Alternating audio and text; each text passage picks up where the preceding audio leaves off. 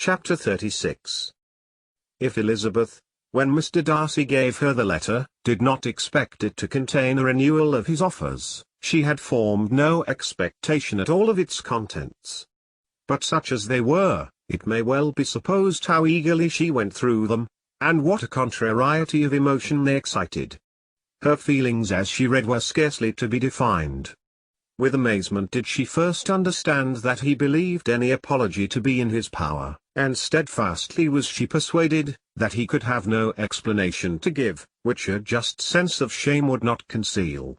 With a strong prejudice against everything he might say, she began his account of what had happened at Netherfield. She read with an eagerness which hardly left her power of comprehension, and from impatience of knowing what the next sentence might bring, was incapable of attending to the sense of the one before her eyes. His belief of her sister's insensibility she instantly resolved to be false, and his account of the real, the worst objections to the match, made her too angry to have any wish of doing him justice. He expressed no regret for what he had done which satisfied her. His style was not penitent, but haughty. It was all pride and insolence. But when this subject was succeeded by his account of Mr. Wickham, when she read with somewhat clearer attention a relation of events which, if true, must overthrow every cherished opinion of his worth, and which bore so alarming an affinity to his own history of himself, her feelings were yet more acutely painful and more difficult of definition. Astonishment, apprehension, and even horror, oppressed her. She wished to discredit it entirely, repeatedly exclaiming, "This must be false! This cannot be! This must be the grossest falsehood!" And when she had gone through the whole letter, though scarcely knowing anything of the last page or two, put it hastily away, protesting that she would not regard it, that she would never look in it again. In this perturbed state of mind, with thoughts that could rest on nothing, she walked on, but it would not do. In half a minute the letter was unfolded again, and collecting herself as well as she could, she again began the mortifying perusal of all that related to Wickham, and commanded herself so far as to examine the meaning of every sentence. The account of his connection with the Pemberley family was exactly what he had related himself, and the kindness of the late Mr. Darcy, though she had not before known its extent, agreed equally well with his own words. So far each recital confirmed the other, but when she came to the will, the difference was great.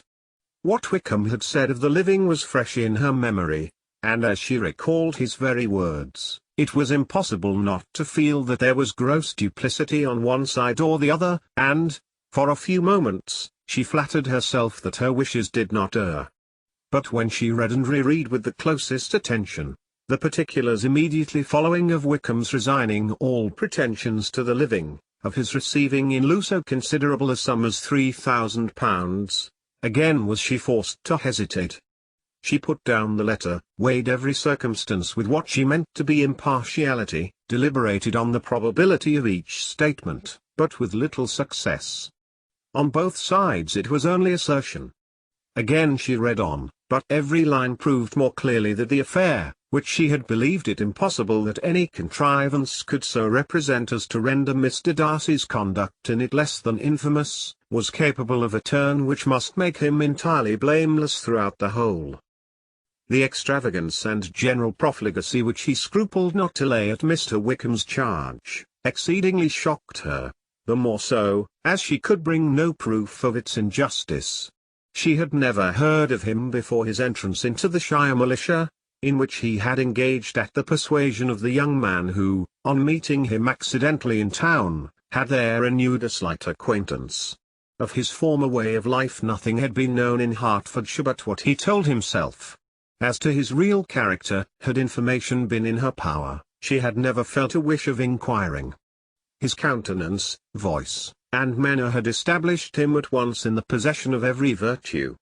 She tried to recollect some instance of goodness, some distinguished trait of integrity or benevolence, that might rescue him from the attacks of Mr. Darcy, or at least, by the predominance of virtue, atone for those casual errors under which she would endeavour to class what Mr. Darcy had described as the idleness and vice of many years' continuance. But no such recollection befriended her. She could see him instantly before her, in every charm of air and address, but she could remember no more substantial good than the general approbation of the neighborhood, and the regard which his social powers had gained him in the mess. After pausing on this point a considerable while, she once more continued to read. But, alas! The story which followed, of his designs on Miss Darcy, received some confirmation from what had passed between Colonel Fitzwilliam and herself only the morning before, and at last she was referred for the truth of every particular to Colonel Fitzwilliam himself, from whom she had previously received the information of his near concern in all his cousin's affairs, and whose character she had no reason to question. At one time she had almost resolved on applying to him, but the idea was checked by the awkwardness of the application, and at length wholly banished by the conviction that Mr. Darcy would never have hazarded such a proposal, if he had not been well assured of his cousin's corroboration. She perfectly remembered everything that had passed in conversation between Wickham and herself, in their first evening at Mr. Phillips's. Many of his expressions were still fresh in her memory. She was now struck with the impropriety of such communications to a stranger, and wondered it had escaped her before. She saw the indelicacy of putting himself forward as he had done, and the inconsistency of his professions with his conduct. She remembered that he had boasted of having no fear of seeing Mr. Darcy, that Mr. Darcy might leave the country, but that he should stand his ground, yet he had avoided the Netherfield ball the very next week. She remembered also that, till the Netherfield family had quitted the country, he had told his story to no one but herself, but that after their removal it had been everywhere discussed, that he had then no reserves, no scruples in sinking Mr. Darcy's character, though he had assured her that respect for the father would always prevent his exposing the son. How differently did everything now appear in which he was concerned.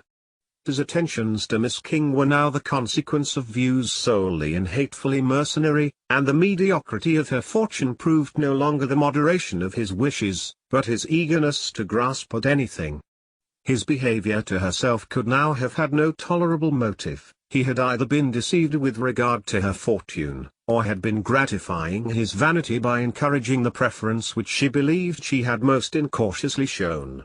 Every lingering struggle in his favour grew fainter and fainter, and in farther justification of Mr. Darcy, she could not but allow that Mr. Bingley, when questioned by Jane, had long ago asserted his blamelessness in the affair, that proud and repulsive as were his manners, she had never, in the whole course of their acquaintance, an acquaintance which had latterly brought them much together, and given her a sort of intimacy with his ways, seen anything that betrayed him to be unprincipled or unjust, anything that spoke him of irreligious or immoral habits, that among his own connections he was esteemed and valued, that even Wickham had allowed him merit as a brother, and that she had often heard him speak so affectionately of his sister as to prove him capable of some amiable feeling, that had his actions been what Mr. Wickham represented them, so gross a violation of everything right could hardly have been concealed from the world, and that friendship between a person capable of it, and such an amiable man as Mr. Bingley, was incomprehensible.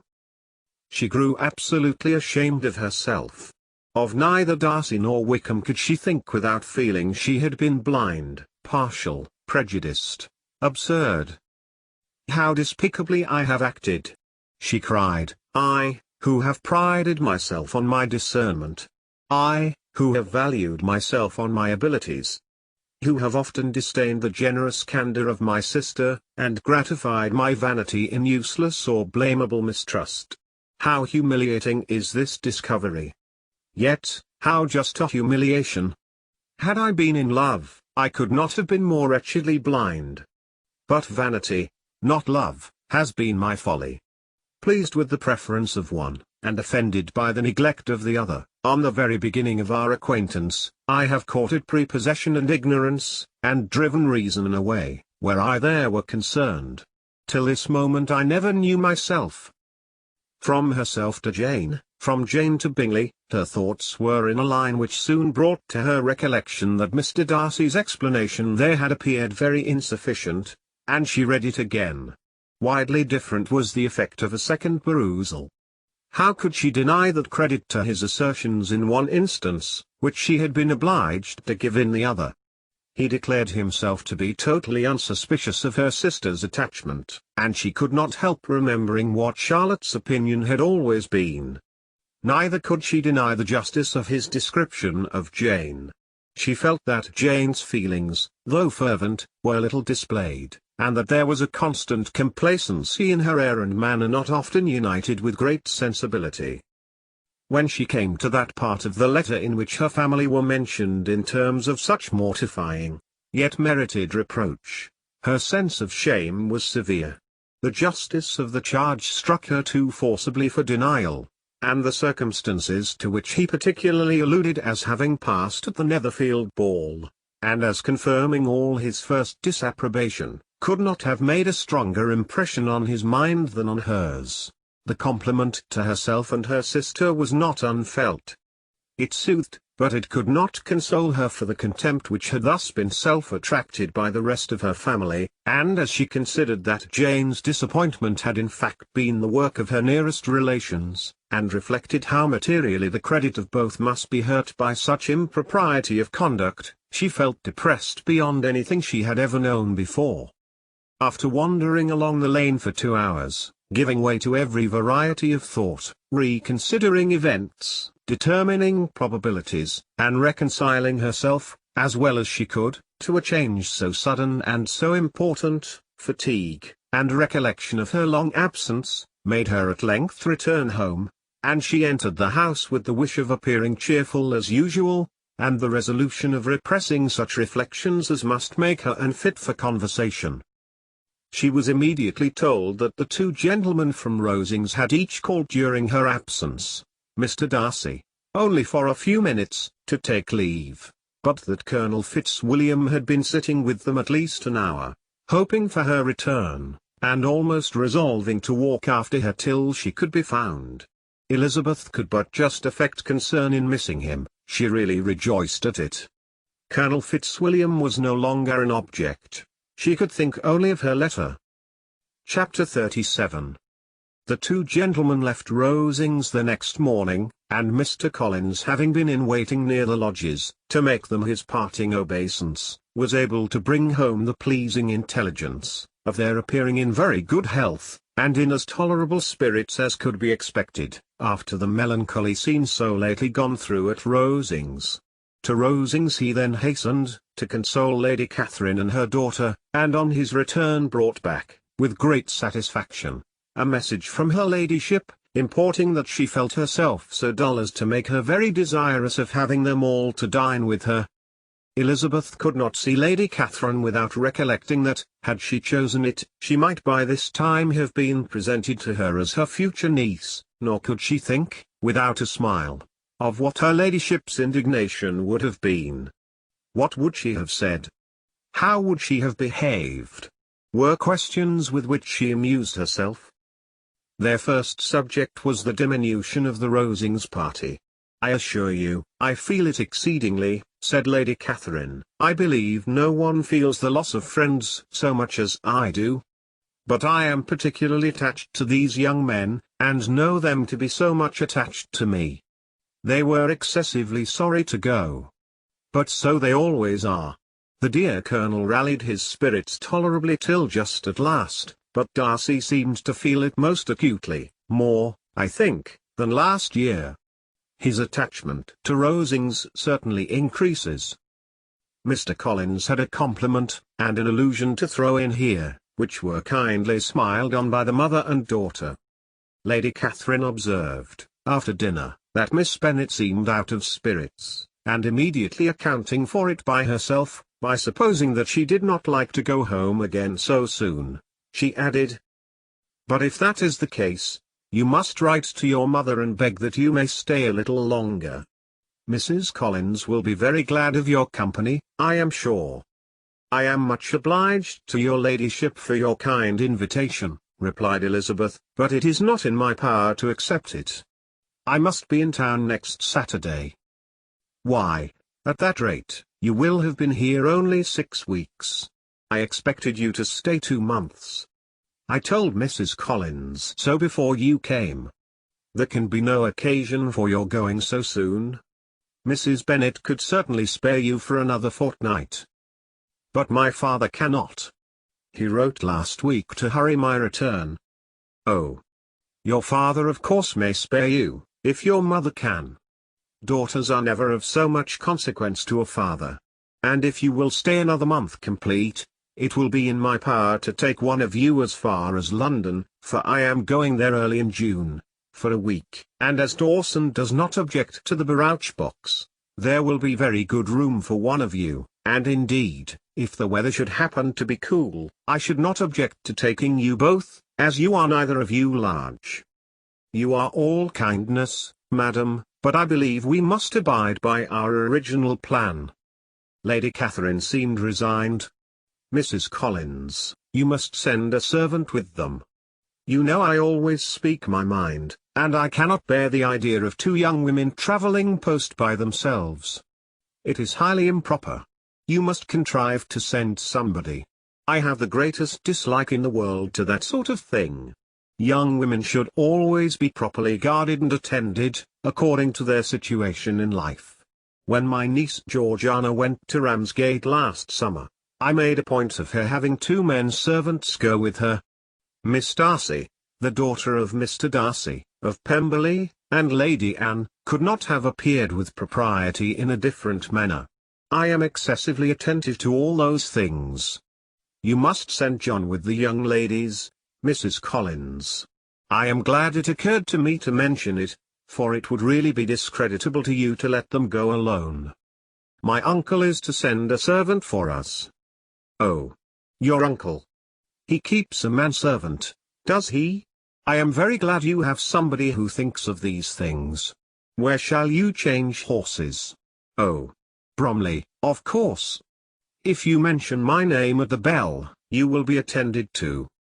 Lady Catherine had many other questions to ask respecting their journey, and as she did not answer them all herself, attention was necessary, which Elizabeth believed to be lucky for her, or, with a mind so occupied, she might have forgotten where she was.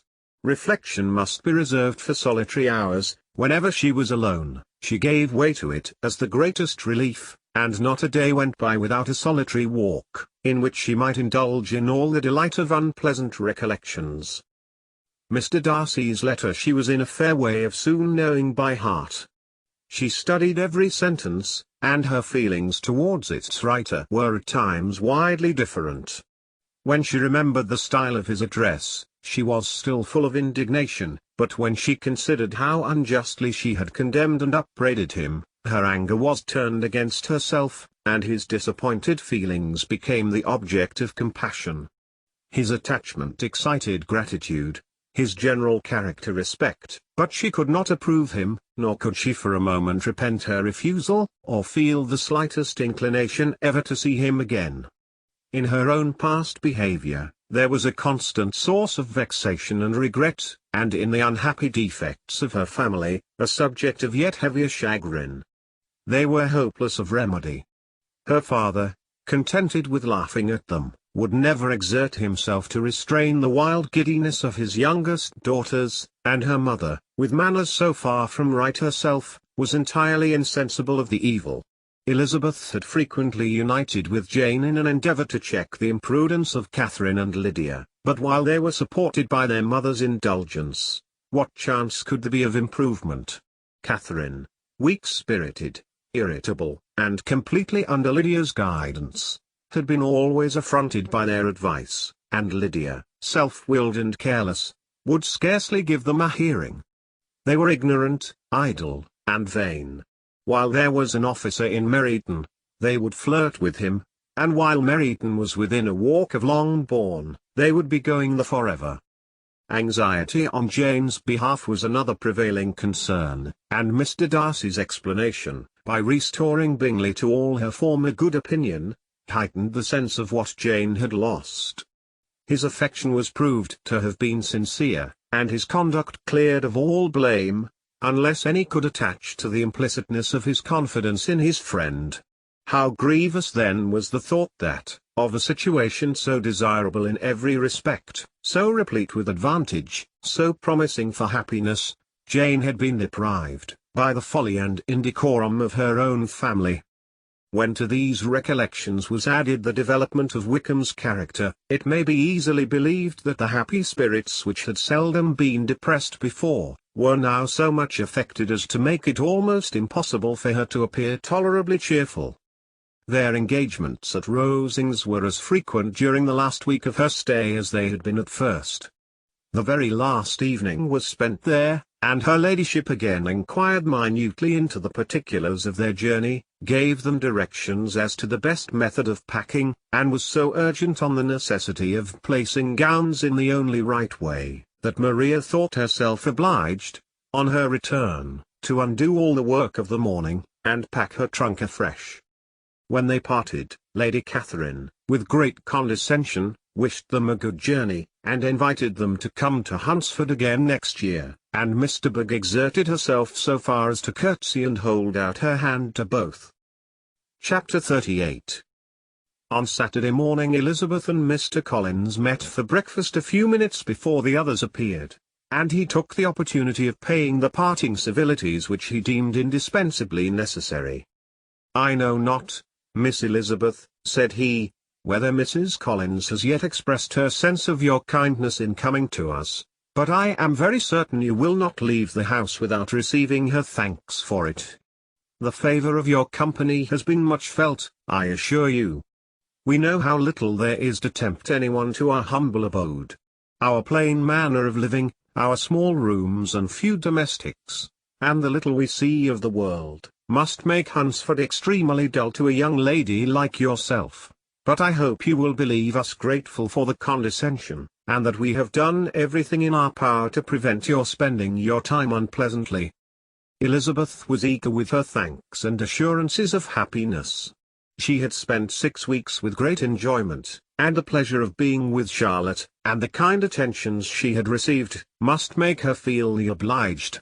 Mr. Collins was gratified, and with a more smiling solemnity replied, "It gives me great pleasure to hear that you have passed your time not disagreeably.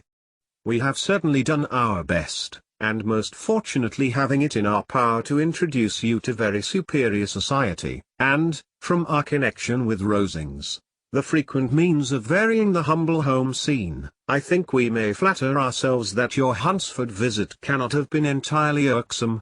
Our situation with regard to Lady Catherine's family is indeed the sort of extraordinary advantage and blessing which few can boast. You see on what a footing we are. You see how continually we are engaged there. In truth I must acknowledge that, with all the disadvantages of this humble parsonage, I should not think anyone abiding in it an object of compassion, while they are sharers of our intimacy at Rosings."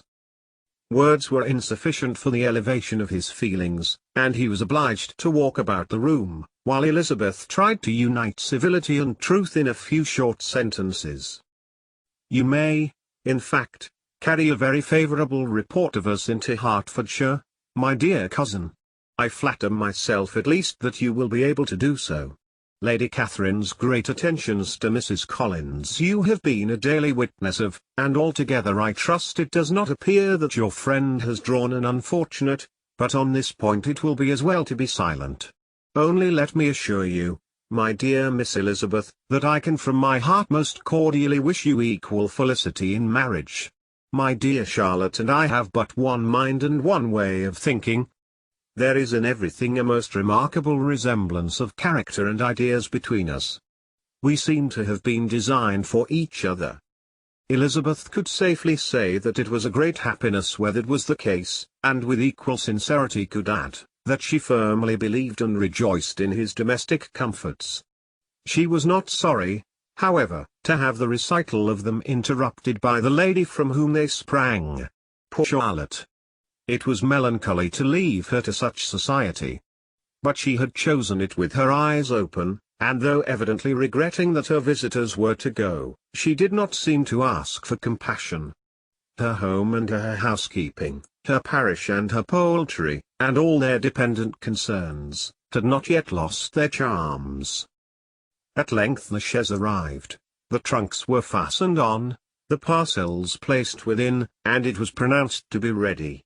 After an affectionate parting between the friends, Elizabeth was attended to the carriage by Mr. Collins, and as they walked down the garden he was commissioning her with his best respects to all her family, not forgetting his thanks for the kindness he had received at Longbourn in the winter, and his compliments to Mr. and Mrs. Gardiner, though unknown. He then handed her in. Maria followed, and the door was on the point of being closed, when he suddenly reminded them, with some consternation, that they had hitherto forgotten to leave any message for the ladies at Rosings. "But," he added, "you will of course wish to have your humble respects delivered to them, with your grateful thanks for their kindness to you while you have been here." Elizabeth made no objection. The door was then allowed to be shut, and the carriage drove off. "Good gracious!" cried Maria, after a few minutes' silence, "it seems but a day or two since we first came. And yet how many things have happened!" "A great many indeed," said her companion with a sigh. "We have dined 9 times at Rosings, besides drinking tea that twice. How much I shall have to tell," Elizabeth added privately, "and how much I shall have to conceal." Their journey was performed without much conversation, or any alarm, and within 4 hours of their leaving Hunsford they reached Mr. Gardiner's house, where they were to remain a few days. Jane looked well, and Elizabeth had little opportunity of studying her spirits, amidst the various engagements which the kindness of her aunt had reserved for them. But Jane was to go home with her, and at Longbourn there would be leisure enough for observation. It was not without an effort, meanwhile, that she could wait even for Longbourn, before she told her sister of Mr. Darcy's proposals. To know that she had the power of revealing what would so exceedingly astonish Jane, and must, at the same time, so highly gratify whatever of her own vanity she had not yet been able to reason away, was such a temptation to openness as nothing could have conquered but the state of indecision in which she remained as to the extent of what she should communicate, and her fear, if she once entered on the subject, of being hurried into repeating something of Bingley which might only grieve her sister further. Chapter 39. It was the 2nd week in May, in which the 3 young ladies set out together from Gracechurch Street for the town of Dash, in Hertfordshire, and, as they drew near the appointed inn where Mr. Bennet's carriage was to meet them, they quickly perceived, in token of the coachman's punctuality, both Kitty and Lydia looking out of a dining-room upstairs. These 2 girls had been above an hour in the place, happily employed in visiting an opposite milliner, watching the sentinel on guard, and dressing a salad and cucumber.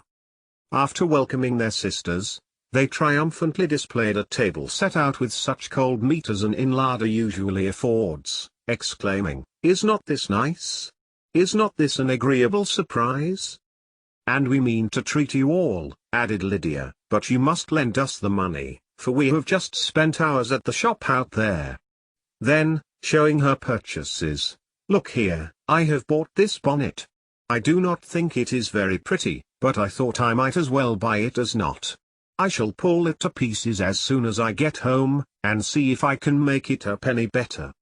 And when her sisters abused it as ugly, she added, with perfect unconcern, "Oh, but there were 2 or 3 much uglier in the shop, and when I have bought some prettier coloured satin to trim it with fresh, I think it will be very tolerable. Besides, it will not much signify what one wears this summer, after the Shire have left Meryton, and they are going in a fortnight." "Are they indeed?" cried Elizabeth, with the greatest satisfaction. "They are going to be encamped near Brighton, and I do so want papa to take us all there for the summer. It would be such a delicious scheme, and I dare say would hardly cost anything at all.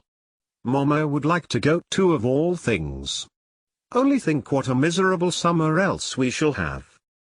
Yes, thought Elizabeth, that would be a delightful scheme indeed, and completely do for us at once.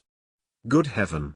Brighton, and a whole camp full of soldiers, to us, who have been overset already by one poor regiment of militia, and the monthly balls of Meryton. "Now I have got some news for you," said Lydia, as they sat down at table. "What do you think?" "It is excellent news," capital news, and about a certain person we all like." Jane and Elizabeth looked at each other, and the waiter was told he need not stay. Lydia laughed, and said, "Aye, that is just like your formality and discretion. You thought the waiter must not hear, as if he cared. I dare say he often hears worse things said than I am going to say. But he is an ugly fellow. I am glad he is gone. I never saw such a long chin in my life. Well, but now for my news. It is about dear Wickham, too good for the waiter, is it not? There is no danger of Wickham's marrying Mary King. There's for you. She has gone down to her uncle at Liverpool, gone to stay. Wickham is safe. And Mary King is safe," added Elizabeth, "safe from a connection imprudent as to fortune. She is a great fool for going away, if she liked him." "But I hope there is no strong attachment on either side," said Jane. "I am sure there is not on his. I will answer for it. He never cared 3 straws about her. Who could about such a nasty little freckled thing?" Elizabeth was shocked to think that, however incapable of such coarseness of expression herself, the coarseness of the sentiment was little other than her own breast had harbored and fancied liberal. As soon as all her debt and the elder ones paid, the carriage was ordered, and after some contrivance, the whole party, with all their boxes, work-bags, and parcels, and the unwelcome addition of Kitty's and Lydia's purchases, were seated in it. "How nicely we are all crammed in," cried Lydia. "I am glad I bought my bonnet, if it is only for the fun of having another bandbox. Well, now let us be quite comfortable and snug, and talk and laugh all the way home. And in the first place, let us hear what has happened to you all since you went away. Have you seen any pleasant men? Have you had any flirting? I was in great hopes that one of you would have got a husband before you came back. Jane will be quite an old maid soon, I declare. She is almost 23. Lord, how ashamed I should be of not being married before 23. My Aunt Phillips wants you so to get husbands, you can't think. She says Lizzie had better have taken Mr. Collins, but I do not think there would have been any fun in it. Lord, how I should like to be married before any of you, and then I would chaperone you about to all the balls. Dear me! We had such a good piece of fun the other day at Colonel Forster's. Kitty and me were to spend the day there, and Mrs. Forster promised to have a little dance in the evening. By the by, Mrs. Forster and me are such friends, and so she asked the 2 Harringtons to come, but Harriet was ill, and so Pen was forced to come by herself. And then, what do you think we did? We dressed up Chamberlain in woman's clothes on purpose to pass for a lady. Only think what fun. Not a soul knew of it, but Colonel and Mrs. Forster, and Kitty and me, except my aunt, for we were forced to borrow one of her gowns, and you cannot imagine how well he looked. When Denny, and Wickham, and Pratt, and 2 or 3 more of the men came in, they did not know him in the least. Lord, how I laughed. And so did Mrs. Forster. I thought I should have died. And that made the men suspect something, and then they soon found out what was the matter. With such kinds of histories of their parties and good jokes, did Lydia, assisted by Kitty's hints and additions, endeavour to amuse her companions all the way to Longbourn. Elizabeth listened as little as she could, but there was no escaping the frequent mention of Wickham's name. Their reception at home was most kind. Mrs. Bennet rejoiced to see Jane in undiminished beauty, and more than once during dinner did Mr. Bennet say voluntarily to Elizabeth, "I am glad you are come back, Lizzie." Their party in the dining-room was large, for almost all the Lucases came to meet Maria and hear the news, and various were the subjects that occupied them. Lady Lucas was inquiring of Maria, after the welfare and poultry of her eldest daughter. Mrs. Bennet was doubly engaged, on one hand collecting an account of the present fashions from Jane, who sat some way below her, and, on the other, retailing them all to the younger Lucases, and Lydia, in a voice rather louder than any other person's, was enumerating the various pleasures of the morning to anybody who would hear her. "Oh, Mary," said she, "I wish you had gone with us, for we had such fun. As we went along, Kitty and I drew up the blinds, and pretended there was nobody in the coach, and I should have gone so all the way, if Kitty had not been sick, and when we got to the George, I do think we behaved very handsomely, for we treated the other three with the nicest cold luncheon in the world, and if you would have gone, we would have treated you too. And then when we came away it was such fun. I thought we never should have got into the coach. I was ready to die of laughter. And then we were so merry all the way home. We talked and laughed so loud, that anybody might have heard us 10 miles off." To this Mary very gravely replied, "Far be it from me, my dear sister, to depreciate such pleasures. They would doubtless be congenial with the generality of female minds. But I confess they would have no charms for me. I should infinitely prefer a book." But of this answer Lydia heard not a word. She seldom listened to anybody for more than half a minute, and never attended to Mary at all. In the afternoon Lydia was urgent with the rest of the girls to walk to Meryton, and to see how everybody went on, but Elizabeth steadily opposed the scheme. It should not be said that the Miss Bennets could not be at home half a day before they were in pursuit of the officers. There was another reason too for her opposition. She dreaded seeing Mr. Wickham again, and was resolved to avoid it as long as possible. The comfort to her of the regiment's approaching removal was indeed beyond expression. In a fortnight they were to go, and once gone, she hoped there could be nothing more to plague her on his account. She had not been many hours at home before she found that the Brighton scheme, of which Lydia had given them a hint at the inn, was under frequent discussion between her parents. Elizabeth saw directly that her father had not the smallest intention of yielding, but his answers were at the same time so vague and equivocal, that her mother, though often disheartened, had never yet despaired of succeeding at last. Chapter 40. Elizabeth's impatience to acquaint Jane with what had happened could no longer be overcome, and at length, resolving to suppress every particular in which her sister was concerned, and preparing her to be surprised, she related to her the next morning the chief of the scene between Mr. Darcy and herself. Miss Bennet's astonishment was soon lessened by the strong sisterly partiality which made any admiration of Elizabeth appear perfectly natural, and all surprise was shortly lost in other feelings. She was sorry that Mr. Darcy should have delivered his sentiments in a manner so little suited to recommend them, but still more was she grieved for the unhappiness which her sister's refusal must have given him. "His being so sure of succeeding was wrong," said she, "and certainly ought not to have appeared, but consider how much it must increase his disappointment."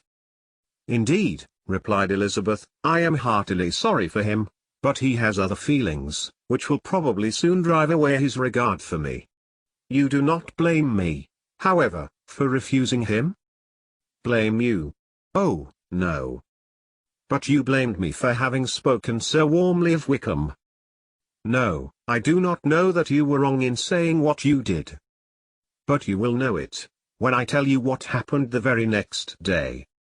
She then spoke of the letter, repeating the whole of its contents as far as they concerned George Wickham. What a stroke was this for poor Jane! Who would willingly have gone through the world without believing that so much wickedness existed in the whole race of mankind, as was here collected in one individual? Nor was Darcy's vindication, though grateful to her feelings, capable of consoling her for such discovery. Most earnestly did she labor to prove the probability of error, and seek to clear the one without involving the other. "This will not do," said Elizabeth. "You never will be able to make both of them good for anything. Take your choice, but you must be satisfied with only one. There is but such a quantity of merit between them, just enough to make one good sort of man, and of late it has been shifting about pretty much. For my part, I am inclined to believe it all Darcy's, but you shall do as you choose." It was some time, however, before a smile could be extorted from Jane. "I do not know when I have been more shocked," said she. "Wickham so very bad. It is almost past belief. And poor Mr. Darcy. Dear Lizzie, only consider what he must have suffered. Such a disappointment. And with the knowledge of your ill opinion, too. And having to relate such a thing of his sister. It is really too distressing. I am sure you must feel it so." "Oh, no. My regret and compassion are all done away by seeing you so full of both. I know you will do him such ample justice, that I am growing every moment more unconcerned and indifferent. Your profusion makes me saving, and if you lament over him much longer, my heart will be as light as a feather. Poor Wickham! There is such an expression of goodness in his countenance. Such an openness and gentleness in his manner. There certainly was some great mismanagement in the education of those two young men. One has got all the goodness, and the other all the appearance of it. I never thought Mr. Darcy so deficient in the appearance of it as you used to do. And yet I meant to be uncommonly clever in taking so decided a dislike to him, without any reason. It is such a spur to one's genius, such an opening for wit, to have a dislike of that kind. One may be continually abusive without saying anything just, but one cannot always be laughing at a man without now and then stumbling on something witty. Lizzie, when you first read that letter, I am sure you could not treat the matter as you do now. Indeed, I could not. I was uncomfortable enough, I may say unhappy. And with no one to speak to about what I felt, no Jane to comfort me and say that I had not been so very weak and vain and nonsensical as I knew I had. Oh! How I wanted you! How unfortunate that you should have used such very strong expressions in speaking of Wickham to Mr. Darcy, for now they do appear wholly undeserved. Certainly. But the misfortune of speaking with bitterness is a most natural consequence of the prejudices I had been encouraging. There is one point on which I want your advice. I want to be told whether I ought, or ought not, to make our acquaintances in general understand Wickham's character. Miss Bennet paused a little, and then replied, "Surely there can be no occasion for exposing him so dreadfully. What is your opinion?" "That it ought not to be attempted. Mr. Darcy has not authorized me to make his communication public. On the contrary, every particular relative to his sister was meant to be kept as much as possible to myself, and if I endeavor to undeceive people as to the rest of his conduct, who will believe me? The general prejudice against Mr. Darcy is so violent, that it would be the death of half the good people in Meryton to attempt to place him in an amiable light. I am not equal to it. Wickham will soon be gone, and therefore it will not signify to anyone here what he really is. Some time hence it will be all found out, and then we may laugh at their stupidity in not knowing it before. At present I will say nothing about it. You are quite right. To have his errors made public might ruin him forever. He is now, perhaps, sorry for what he has done, and anxious to re-establish a character. We must not make him desperate." The tumult of Elizabeth's mind was allayed by this conversation. She had got rid of two of the secrets which had weighed on her for a fortnight, and was certain of a willing listener in Jane, whenever she might wish to talk again of either. But there was still something lurking behind, of which prudence forbade the disclosure. She dared not relate the other half of Mr. Darcy's letter, nor explain to her sister how sincerely she had been valued by her friend. Here was knowledge in which no one could partake, and she was sensible that nothing less than a perfect understanding between the parties could justify her in throwing off this last encumbrance of mystery. "And then," said she, "if that very improbable event should ever take place, I shall merely be able to tell what Bingley may tell in a much more agreeable manner himself. The liberty of communication cannot be mine till it has lost all its value." She was now, on being settled at home, at leisure to observe the real state of her sister's spirits. Jane was not happy. She still cherished a very tender affection for Bingley. Having never even fancied herself in love before, her regard had all the warmth of first attachment, and, From her age and disposition, greater steadiness than most first attachments often boast, and so fervently did she value his remembrance, and prefer him to every other man, that all her good sense, and all her attention to the feelings of her friends, were requisite to check the indulgence of those regrets which must have been injurious to her own health and their tranquillity. "Well, Lizzie," said Mrs. Bennet one day, "what is your opinion now of this sad business of Jane's? For my part, I am determined never to speak of it again to anybody. I told my sister Phillips so the other day. But I cannot find out that Jane saw anything of him in London. Well, he is a very undeserving young man, and I do not suppose there's the least chance in the world of her ever getting him now. There is no talk of his coming to Netherfield again in the summer, and I have inquired of everybody, too, who is likely to know. I do not believe he will ever live at Netherfield any more. Oh well. It is just as he chooses. Nobody wants him to come. Though I shall always say he used my daughter extremely ill, and if I was her, I would not have put up with it. Well, my comfort is, I am sure Jane will die of a broken heart, and then he will be sorry for what he has done." But as Elizabeth could not receive comfort from any such expectation, she made no answer. "Well, Lizzie," continued her mother, soon afterwards, "and so the Collinses live very comfortable, do they? Well, well, I only hope it will last. And what sort of table do they keep? Charlotte is an excellent manager, I dare say. If she is half as sharp as her mother, she is saving enough. There is nothing extravagant in their housekeeping, I dare say. No, nothing at all. A great deal of good management, depend upon it. Yes, yes. They will take care not to outrun their income. They will never be distressed for money. Well, much good may it do them. And so, I suppose, they often talk of having Longbourn when your father is dead. They look upon it as quite their own, I dare say, whenever that happens. It was a subject which they could not mention before me. No, it would have been strange if they had, but I make no doubt they often talk of it between themselves. Well, if they can be easy with an estate that is not lawfully their own, so much the better. I should be ashamed of having one that was only entailed on me. Chapter 41. The first week of their return was soon gone. The second began. It was the last of the regiment's stay in Meryton, and all the young ladies in the neighbourhood were drooping apace. The dejection was almost universal.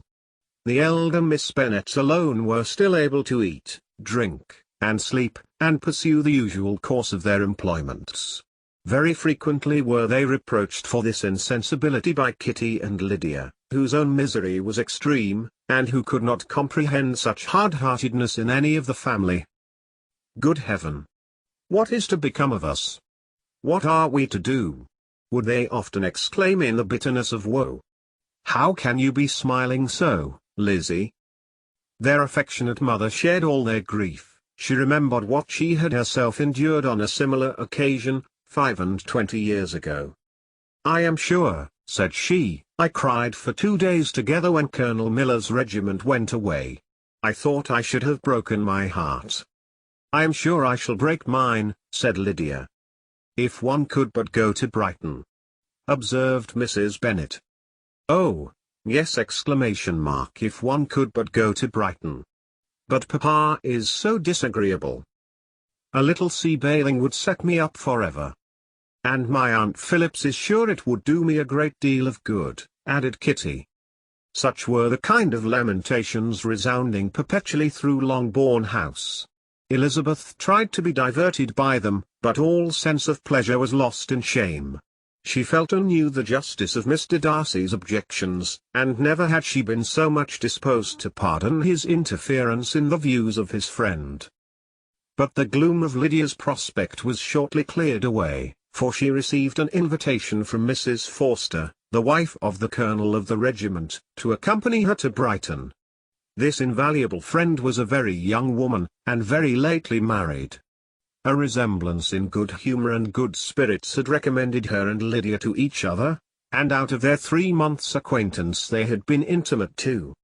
The rapture of Lydia on this occasion, her adoration of Mrs. Forster, the delight of Mrs. Bennet, and the mortification of Kitty, are scarcely to be described. Wholly inattentive to her sister's feelings, Lydia flew about the house in restless ecstasy, calling for everyone's congratulations, and laughing and talking with more violence than ever, whilst the luckless Kitty continued in the parlour repined at her fate in terms as unreasonable as her accent was peevish. "I cannot see why Mrs. Forster should not ask me as well as Lydia," said she, "though I am not her particular friend. I have just as much right to be asked as she has, and more too, for I am 2 years older." In vain did Elizabeth attempt to make her reasonable, and Jane to make her resigned.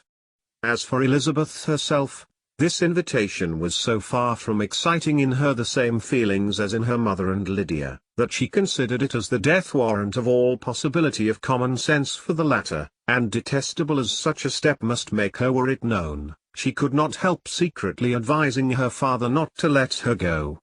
She represented to him all the improprieties of Lydia's general behaviour, the little advantage she could derive from the friendship of such a woman as Mrs. Forster, and the probability of her being yet more imprudent with such a companion at Brighton, where the temptations must be greater than at home. He heard her attentively, and then said, "Lydia will never be easy until she has exposed herself in some public place or other, and we can never expect her to do it with so little expense or inconvenience to her family as under the present circumstances." "If you were aware," said Elizabeth, "of the very great disadvantage to us all which must arise from the public notice of Lydia's unguarded and imprudent manner, nay, which has already arisen from it, I am sure you would judge differently in the affair." "Already arisen?" repeated Mr. Bennet. "What, has she frightened away some of your lovers? Poor little Lizzie! But do not be cast down. Such squeamish youths as cannot bear to be connected with a little absurdity are not worth a regret. Come, let me see the list of pitiful fellows who have been kept aloof by Lydia's folly." "Indeed you are mistaken. I have no such injuries to resent. It is not of particular, but of general evils, which I am now complaining. Our importance, our respectability in the world must be affected by the wild volatility, the assurance and disdain of all restraint which mark Lydia's character. Excuse me, for I must speak plainly. If you, my dear father, will not take the trouble of checking her exuberant spirits, and of teaching her that her present pursuits are not to be the business of her life, she will soon be beyond the reach of amendment.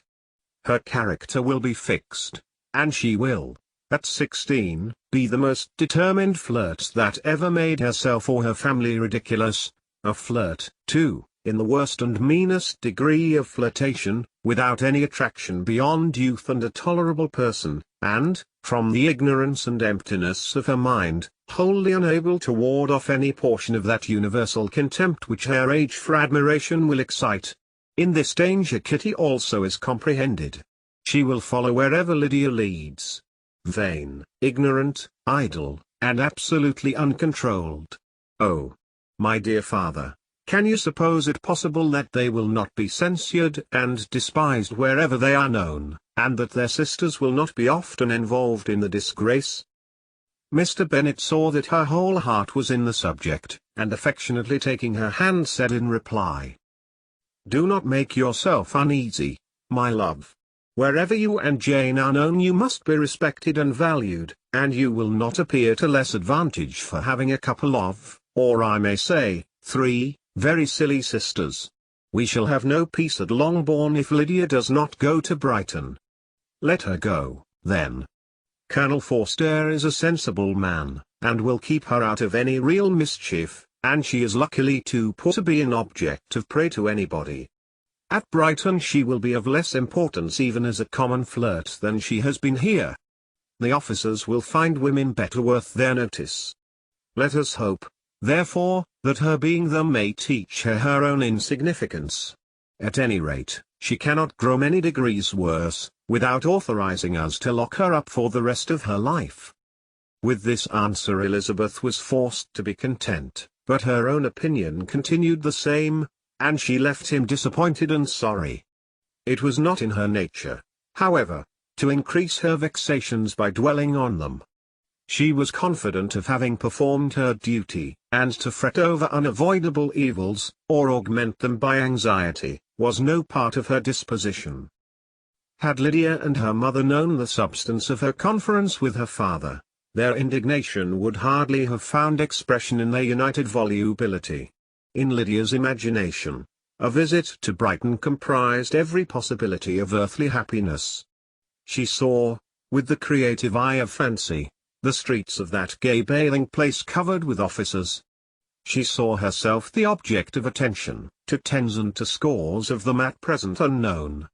She saw all the glories of the camp, its tents stretched forth in beauteous uniformity of lines, crowded with the young and the gay, and dazzling with scarlet, and, to complete the view, she saw herself seated beneath the tent, tenderly flirting with at least 6 officers at once. Had she known her sister sought to tear her from such prospects and such realities as these, what would have been her sensations? They could have been understood only by her mother, who might have felt nearly the same. Lydia's going to Brighton was all that consoled her for her melancholy conviction of her husband's never intending to go there himself. But they were entirely ignorant of what had passed, and their raptures continued, with little intermission, to the very day of Lydia's leaving home. Elizabeth was now to see Mr. Wickham for the last time. Having been frequently in company with him since her return, agitation was pretty well over, the agitations of former partiality entirely so. She had even learnt to detect, in the very gentleness which had first delighted her, an affectation and a sameness to disgust and weary. In his present behaviour to herself, moreover, she had a fresh source of displeasure, for the inclination he soon testified of renewing those intentions which had marked the early part of their acquaintance could only serve, after what had since passed, to provoke her. She lost all concern for him in finding herself thus selected as the object of such idle and frivolous gallantry, and while she steadily repressed it, could not but feel the reproof contained in his believing, that however long, and for whatever cause, his attentions had been withdrawn, her vanity would be gratified, and her preference secured at any time by their renewal. On the very last day of the regiment's remaining at Meryton, he dined, with other of the officers, at Longbourn, and so little was Elizabeth disposed to part from him in good humour, that on his making some inquiry as to the manner in which her time had passed at Hunsford, she mentioned Colonel Fitzwilliam's and Mr. Darcy's having both spent 3 weeks at Rosings, and asked him, if he was acquainted with the former. He looked surprised, displeased, alarmed, but with a moment's recollection and a returning smile, replied, that he had formerly seen him often, and, after observing that he was a very gentlemanlike man, asked her how she had liked him. Her answer was warmly in his favour. With an air of indifference he soon afterwards added, "How long did you say he was at Rosings?" "Nearly 3 weeks." "And you saw him frequently?" "Yes, almost every day." "His manners are very different from his cousin's." "Yes, very different. But I think Mr. Darcy improves upon acquaintance." "Indeed!" cried Mr. Wickham with a look which did not escape her. "And pray, may I ask?" But checking himself, he added, in a gayer tone, "Is it in address that he improves? Has he deigned to add aught of civility to his ordinary style? For I dare not hope," he continued in a lower and more serious tone, "that he is improved in essentials." "Oh, no," said Elizabeth. "In essentials, I believe, he is very much what he ever was." While she spoke, Wickham looked as if scarcely knowing whether to rejoice over her words, or to distrust their meaning. There was a something in her countenance which made him listen with an apprehensive and anxious attention, while she added, When I said that he improved on acquaintance, I did not mean that his mind or his manners were in a state of improvement, but that, from knowing him better, his disposition was better understood. Wickham's alarm now appeared in a heightened complexion and agitated look. For a few minutes he was silent, till, shaking off his embarrassment, he turned to her again, and said in the gentlest of accents, "You, who so well know my feeling towards Mr. Darcy, will readily comprehend how sincerely I must rejoice that he is wise enough to assume even the appearance of what is right. His pride, in that direction, may be of service, if not to himself, to many others, for it must only deter him from such foul misconduct as I have suffered by. I only fear that the sort of cautiousness to which you, I imagine, have been alluding, is merely adopted on his visits to his aunt, of whose good opinion and judgment he stands much in awe. His fear of her has always operated, I know, when they were together, and a good deal is to be imputed to his wish of forwarding the match with Mr. Bugg, which I am certain he has very much at heart." Elizabeth could not repress a smile at this, but she answered only by a slight inclination of the head. She saw that he wanted to engage her on the old subject of his grievances, and she was in no humour to indulge him. The rest of the evening passed with the appearance, on his side, of usual cheerfulness, but with no further attempt to distinguish Elizabeth, and they parted at last with mutual civility, and possibly a mutual desire of never meeting again. When the party broke up, Lydia returned with Mrs. Forster to Meryton, from whence they were to set out early the next morning. The separation between her and her family was rather noisy than pathetic. Kitty was the only one who shed tears, but she did weep from vexation and envy. Mrs. Bennet was diffuse in her good wishes for the felicity of her daughter, and impressive in her injunctions that she should not miss the opportunity of enjoying herself as much as possible, advice which there was every reason to believe would be well attended to, and in the clamorous happiness of Lydia herself in bidding farewell, the more gentle adieus of her sisters were uttered without being heard. Chapter 42. Had Elizabeth's opinion been all drawn from her own family, she could not have formed a very pleasing opinion of conjugal felicity or domestic comfort. Her father, captivated by youth and beauty, and that appearance of good humour which youth and beauty generally give, had married a woman whose weak understanding and illiberal mind had very early in their marriage put an end to all real affection for her. Respect, esteem, and confidence had vanished forever, and all his views of domestic happiness were overthrown. But Mr. Bennet was not of a disposition to seek comfort for the disappointment which his own imprudence had brought on, in any of those pleasures which too often console the unfortunate for their folly or their vice. He was fond of the country and of books, and from these tastes had risen his principal enjoyments. To his wife he was very little otherwise indebted than as her ignorance and folly had contributed to his amusement. This is not the sort of happiness which a man would in general wish to owe to his wife, but where other powers of entertainment are wanting, the true philosopher will derive benefit from such as are given. Elizabeth, however, had never been blind to the impropriety of her father's behaviour as a husband. She had always seen it with pain, but respecting his abilities, and grateful for his affectionate treatment of herself, she endeavoured to forget what she could not overlook, and to banish from her thoughts that continual breach of conjugal obligation and decorum which, in exposing his wife to the contempt of her own children, was so highly reprehensible. But she had never felt so strongly as now the disadvantages which must attend the children of so unsuitable a marriage, nor ever been so fully aware of the evils arising from so ill-judged a direction of talents, which, rightly used, might at least have preserved the respectability of his daughters, even if incapable of enlarging the mind of his wife. When Elizabeth had rejoiced over Wickham's departure, she found little other cause for satisfaction in the loss of the regiment.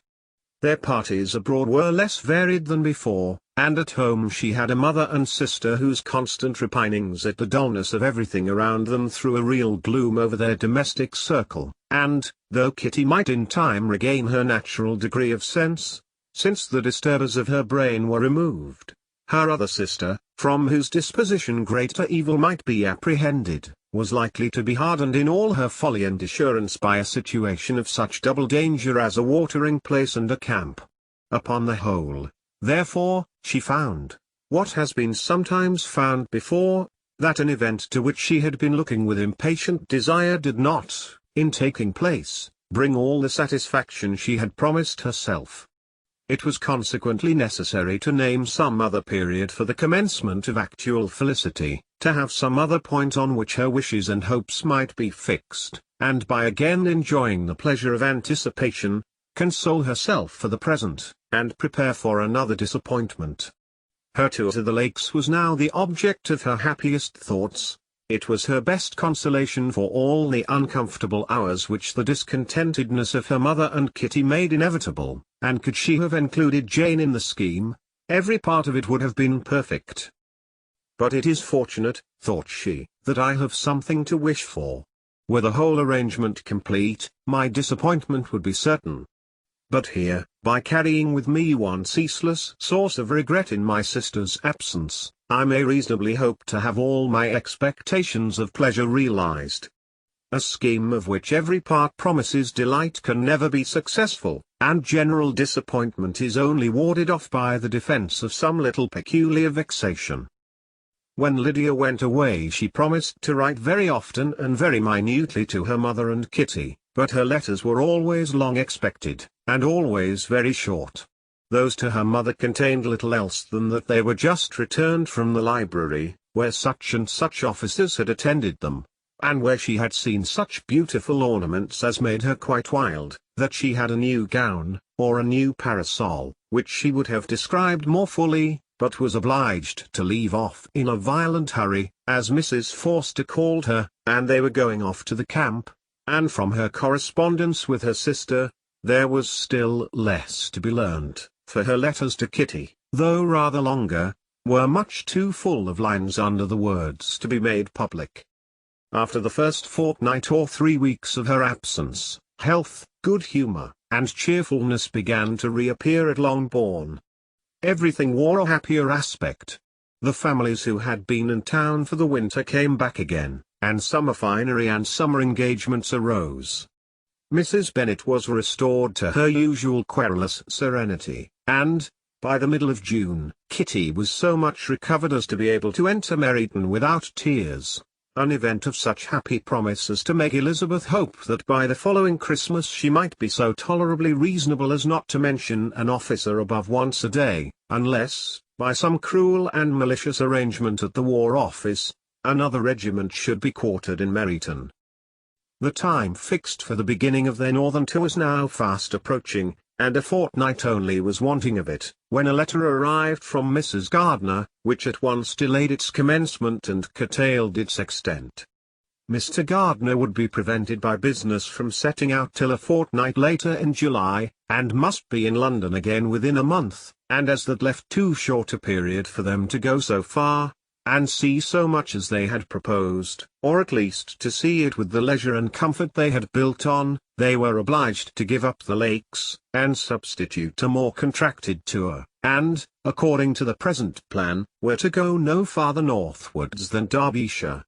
In that county there was enough to be seen to occupy the chief of their 3 weeks, and to Mrs. Gardiner it had a peculiarly strong attraction. The town where she had formerly passed some years of her life, and where they were now to spend a few days, was probably as great an object of her curiosity as all the celebrated beauties of Matlock, Chatsworth, Dovedale, or the Peak. Elizabeth was excessively disappointed. She had set her heart on seeing the lakes, and still thought there might have been time enough. But it was her business to be satisfied, and certainly her temper to be happy, and all was soon right again. With the mention of Derbyshire there were many ideas connected. It was impossible for her to see the word without thinking of Pemberley and its owner. But surely, said she, I may enter his county with impunity, and rob it of a few petrified spars without his perceiving me. The period of expectation was now doubled. 4 weeks were to pass away before her uncle and aunt's arrival. But they did pass away, and Mr. and Mrs. Gardiner, with their 4 children, did at length appear at Longbourn. The children, 2 girls of 6 and 8 years old, and 2 younger boys, were to be left under the particular care of their cousin Jane, who was the general favourite, and whose steady sense and sweetness of temper exactly adapted her for attending to them in every way, teaching them, playing with them, and loving them. The Gardiners stayed only one night at Longbourn, and set off the next morning with Elizabeth in pursuit of novelty and amusement. One enjoyment was certain, that of suitableness of companions, a suitableness which comprehended health and temper to bear inconveniences, cheerfulness to enhance every pleasure, and affection and intelligence, which might supply it among themselves if there were disappointments abroad. It is not the object of this work to give a description of Derbyshire, nor of any of the remarkable places through which their route thither lay. Oxford, Blenheim, Warwick, Kenilworth, Birmingham, etc. are sufficiently known. A small part of Derbyshire is all the present concern. To the little town of Lambton, the scene of Mrs. Gardiner's former residence, and where she had lately learned some acquaintance still remained, they bent their steps, after having seen all the principal wonders of the country, and within 5 miles of Lambton, Elizabeth found from her aunt that Pemberley was situated. It was not in their direct road, nor more than a mile or 2 out of it. In talking over their route the evening before, Mrs. Gardiner expressed an inclination to see the place again.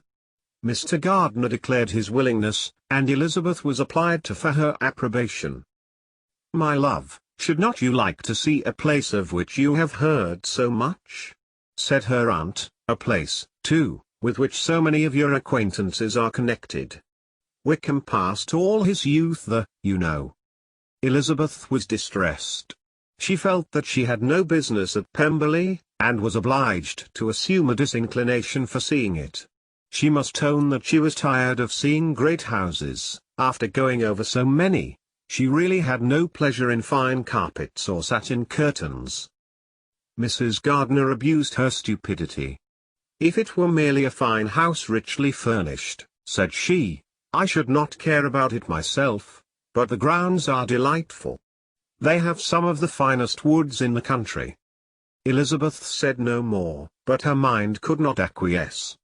The possibility of meeting Mr. Darcy, while viewing the place, instantly occurred.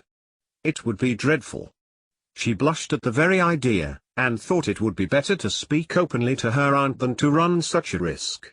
But against this there were objections, and she finally resolved that it could be the last resource, if her private inquiries to the absence of the family were unfavorably answered. Accordingly, when she retired at night, she asked the chambermaid whether Pemberley were not a very fine place. What was the name of its proprietor? And, with no little alarm, whether the family were down for the summer? A most welcome negative followed the last question, and her alarms now being removed, she was at leisure to feel a great deal of curiosity to see the house herself, and when the subject was revived the next morning, and she was again applied to, could readily answer, and with a proper air of indifference, that she had not really any dislike to the scheme. To Pemberley, therefore. Chapter 43.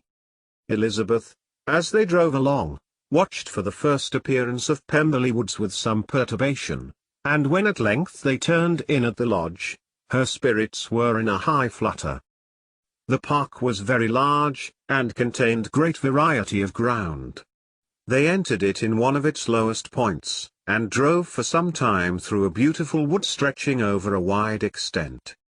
Elizabeth's mind was too full for conversation, but she saw and admired every remarkable spot and point of view. They gradually ascended for half a mile, and then found themselves at the top of a considerable eminence, where their wood ceased, and the eye was instantly caught by Pemberley House, situated on the opposite side of a valley, into which the road with some abruptness wound.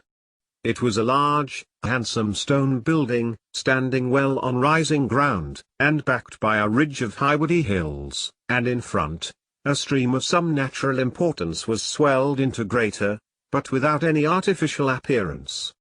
Its banks were neither formal nor falsely adorned. Elizabeth was delighted.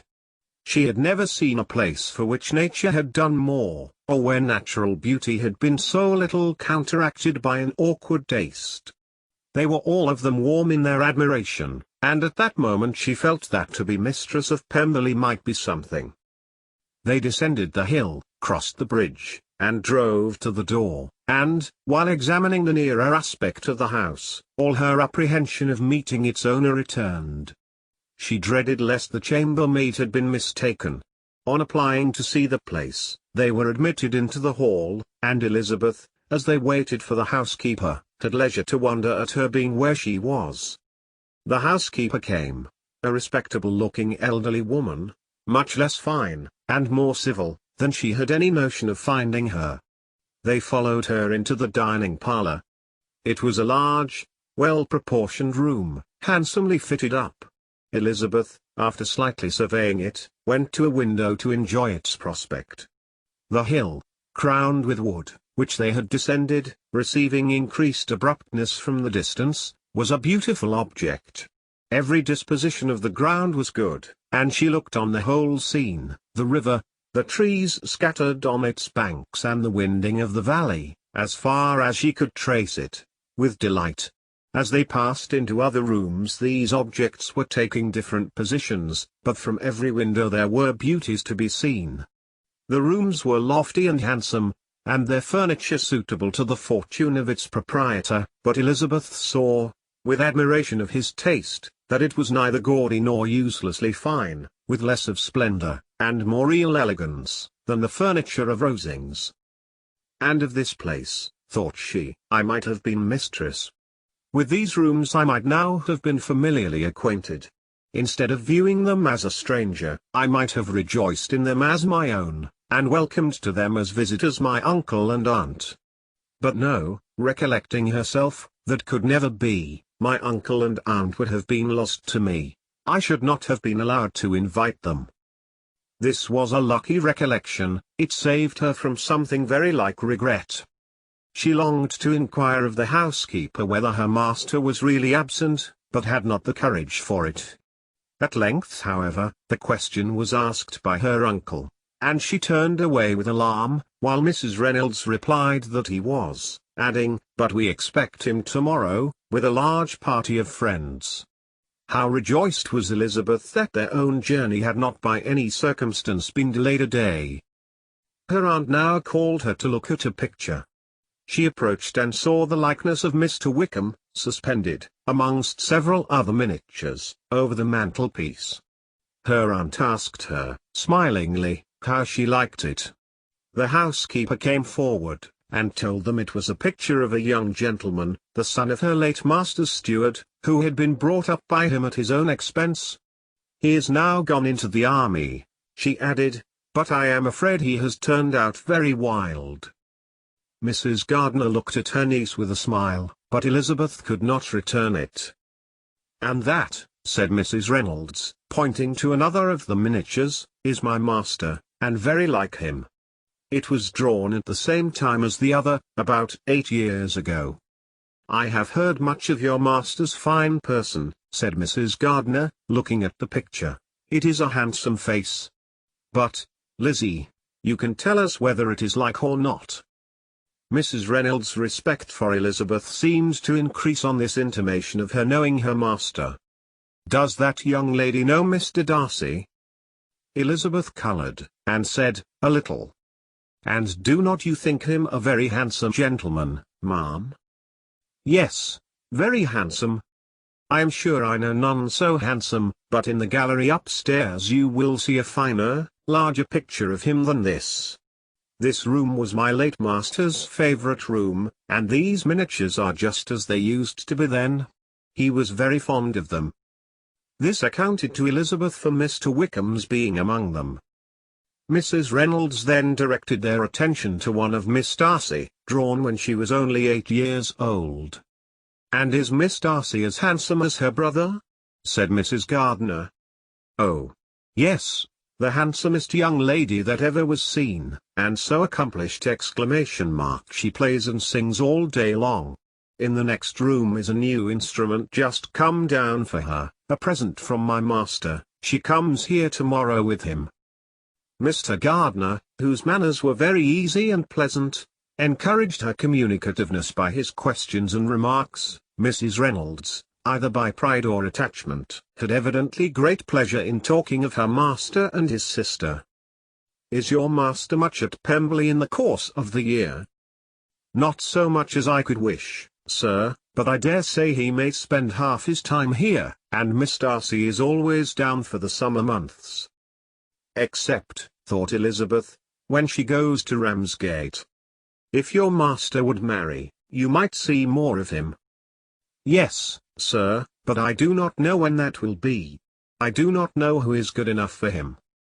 Mr. and Mrs. Gardiner smiled. Elizabeth could not help saying, "It is very much to his credit, I am sure, that you should think so." "I say no more than the truth, and everybody will say that knows him," replied the other. Elizabeth thought this was going pretty far, and she listened with increasing astonishment as the housekeeper added, "I have never known a cross word from him in my life, and I have known him ever since he was 4 years old." This was praise, of all others most extraordinary, most opposite to her ideas. That he was not a good-tempered man had been her firmest opinion. Her keenest attention was awakened, she longed to hear more, and was grateful to her uncle for saying, "There are very few people of whom so much can be said. You are lucky in having such a master." "Yes, sir, I know I am. If I were to go through the world, I could not meet with a better.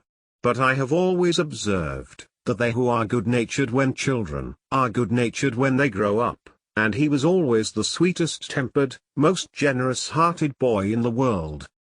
Elizabeth almost stared at her. "Can this be Mr. Darcy?" thought she. "His father was an excellent man," said Mrs. Gardiner. "Yes, ma'am, that he was indeed, and his son will be just like him, just as affable to the poor." Elizabeth listened, wondered, doubted, and was impatient for more. Mrs. Reynolds could interest her on no other point.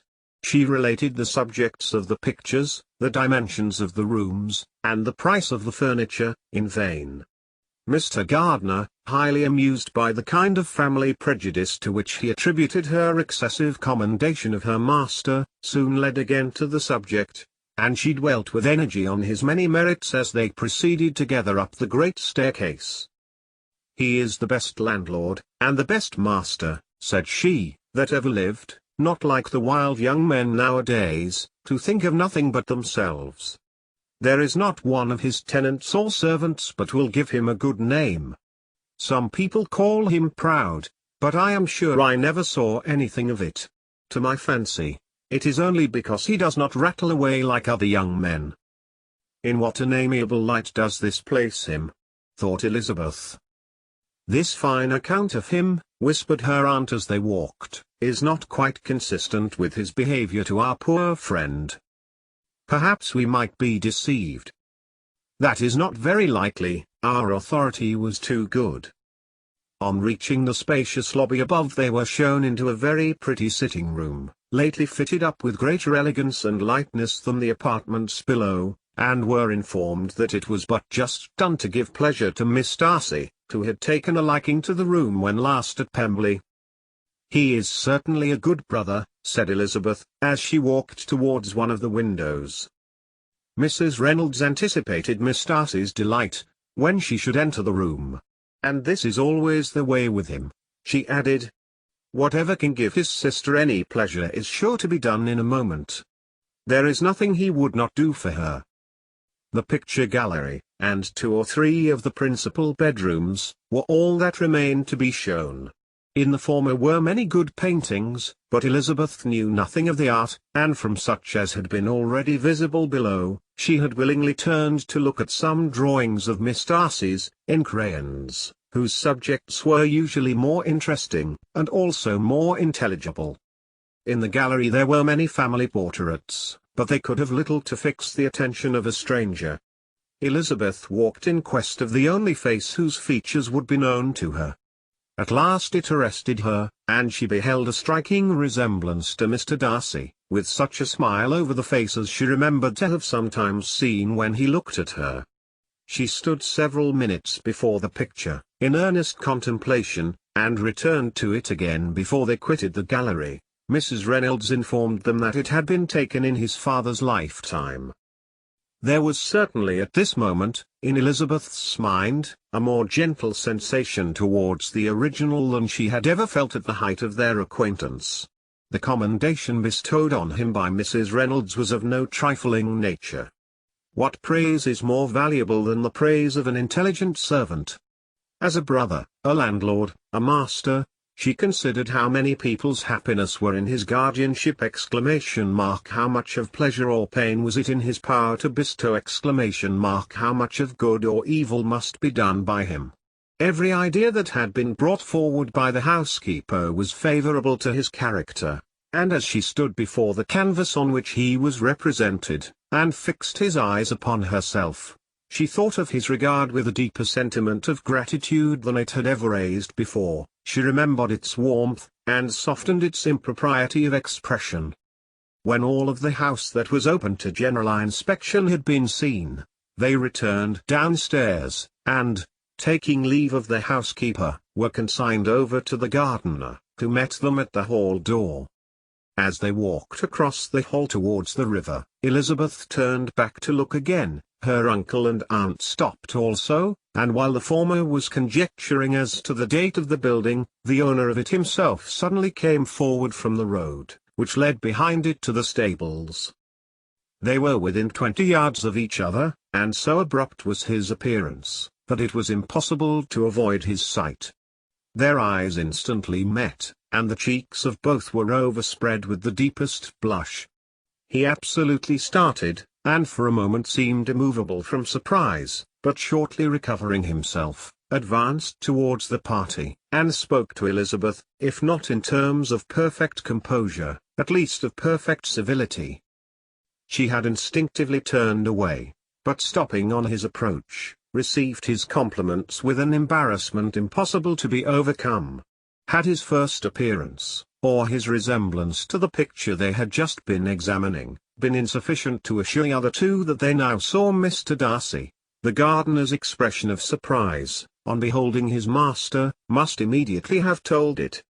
They stood a little aloof while he was talking to their niece, who, astonished and confused, scarcely dared lift her eyes to his face, and knew not what answer she returned to his civil inquiries after her family.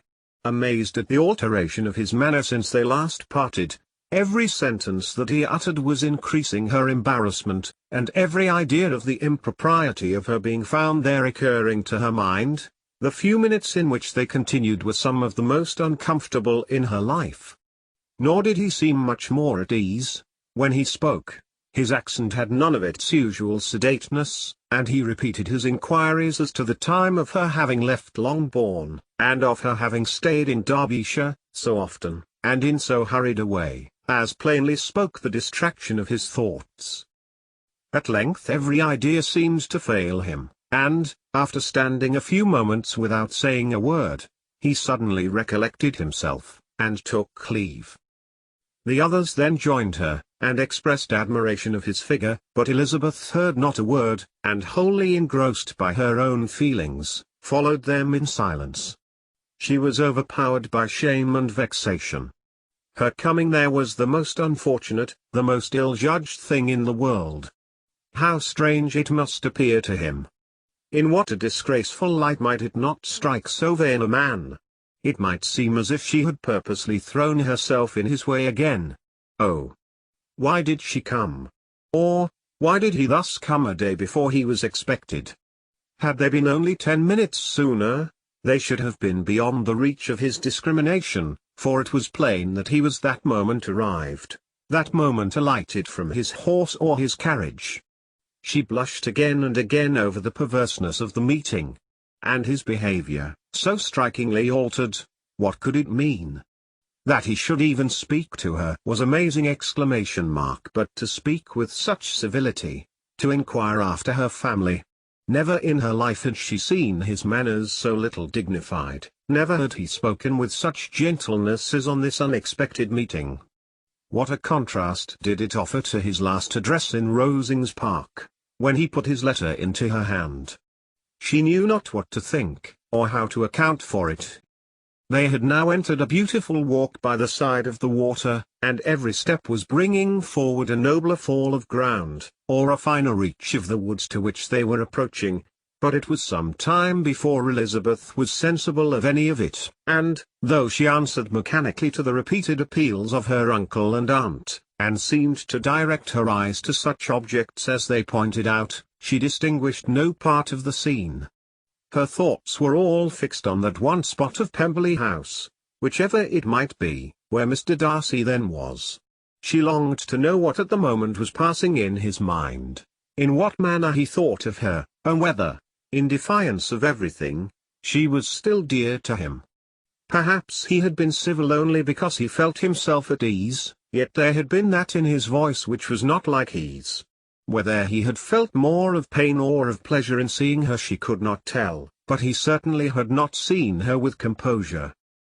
At length, however, the remarks of her companions on her absence of mind aroused her, and she felt the necessity of appearing more like herself. They entered the woods, and bidding adieu to the river for a while, ascended some of the higher grounds, when, in spots where the opening of the trees gave the eye power to wander, were many charming views of the valley, the opposite hills, with the long range of woods overspreading many, and occasionally part of the stream.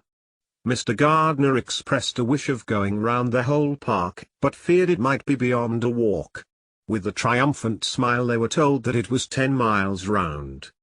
It settled the matter, and they pursued the accustomed circuit, which brought them again, after some time, in a descent among hanging woods, to the edge of the water, and one of its narrowest parts. They crossed it by a simple bridge, in character with the general air of the scene. It was a spot less adorned than any they had yet visited, and the valley, here contracted into a glen, allowed room only for the stream, and a narrow walk amidst the rough coppice wood which bordered it. Elizabeth longed to explore its windings, but when they had crossed the bridge, and perceived their distance from the house, Mrs. Gardiner, who was not a great walker, could go no farther, and thought only of returning to the carriage as quickly as possible.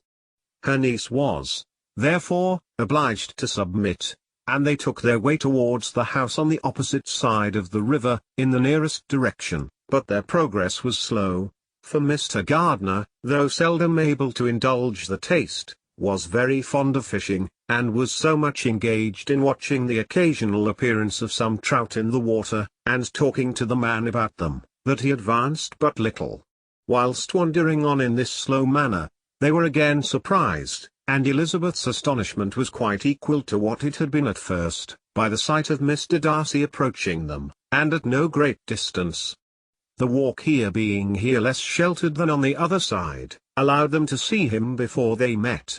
Elizabeth, however astonished, was at least more prepared for an interview than before, and resolved to appear and to speak with calmness, if he really intended to meet them. For a few moments, indeed, she felt that he would probably strike into some other path. The idea lasted while a turning in the walk concealed him from their view. The turning past, he was immediately before them. With the glance, she saw that he had lost none of his recent civility, and, to imitate his politeness, she began, as they met, to admire the beauty of the place, but she had not got beyond the words delightful, and charming, when some unlucky recollections obtruded, and she fancied that praise of Pemberley from her might be mischievously construed. Her colour changed, and she said no more. Mrs. Gardiner was standing a little behind, and on her pausing, he asked her if she would do him the honour of introducing him to her friends. This was a stroke of civility for which she was quite unprepared, and she could hardly suppress a smile at his being now seeking the acquaintance of some of those very people against whom his pride had revolted in his offer to herself. What will be his surprise, thought she, when he knows who they are? He takes them now for people of fashion. The introduction, however, was immediately made, and as she named their relationship to herself, she stole a sly look at him, to see how he bore it, and was not without the expectation of his decamping as fast as he could from such disgraceful companions. That he was surprised by the connection was evident. He sustained it, however, with fortitude, and so far from going away, turned back with them, and entered into conversation with Mr. Gardiner. Elizabeth could not but be pleased, could not but triumph. It was consoling that he should know she had some relations for whom there was no need to blush. She listened most attentively to all that passed between them, and gloried in every expression, every sentence of her uncle, which marked his intelligence, his taste, or his good manners. The conversation soon turned upon fishing, and she heard Mr. Darcy invite him, with the greatest civility, to fish there as often as he chose while he continued in the neighborhood, offering at the same time to supply him with fishing tackle, and pointing out those parts of the stream where there was usually most sport. Mrs. Gardiner, who was walking arm in arm with Elizabeth, gave her a look expressive of wonder. Elizabeth said nothing, but it gratified her exceedingly. The compliment must be all for herself. Her astonishment, however, was extreme, and continually was she repeating, "Why is he so altered? From what can it proceed? It cannot be for me, it cannot be for my sake that his manners are thus softened. My reproofs at Hunsford could not work such a change as this. It is impossible that he should still love me." After walking some time in this way, the two ladies in front, the two gentlemen behind, on resuming their places, after descending to the brink of the river for the better inspection of some curious water plant, there chanced to be a little alteration. It originated in Mrs. Gardiner, who, fatigued by the exercise of the morning, found Elizabeth's arm inadequate to her support, and consequently preferred her husband's. Mr. Darcy took her place by her niece, and they walked on together. After a short silence, the lady first spoke. She wished him to know that she had been assured of his absence before she came to the place, and accordingly began by observing, that his arrival had been very unexpected. "For your housekeeper," she added, "informed us that you would certainly not be here till tomorrow, and indeed, before we left Bakewell, we understood that you were not immediately expected in the country." He acknowledged the truth of it all, and said that business with his steward had occasioned his coming forward a few hours before the rest of the party with whom he had been travelling. "They will join me early tomorrow," he continued, "and among them are some who will claim an acquaintance with you, Mr. Bingley and his sisters." Elizabeth answered only by a slight bow. Her thoughts were instantly driven back to the time when Mr. Bingley's name had been the last mentioned between them, and, if she might judge by his complexion, his mind was not very differently engaged.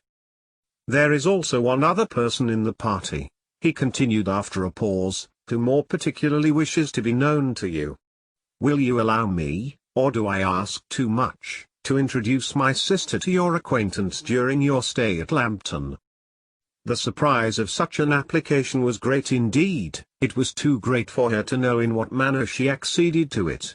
She immediately felt that whatever desire Miss Darcy might have of being acquainted with her must be the work of her brother, and, without looking farther, it was satisfactory, it was gratifying to know that his resentment had not made him think really ill of her. They now walked on in silence, each of them deep in thought. Elizabeth was not comfortable. That was impossible, but she was flattered and pleased. His wish of introducing his sister to her was a compliment of the highest kind.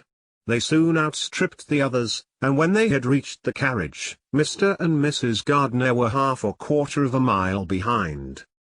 He then asked her to walk into the house, but she declared herself not tired, and they stood together on the lawn. At such a time much might have been said, and silence was very awkward. She wanted to talk, but there seemed to be an embargo on every subject. At last she recollected that she had been travelling, and they talked of Matlock and Dovedale with great perseverance. Yet time and her aunt moved slowly, and her patience and her ideas were nearly worn out before the tete-a-tete was over.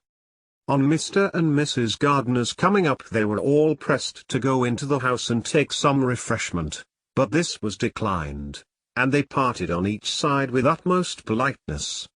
Mr. Darcy handed the ladies into the carriage, and when it drove off, Elizabeth saw him walking slowly towards the house.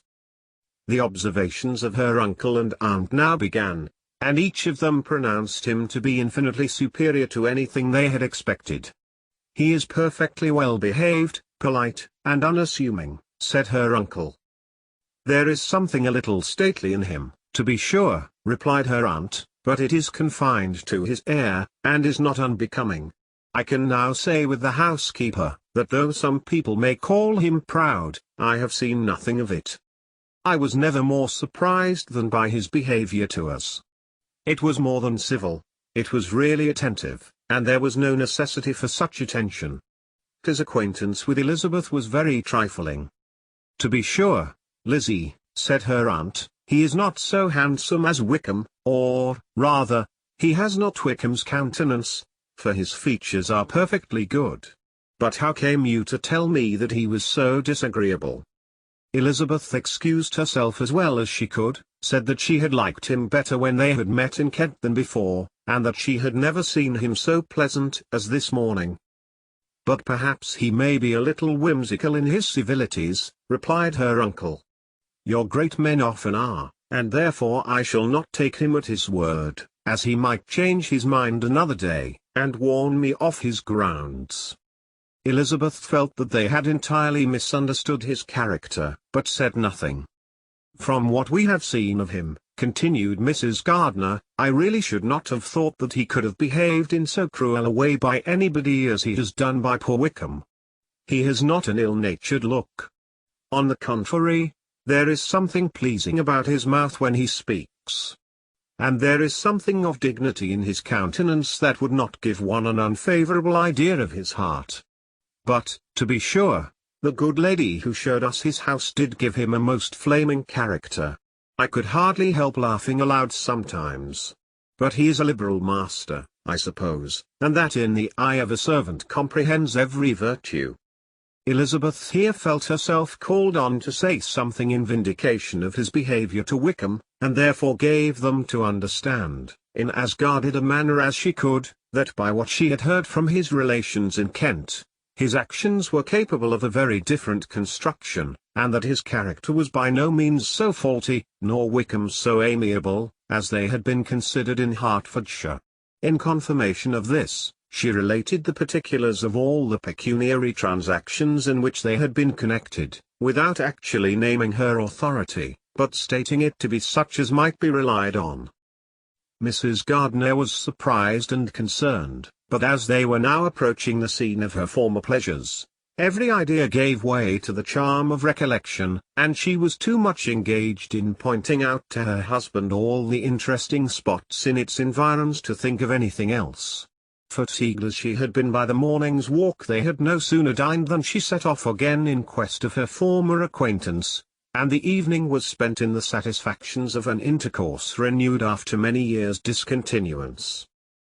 The occurrences of the day were too full of interest to leave Elizabeth much attention for any of these new friends, and she could do nothing but think, and think with wonder, of Mr. Darcy's civility, and, above all, of his wishing her to be acquainted with his sister. Chapter 44.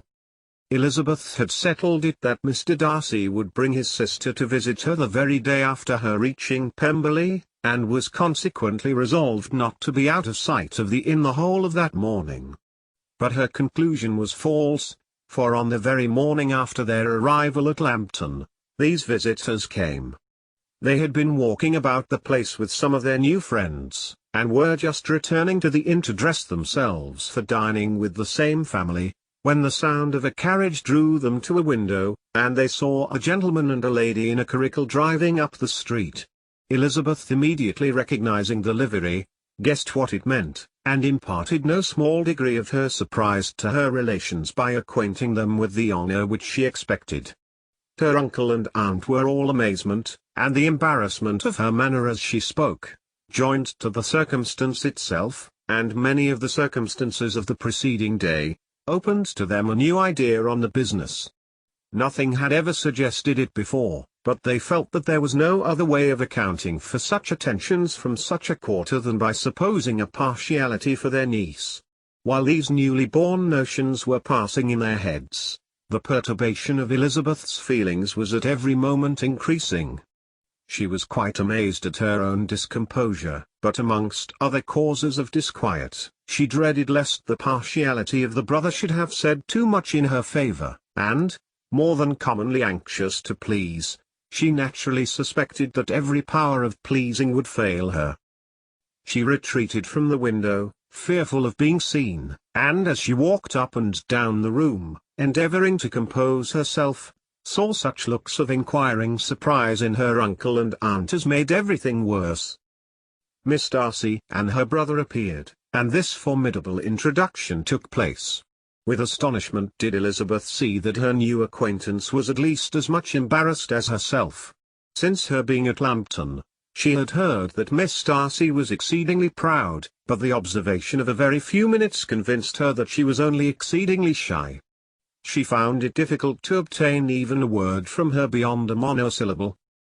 Miss Darcy was tall, and on a larger scale than Elizabeth, and, though little more than 16, her figure was formed, and her appearance womanly and graceful. She was less handsome than her brother, but there was sense and good humour in her face, and her manners were perfectly unassuming and gentle. Elizabeth, who had expected to find in her as acute and unembarrassed an observer as ever Mr. Darcy had been, was much relieved by discerning such different feelings. They had not long been together before Mr. Darcy told her that Bingley was also coming to wait on her, and she had barely time to express her satisfaction, and prepare for such a visitor, when Bingley's quick step was heard on the stairs, and in a moment he entered the room. All Elizabeth's anger against him had been long done away, but had she still felt any, it could hardly have stood its ground against the unaffected cordiality with which he expressed himself on seeing her again.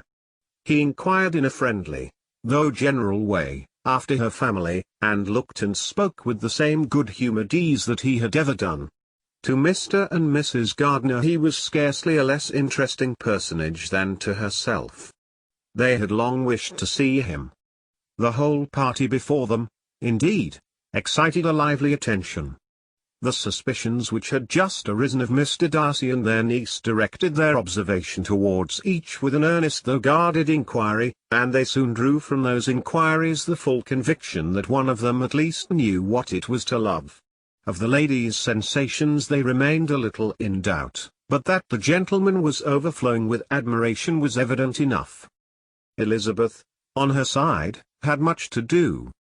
She wanted to ascertain the feelings of each of her visitors, she wanted to compose her own, and to make herself agreeable to all, and in the latter object, where she feared most to fail, she was most sure of success, for those to whom she endeavoured to give pleasure were prepossessed in her favour. Bingley was ready, Georgiana was eager, and Darcy determined, to be pleased. In seeing Bingley, her thoughts naturally flew to her sister, and, oh, how ardently did she long to know whether any of his were directed in a like manner.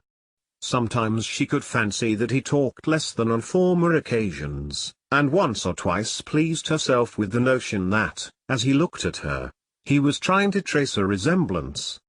But, though this might be imaginary, she could not be deceived as to his behaviour to Miss Darcy, who had been set up as a rival to Jane. No look appeared on either side that spoke particular regard. Nothing occurred between them that could justify the hopes of his sister. On this point she was soon satisfied, and 2 or 3 little circumstances occurred ere they parted, which, in her anxious interpretation, denoted a recollection of Jane not untinctured by tenderness, and a wish of saying more that might lead to the mention of her, had he dared. He observed to her, at a moment when the others were talking together, and in a tone which had something of real regret, that it was a very long time since he had had the pleasure of seeing her, and, before she could reply, he added, "It is above 8 months. We have not met since the 26th of November, when we were all dancing together at Netherfield." Elizabeth was pleased to find his memory so exact, and he afterwards took occasion to ask her, when unattended by any of the rest, whether all her sisters were at Longbourn. There was not much in the question, nor in the preceding remark, but there was a look and a manner which gave them meaning. It was not often that she could turn her eyes on Mr. Darcy himself, but, whenever she did catch a glimpse, she saw an expression of general complaisance, and in all that he said she heard an accent so removed from hauteur or disdain of his companions, as convinced her that the improvement of manners which she had yesterday witnessed, however temporary its existence might prove, had at least outlived one day. When she saw him thus seeking the acquaintance and courting the good opinion of people with whom any intercourse a few months ago would have been a disgrace, when she saw him thus civil, not only to herself, but to the very relations whom he had openly disdained, and recollected their last lively scene in Hunsford Parsonage, the difference, the change was so great, and struck so forcibly on her mind, that she could hardly restrain her astonishment from being visible. Never, even in the company of his dear friends at Netherfield, or his dignified relations at Rosings, had she seen him so desirous to please, so free from self-consequence or unbending reserve, as now, when no importance could result from the success of his endeavours, and when even the acquaintance of those to whom his attentions were addressed would draw down the ridicule and censure of the ladies both of Netherfield and Rosings. Their visitors stayed with them above half an hour, and when they arose to depart, Mr. Darcy called on his sister to join him in expressing their wish of seeing Mr. and Mrs. Gardiner, and Miss Bennet, to dinner at Pemberley, before they left the country. Miss Darcy, though with a diffidence which marked her little in the habit of giving invitations, readily obeyed. Mrs. Gardiner looked at her niece, desirous of knowing how she, whom the invitation most concerned, felt disposed as to its acceptance, but Elizabeth had turned away her head. Presuming, however, that this studied avoidance spoke rather a momentary embarrassment than any dislike of the proposal, and seeing in her husband, who was fond of society, a perfect willingness to accept it, she ventured to engage for her attendance, and the day after the next was fixed on. Bingley expressed great pleasure in the certainty of seeing Elizabeth again, having still a great deal to say to her, and many inquiries to make after all their Hertfordshire friends. Elizabeth, construing all this into a wish of hearing her speak of her sister, was pleased, and on this account, as well as some others, found herself, when their visitors left them, capable of considering the last half-hour with some satisfaction, though while it was passing, the enjoyment of it had been little. Eager to be alone, and fearful of inquiries or hints from her uncle and aunt, she stayed with them only long enough to hear their favourable opinion of Bingley, and then hurried away to dress. But she had no reason to fear Mr. and Mrs. Gardiner's curiosity. It was not their wish to force her communication. It was evident that she was much better acquainted with Mr. Darcy than they had before any idea of. It was evident that he was very much in love with her. They saw much to interest, but nothing to justify inquiry. Of Mr. Darcy it was now a matter of anxiety to think well, and, as far as their acquaintance reached, there was no fault to find. They could not be untouched by his politeness, and had they drawn his character from their own feelings and his servant's report, without any reference to any other account, the circle in Hertfordshire to which he was known would not have recognized it for Mr. Darcy. There was now an interest, however, in believing the housekeeper, and they soon became sensible that the authority of a servant who had known him since he was 4 years old, and whose own manners indicated respectability, was not to be hastily rejected. Neither had anything occurred in the intelligence of their Lambton friends that could materially lessen its weight.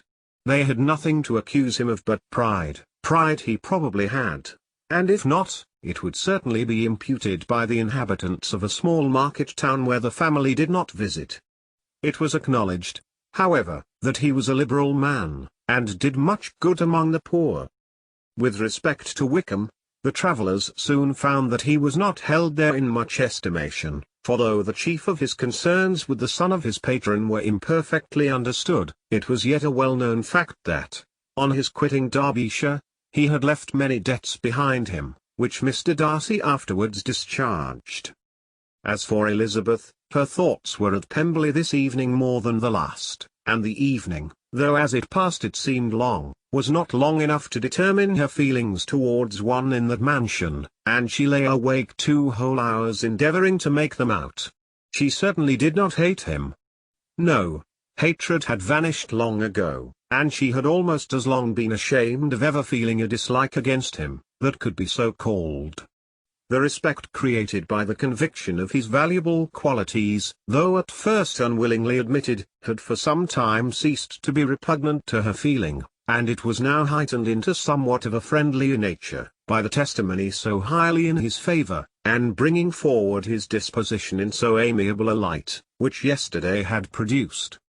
But above all, above respect and esteem, there was a motive within her of goodwill which could not be overlooked. It was gratitude, not merely for having once loved her, but for loving her still well enough to forgive all the petulance and acrimony of her manner in rejecting him, and all the unjust accusations accompanying her rejection. He who, she had been persuaded, would avoid her as his greatest enemy, seemed, on this accidental meeting, most eager to preserve the acquaintance, and without any indelicate display of regard, or any peculiarity of manner, where their 2 selves only were concerned, was soliciting the good opinion of her friends, and bent on making her known to his sister. Such a change in a man of so much pride exciting not only astonishment but gratitude, for to love, ardent love, it must be attributed, and as such its impression on her was of a sort to be encouraged, as by no means unpleasing, though it could not be exactly defined. She respected, she esteemed, she was grateful to him, she felt a real interest in his welfare, and she only wanted to know how far she wished that welfare to depend upon herself, and how far it would be for the happiness of both that she should employ the power, which her fancy told her she still possessed, of bringing on her the renewal of his addresses. It had been settled in the evening between the aunt and the niece, that such a striking civility as Miss Darcy's in coming to see them on the very day of her arrival at Pemberley, for she had reached it only to a late breakfast, ought to be imitated, though it could not be equalled, by some exertion of politeness on their side, and, consequently, that it would be highly expedient to wait on her at Pemberley the following morning. They were, therefore, to go. Elizabeth was pleased, though when she asked herself the reason, she had very little to say in reply. Mr. Gardiner left them soon after breakfast. The fishing scheme had been renewed the day before, and a positive engagement made of his meeting some of the gentlemen at Pemberley. Chapter 45. Convinced as Elizabeth now was that Miss Bingley's dislike of her had originated in jealousy, she could not help feeling how unwelcome her appearance at Pemberley must be to her, and was curious to know with how much civility on that lady's side the acquaintance would now be renewed. On reaching the house, they were shown through the hall into the saloon, whose northern aspect rendered it delightful for summer. Its windows opening to the ground, admitted a most refreshing view of the high woody hills behind the house, and of the beautiful oaks and Spanish chestnuts which were scattered over the intermediate lawn. In this house they were received by Miss Darcy, who was sitting there with Mrs. Hurst and Miss Bingley, and the lady with whom she lived in London. Georgiana's reception of them was very civil, but attended with all the embarrassment which, though proceeding from shyness and the fear of doing wrong, would easily give to those who felt themselves inferior the belief of her being proud and reserved. Mrs. Gardiner and her niece, however, did her justice, and pitied her. By Mrs. Hurst and Miss Bingley they were noticed only by a curtsy, and, on their being seated, a pause, awkward as such pauses must always be, succeeded for a few moments. It was first broken by Mrs. Annesley, a genteel, agreeable-looking woman, whose endeavour to introduce some kind of discourse proved her to be more truly well-bred than either of the others, and between her and Mrs. Gardiner, with occasional help from Elizabeth, the conversation was carried on. Miss Darcy looked as if she wished for courage enough to join in it, and sometimes did venture a short sentence when there was least danger of its being heard.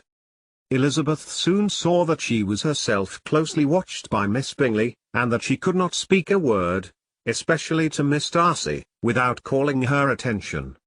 This observation would not have prevented her from trying to talk to the latter, had they not been seated at an inconvenient distance, but she was not sorry to be spared the necessity of saying much.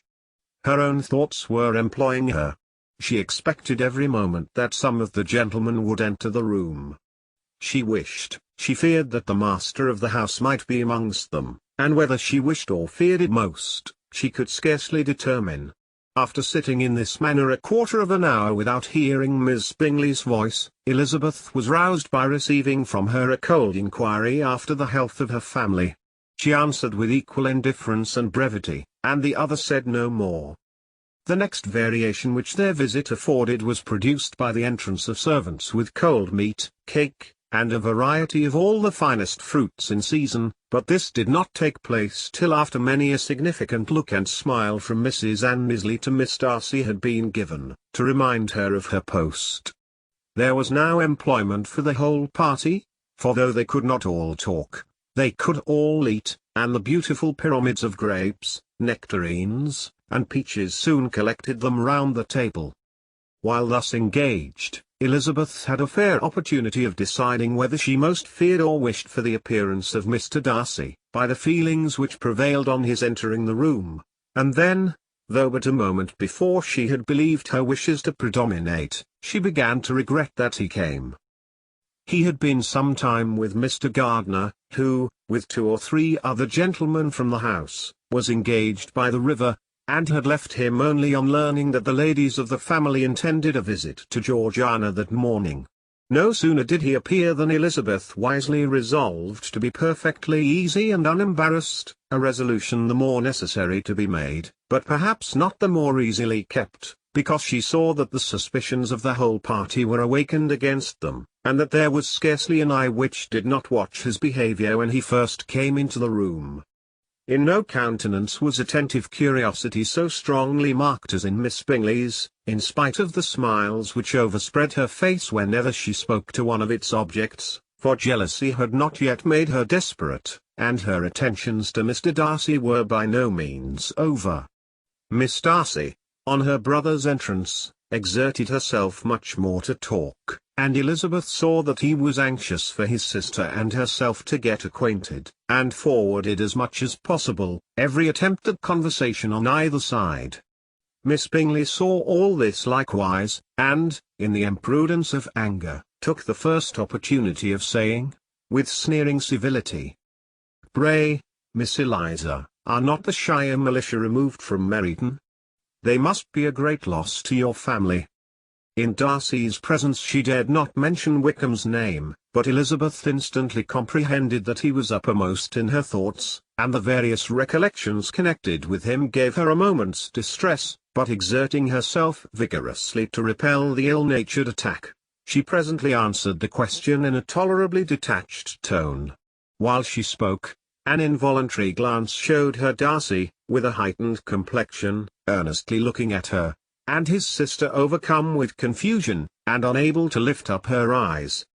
Had Miss Bingley known what pain she was then giving her beloved friend, she undoubtedly would have refrained from the hint, but she had merely intended to discompose Elizabeth by bringing forward the idea of a man to whom she believed her partial, to make her betray a sensibility which might injure her in Darcy's opinion, and, perhaps, to remind the latter of all the follies and absurdities by which some part of her family were connected with that corps. Not a syllable had ever reached her of Miss Darcy's meditated elopement. To no creature had it been revealed, where secrecy was possible, except to Elizabeth, and from all Bingley's connections her brother was particularly anxious to conceal it, from the very wish which Elizabeth had long ago attributed to him, of their becoming hereafter her own. He had certainly formed such a plan, and without meaning that it should affect his endeavour to separate him from Miss Bennet, it is probable that it might add something to his lively concern for the welfare of his friend. Elizabeth's collected behaviour, however, soon quieted his emotion, and as Miss Bingley, vexed and disappointed, dared not approach nearer to Wickham, Georgiana also recovered in time. though not enough to be able to speak any more. Her brother, whose eye she feared to meet, scarcely recollected her interest in the affair, and the very circumstance which had been designed to turn his thoughts from Elizabeth seemed to have fixed them on her more and more cheerfully. Their visit did not continue long after the question and answer above mentioned, and while Mr. Darcy was attending them to their carriage, Miss Bingley was venting her feelings in criticisms on Elizabeth's person, behaviour, and dress. But Georgiana would not join her. Her brother's recommendation was enough to ensure her favour. His judgment could not err. And he had spoken in such terms of Elizabeth as to leave Georgiana without the power of finding her otherwise than lovely and amiable.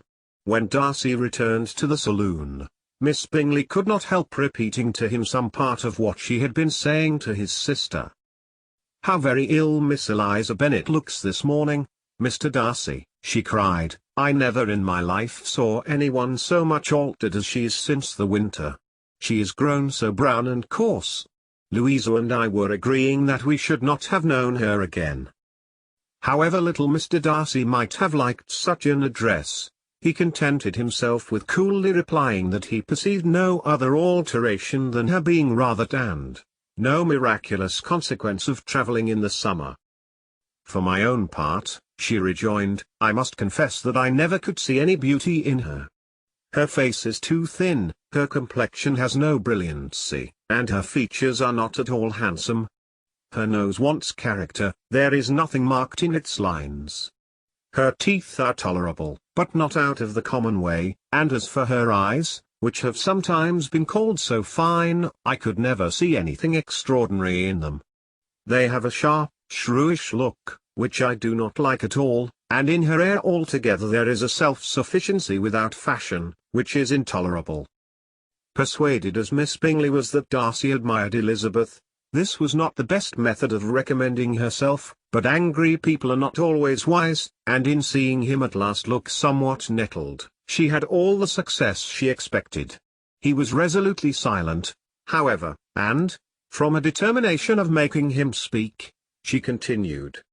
"I remember, when we first knew her in Hertfordshire, how amazed we all were to find that she was a reputed beauty, and I particularly recollect your saying one night, after they had been dining at Netherfield, she a beauty! I should as soon call her mother a wit. But afterwards she seemed to improve on you, and I believe you thought her rather pretty at one time." "Yes," replied Darcy, who could contain himself no longer, "but that was only when I first saw her, for it is many months since I have considered her as one of the handsomest women of my acquaintance."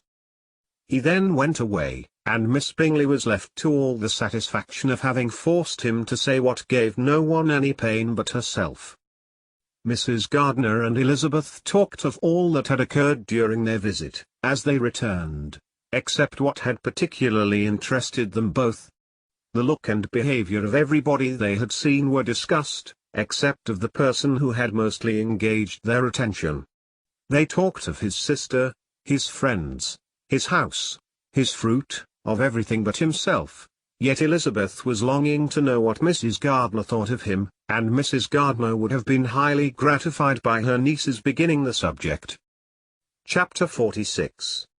Elizabeth had been a good deal disappointed in not finding a letter from Jane on their first arrival at Lambton, and this disappointment had been renewed on each of the mornings that had now been spent there, but on the third her repining was over, and her sister justified, by the receipt of 2 letters from her at once, on one of which was marked that it had been missent elsewhere. Elizabeth was not surprised at it, as Jane had written the direction remarkably ill. They had just been preparing to walk as the letters came in, and her uncle and aunt, leaving her to enjoy them in quiet, set off by themselves. The one missent must first be attended to. It had been written 5 days ago. The beginning contained an account of all their little parties and engagements, with such news as the country afforded, but the latter half, which was dated a day later, and written in evident agitation, gave more important intelligence. It was to this effect. "Since writing the above, dearest Lizzie, something has occurred of a most unexpected and serious nature, but I am afraid of alarming you, Be assured that we are all well. What I have to say relates to poor Lydia. An express came at 12 last night, just as we were all gone to bed, from Colonel Forster, to inform us that she was gone off to Scotland with one of his officers, to own the truth, with Wickham. Imagine our surprise. To Kitty, however, it does not seem so wholly unexpected. I am very, very sorry. So imprudent a match on both sides. But I am willing to hope the best, and that his character has been misunderstood. Thoughtless and indiscreet, I can easily believe him, but this step, and let us rejoice over it, marks nothing bad at heart. His choice is disinterested at least, for he must know my father can give her nothing. Our poor mother is sadly grieved. My father bears it better. How thankful am I that we never let them know what has been said against him. We must forget it ourselves. They were off Saturday night about 12, as is conjectured, but were not missed till yesterday morning at 8. The express was sent off directly. My dear Lizzie, they must have passed within 10 miles of us. Colonel Forster gives us reason to expect him here soon. Lydia left a few lines for his wife, informing her of their intention. I must conclude, for I cannot be long from my poor mother. I am afraid you will not be able to make it out, but I hardly know what I have written. Without allowing herself time for consideration, and scarcely knowing what she felt, Elizabeth on finishing this letter instantly seized the other, and opening it with the utmost impatience, read as follows. It had been written a day later than the conclusion of the first. By this time, my dearest sister, you have received my hurried letter. I wish this may be more intelligible, but though not confined for time, my head is so bewildered that I cannot answer for being coherent. Dearest Lizzie, I hardly know what I would write, but I have bad news for you, and it cannot be delayed. Imprudent as the marriage between Mr. Wickham and our poor Lydia would be, we are now anxious to be assured it has taken place, for there is but too much reason to fear they are not gone to Scotland. Colonel Forster came yesterday, having left Brighton the day before, not many hours after the express.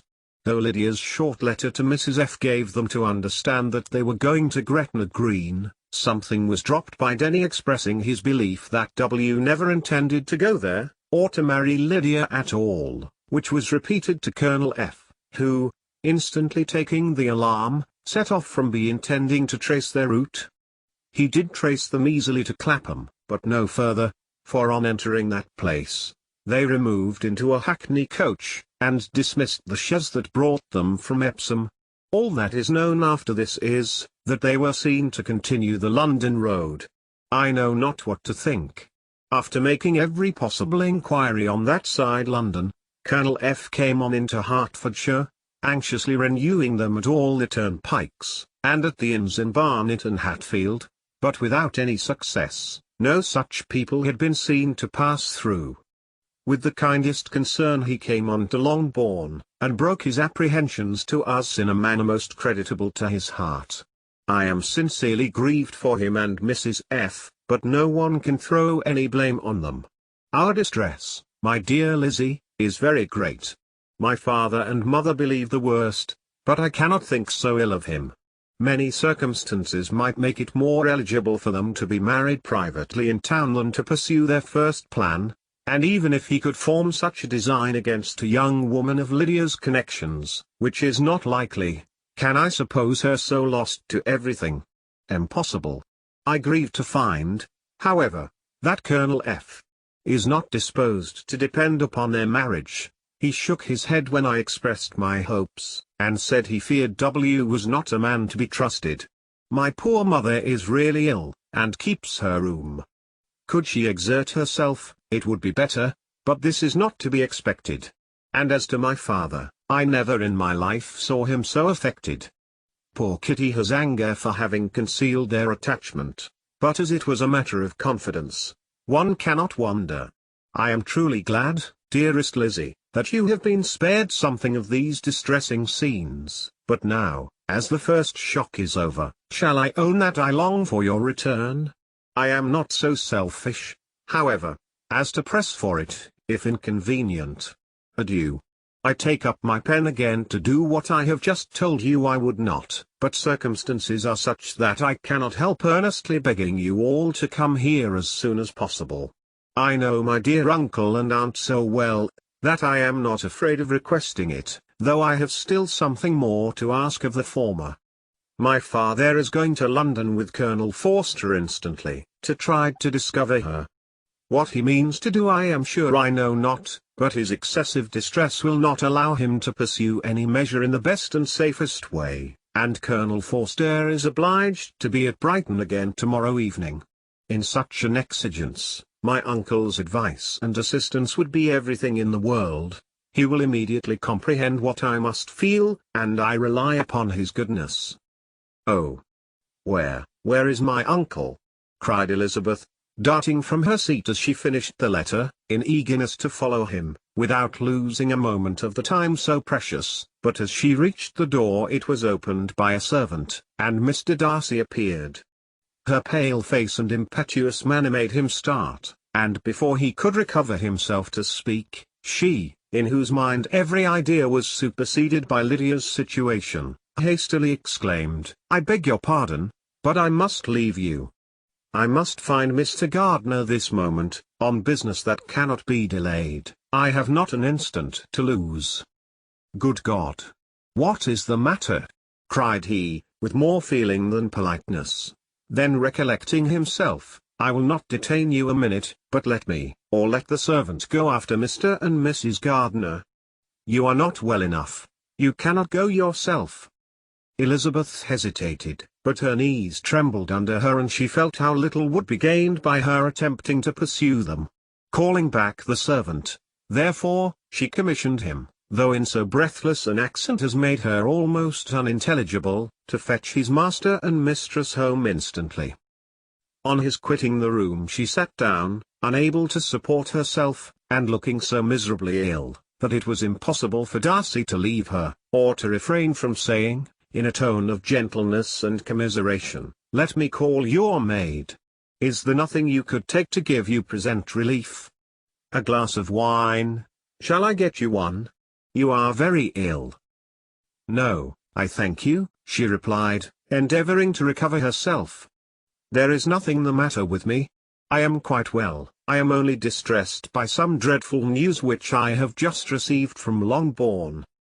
She burst into tears as she alluded to it, and for a few minutes could not speak another word. Darcy, in wretched suspense, could only say something indistinctly of his concern, and observe her in compassionate silence. At length she spoke again. "I have just had a letter from Jane, with such dreadful news. It cannot be concealed from anyone. My younger sister has left all her friends, has eloped, has thrown herself into the power of Mr. Wickham. They are gone off together from Brighton. You know him too well to doubt the rest. She has no money, no connections, nothing that can tempt him to. She is lost forever." Darcy was fixed in astonishment. "When I consider," she added in a yet more agitated voice, "that I might have prevented it. I who knew what he was. Had I but explained some part of it only, some part of what I learnt, to my own family. Had his character been known, this could not have happened. But it is all too late now." "I am grieved indeed," cried Darcy, grieved, shocked. "But is it certain, absolutely certain?" "Oh, yes. They left Brighton together on Sunday night, and were traced almost to London, but not beyond. They are certainly not gone to Scotland." "And what has been done, what has been attempted, to recover her?"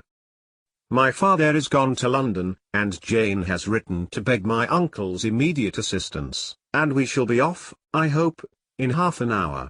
But nothing can be done. I know very well that nothing can be done. How is such a man to be worked on?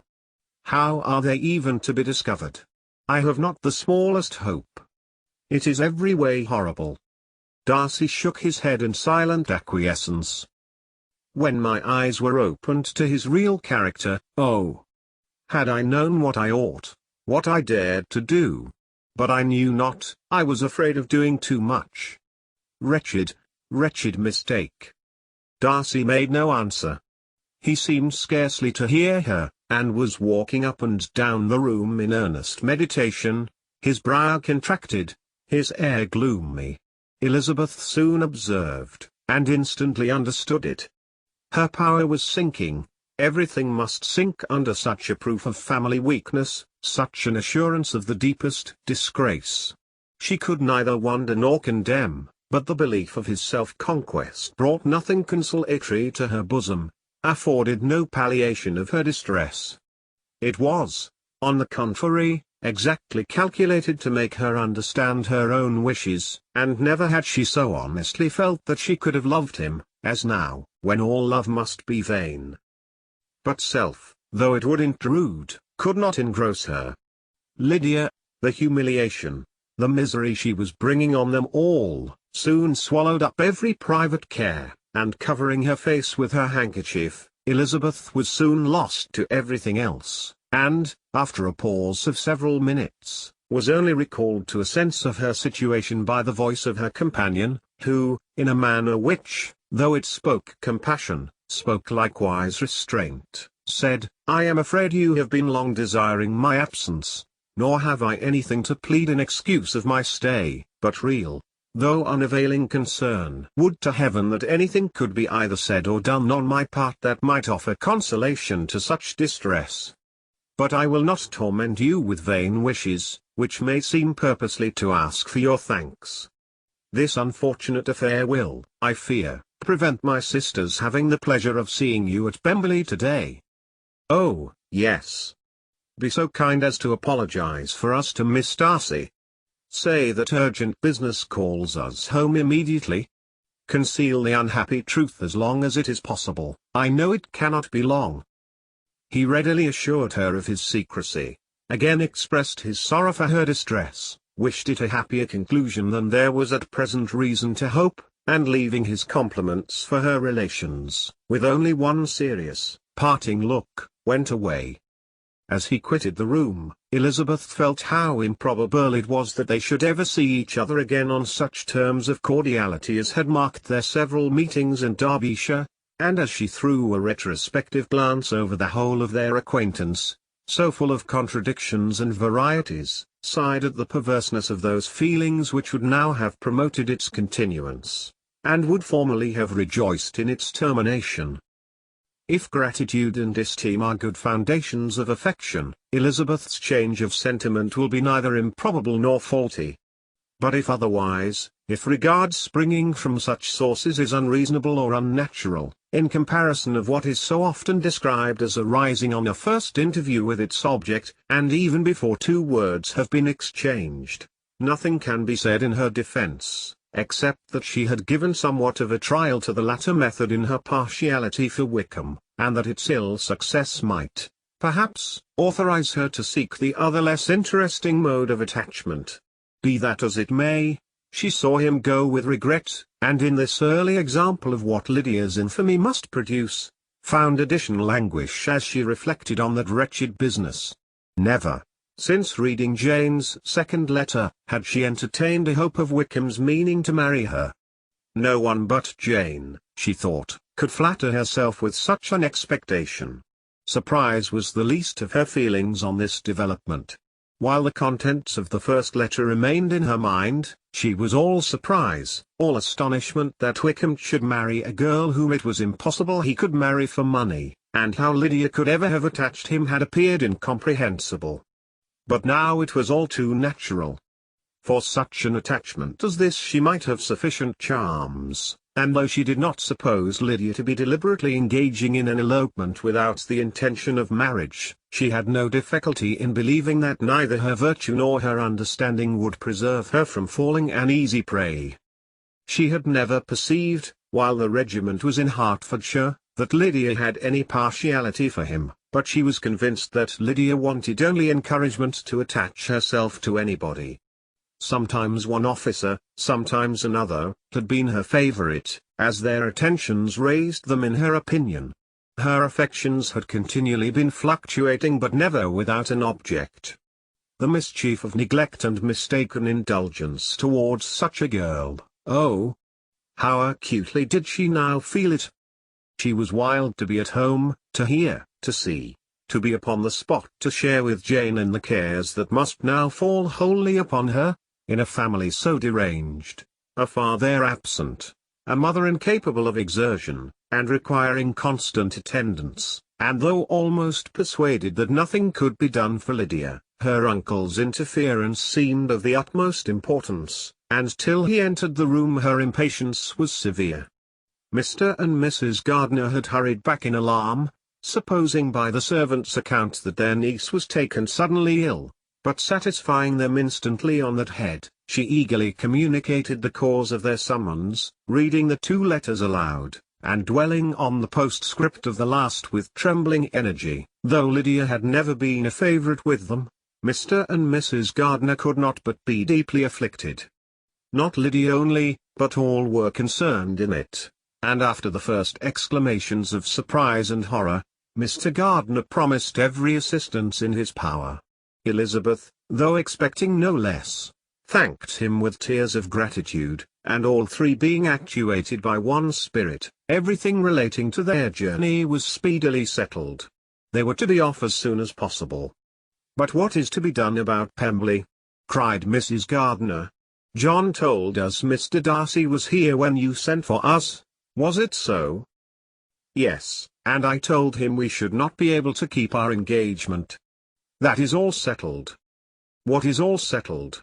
repeated the other, as she ran into her room to prepare. "And are they upon such terms as for her to disclose the real truth?" "Oh, that I knew how it was."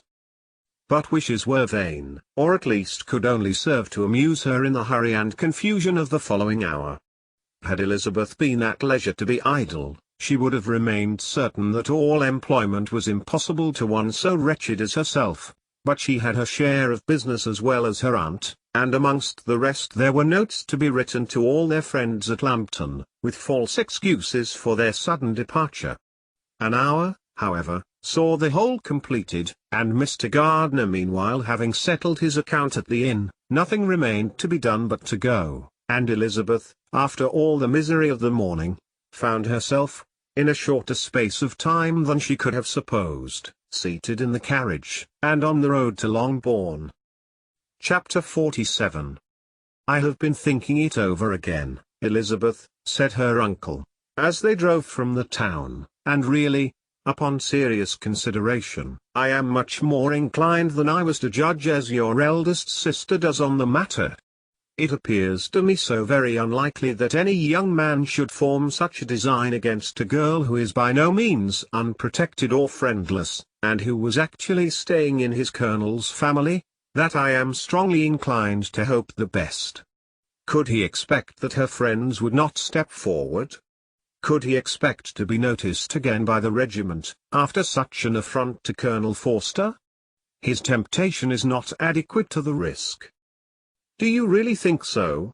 cried Elizabeth, brightening up for a moment. "Upon my word," said Mrs. Gardiner, "I begin to be of your uncle's opinion. It is really too great a violation of decency, honour, and interest, for him to be guilty of. I cannot think so very ill of Wickham. Can you yourself, Lizzie, so wholly give him up, as to believe him capable of it?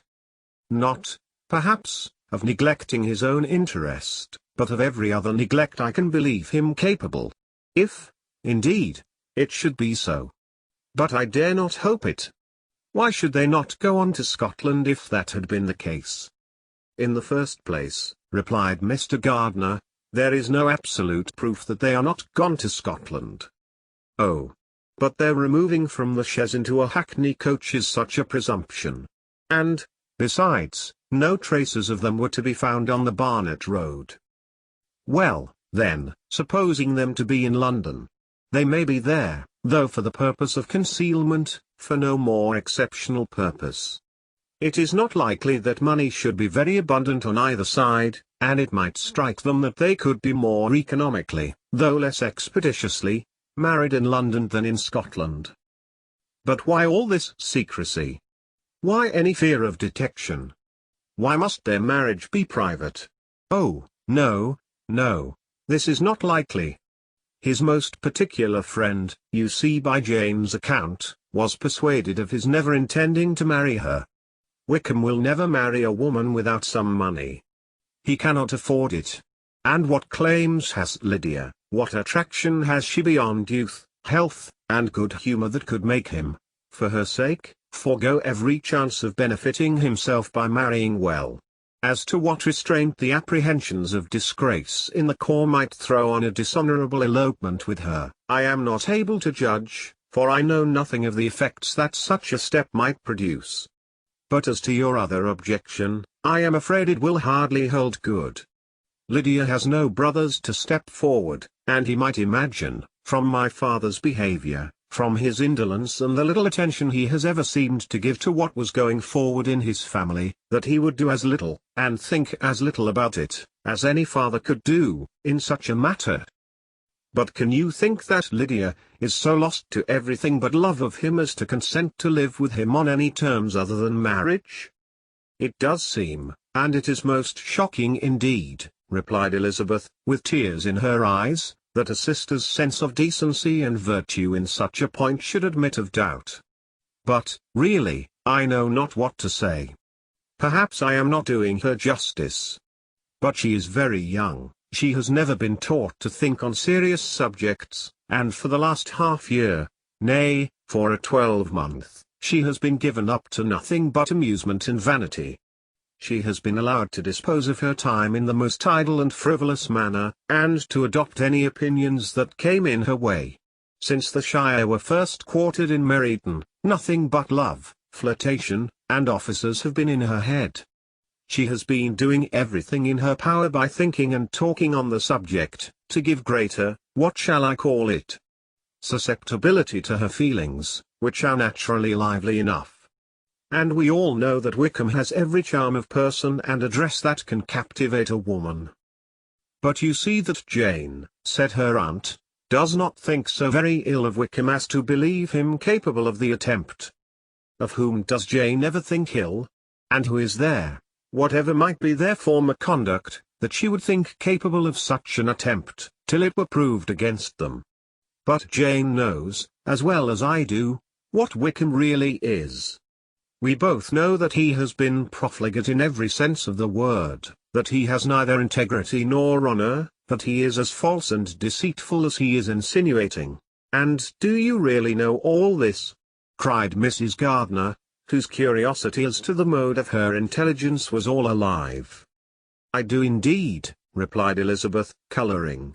I told you, the other day, of his infamous behaviour to Mr. Darcy, and you yourself, when last at Longbourn, heard in what manner he spoke of the man who had behaved with such forbearance and liberality towards him. And there are other circumstances which I am not at liberty, which it is not worth while to relate, but his lies about the whole Pemberley family are endless. From what he said of Miss Darcy I was thoroughly prepared to see a proud, reserved, disagreeable girl. Yet he knew to the contrary himself.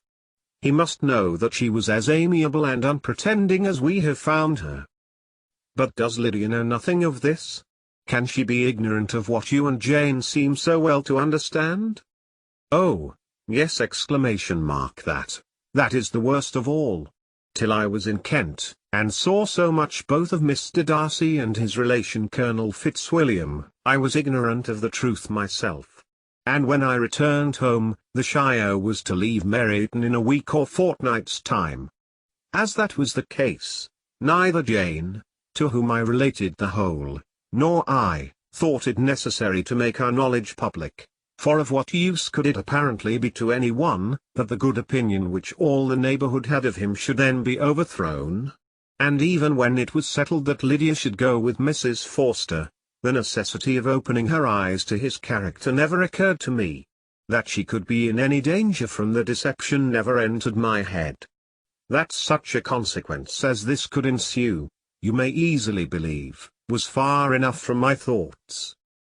When they all removed to Brighton, therefore, you had no reason, I suppose, to believe them fond of each other. Not the slightest. I can remember no symptom of affection on either side, and had anything of the kind been perceptible, you must be aware that ours is not a family on which it could be thrown away. When first he entered the corps, she was ready enough to admire him, but so we all were.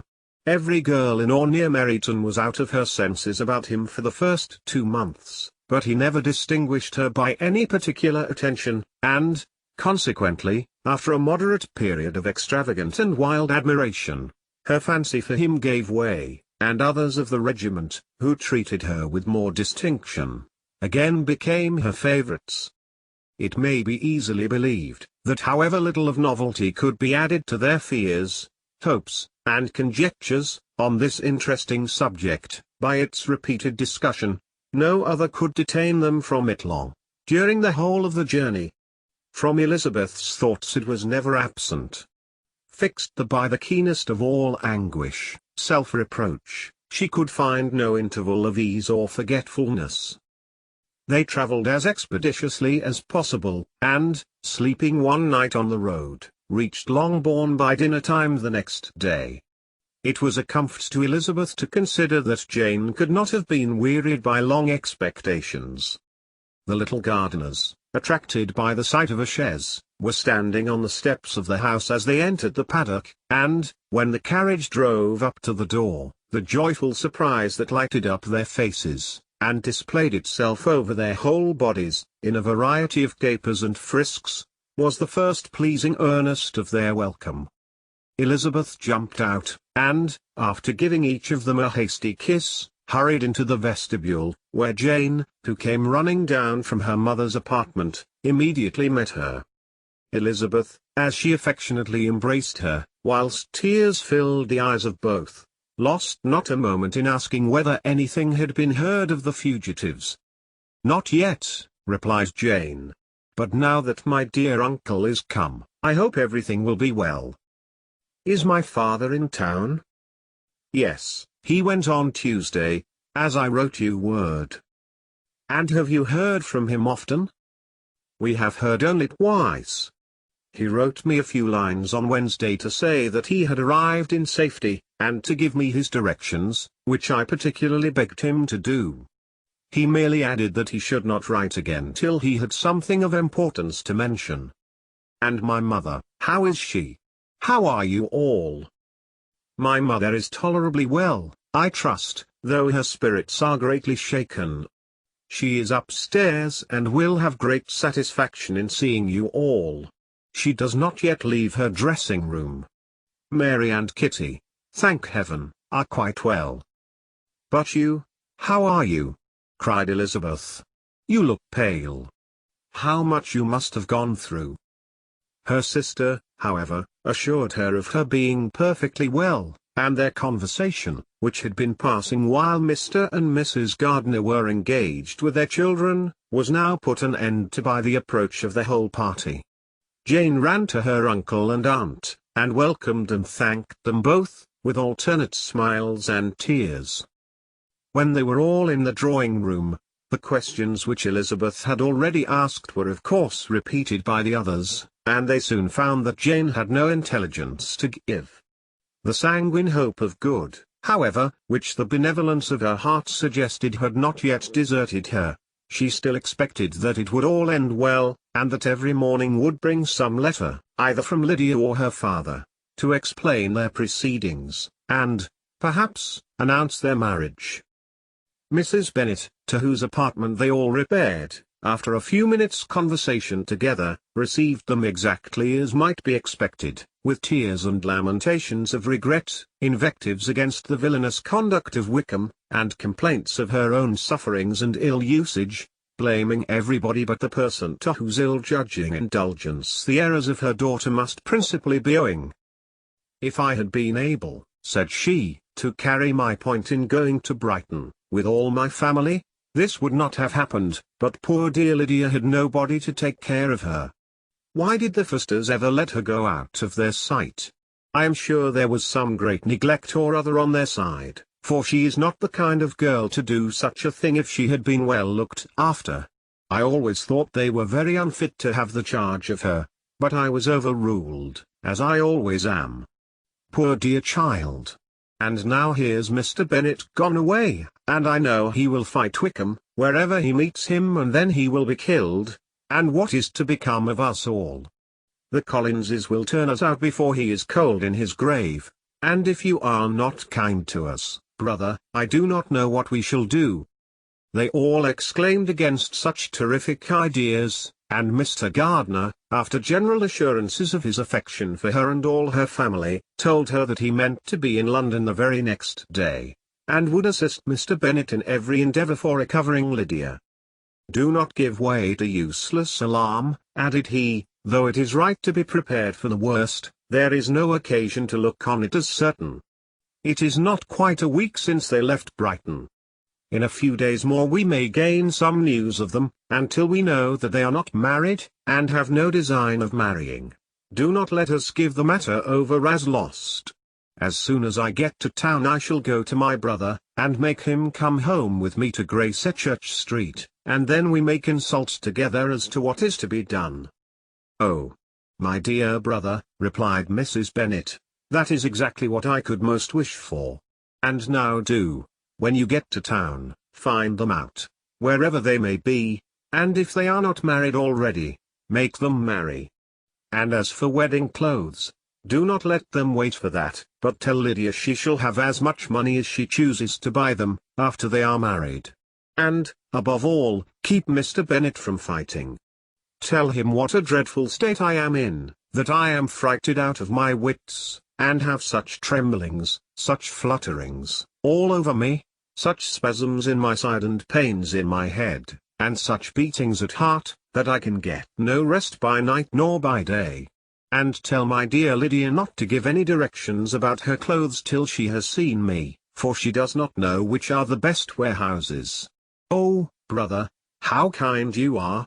I know you will contrive it all." But Mr. Gardiner, though he assured her again of his earnest endeavours in the cause, could not avoid recommending moderation to her, as well in her hopes as her fear, and after talking with her in this manner till dinner was on the table, they all left her to vent all her feelings on the housekeeper, who attended in the absence of her daughters. Though her brother and sister were persuaded that there was no real occasion for such a seclusion from the family, they did not attempt to oppose it, for they knew that she had not prudence enough to hold her tongue before the servants, while they waited at table, and judged it better that one only of the household, and the one whom they could most trust, should comprehend all her fears and solicitude on the subject. In the dining-room they were soon joined by Mary and Kitty, who had been too busily engaged in their separate apartments to make their appearance before. One came from her books, and the other from her toilette. The faces of both, however, were tolerably calm, and no change was visible in either, except that the loss of her favourite sister, or the anger which she had herself incurred in this business, had given more of fretfulness than usual to the accents of Kitty. As for Mary, she was mistress enough of herself to whisper to Elizabeth, with a countenance of grave reflection, soon after they were seated at table: "This is a most unfortunate affair, and will probably be much talked of. But we must stem the tide of malice, and pour into the wounded bosoms of each other the balm of sisterly consolation." Then, perceiving in Elizabeth no inclination of replying, she added, "Unhappy as the event must be for Lydia, we may draw from it this useful lesson, that loss of virtue in a female is irretrievable, that one false step involves her in endless ruin, that her reputation is no less brittle than it is beautiful, and that she cannot be too much guarded in her behaviour towards the undeserving of the other sex." Elizabeth lifted up her eyes in amazement, but was too much oppressed to make any reply. Mary, however, continued to console herself with such kind of moral extractions from the evil before them. In the afternoon, the two elder Miss Bennets were able to be for half an hour by themselves, and Elizabeth instantly availed herself of the opportunity of making any inquiries, which Jane was equally eager to satisfy. After joining in general lamentations over the dreadful sequel of this event, which Elizabeth considered as all but certain, and Miss Bennet could not assert to be wholly impossible, the former continued the subject, by saying, "But tell me all and everything about it which I have not already heard. Give me further particulars. What did Colonel Forster say?" Had they no apprehension of anything before the elopement took place? They must have seen them together forever. Colonel Forster did own that he had often suspected some partiality, especially on Lydia's side, but nothing to give him any alarm. I am so grieved for him. His behavior was attentive and kind to the utmost. He was coming to us, in order to assure us of his concern, before he had any idea of their not being gone to Scotland. When that apprehension first got abroad, it hastened his journey. And was Denny convinced that Wickham would not marry? Did he know of their intending to go off? Had Colonel Forster seen Denny himself? Yes, but, when questioned by him, Denny denied knowing anything of their plans, and would not give his real opinion about it. He did not repeat his persuasion of their not marrying, and from that, I am inclined to hope, he might have been misunderstood before. And till Colonel Forster came himself, not one of you entertained a doubt, I suppose, of their being really married? How was it possible that such an idea should enter our brains? I felt a little uneasy, a little fearful of my sister's happiness with him in marriage, because I knew that his conduct had not been always quite right. My father and mother knew nothing of that, they only felt how imprudent a match it must be. Kitty then owned, with a very natural triumph on knowing more than the rest of us, that in Lydia's last letter she had prepared her for such a step. She had known, it seems, of their being in love with each other, many weeks. But not before they went to Brighton? No, I believe not. And did Colonel Forster appear to think well of Wickham himself? Does he know his real character? I must confess that he did not speak so well of Wickham as he formerly did. He believed him to be imprudent and extravagant. And since this sad affair has taken place, it is said that he left Meryton greatly in debt, but I hope this may be false. Oh, Jane, had we been less secret, had we told what we knew of him, this could not have happened. Perhaps it would have been better, replied her sister.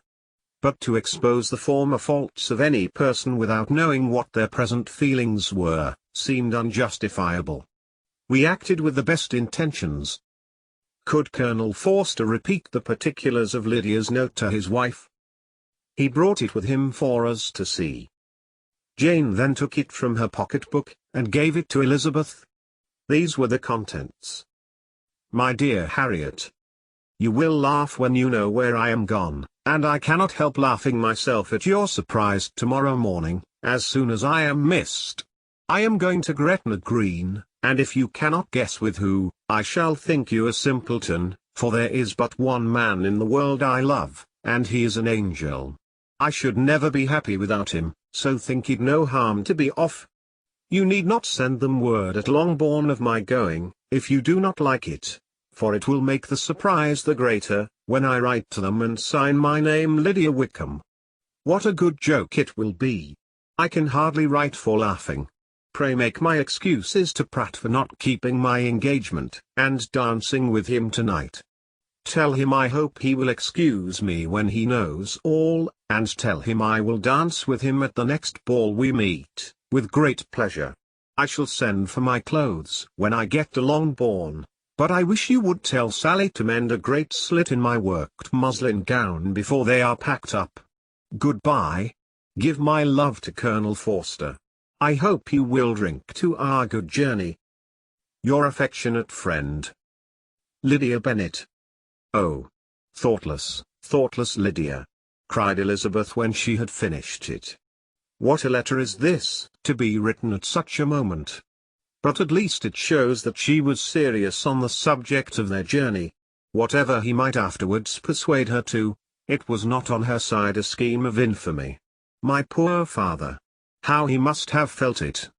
I never saw anyone so shocked. He could not speak a word for full 10 minutes.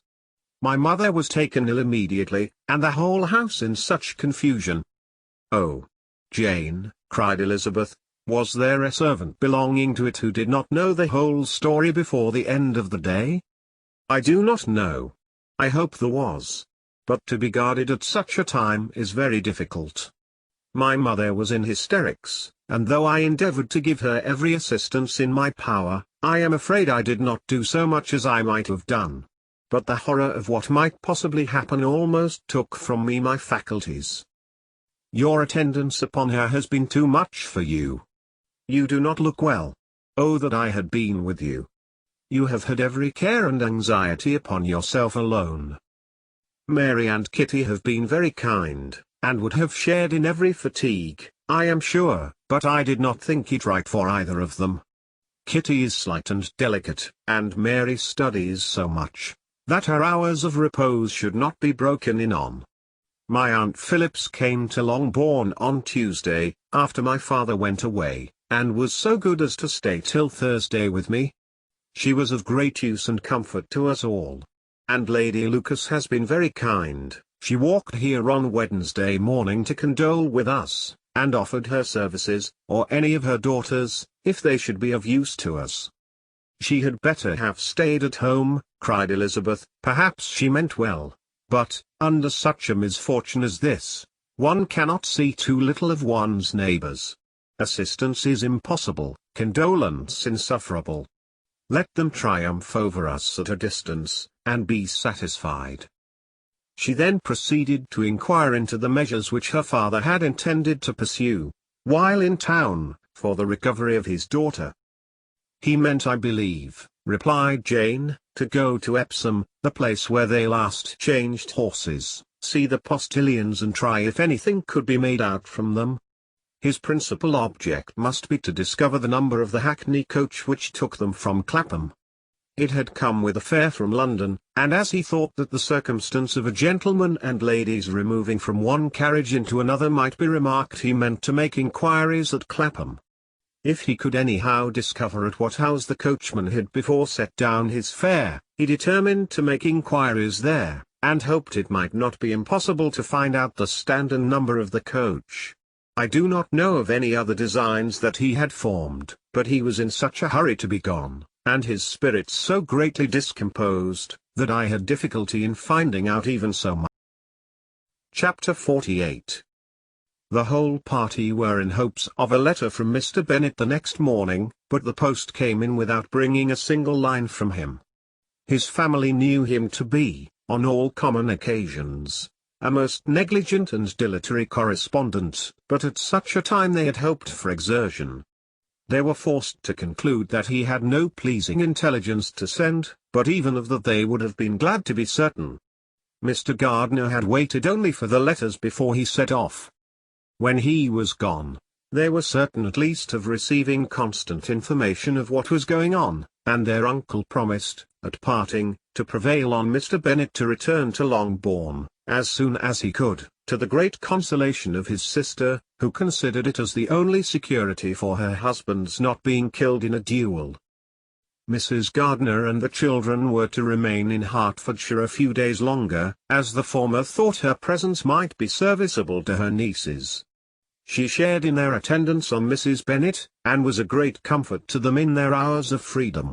Their other aunt also visited them frequently, and always, as she said, with the design of cheering and heartening them up, though, as she never came without reporting some fresh instance of Wickham's extravagance or irregularity, she seldom went away without leaving them more dispirited than she found them.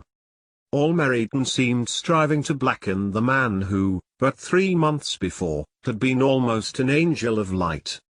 He was declared to be in debt to every tradesman in the place, and his intrigues, all honoured with the title of seduction, had been extended into every tradesman's family. Everybody declared that he was the wickedest young man in the world, and everybody began to find out that they had always distrusted the appearance of his goodness.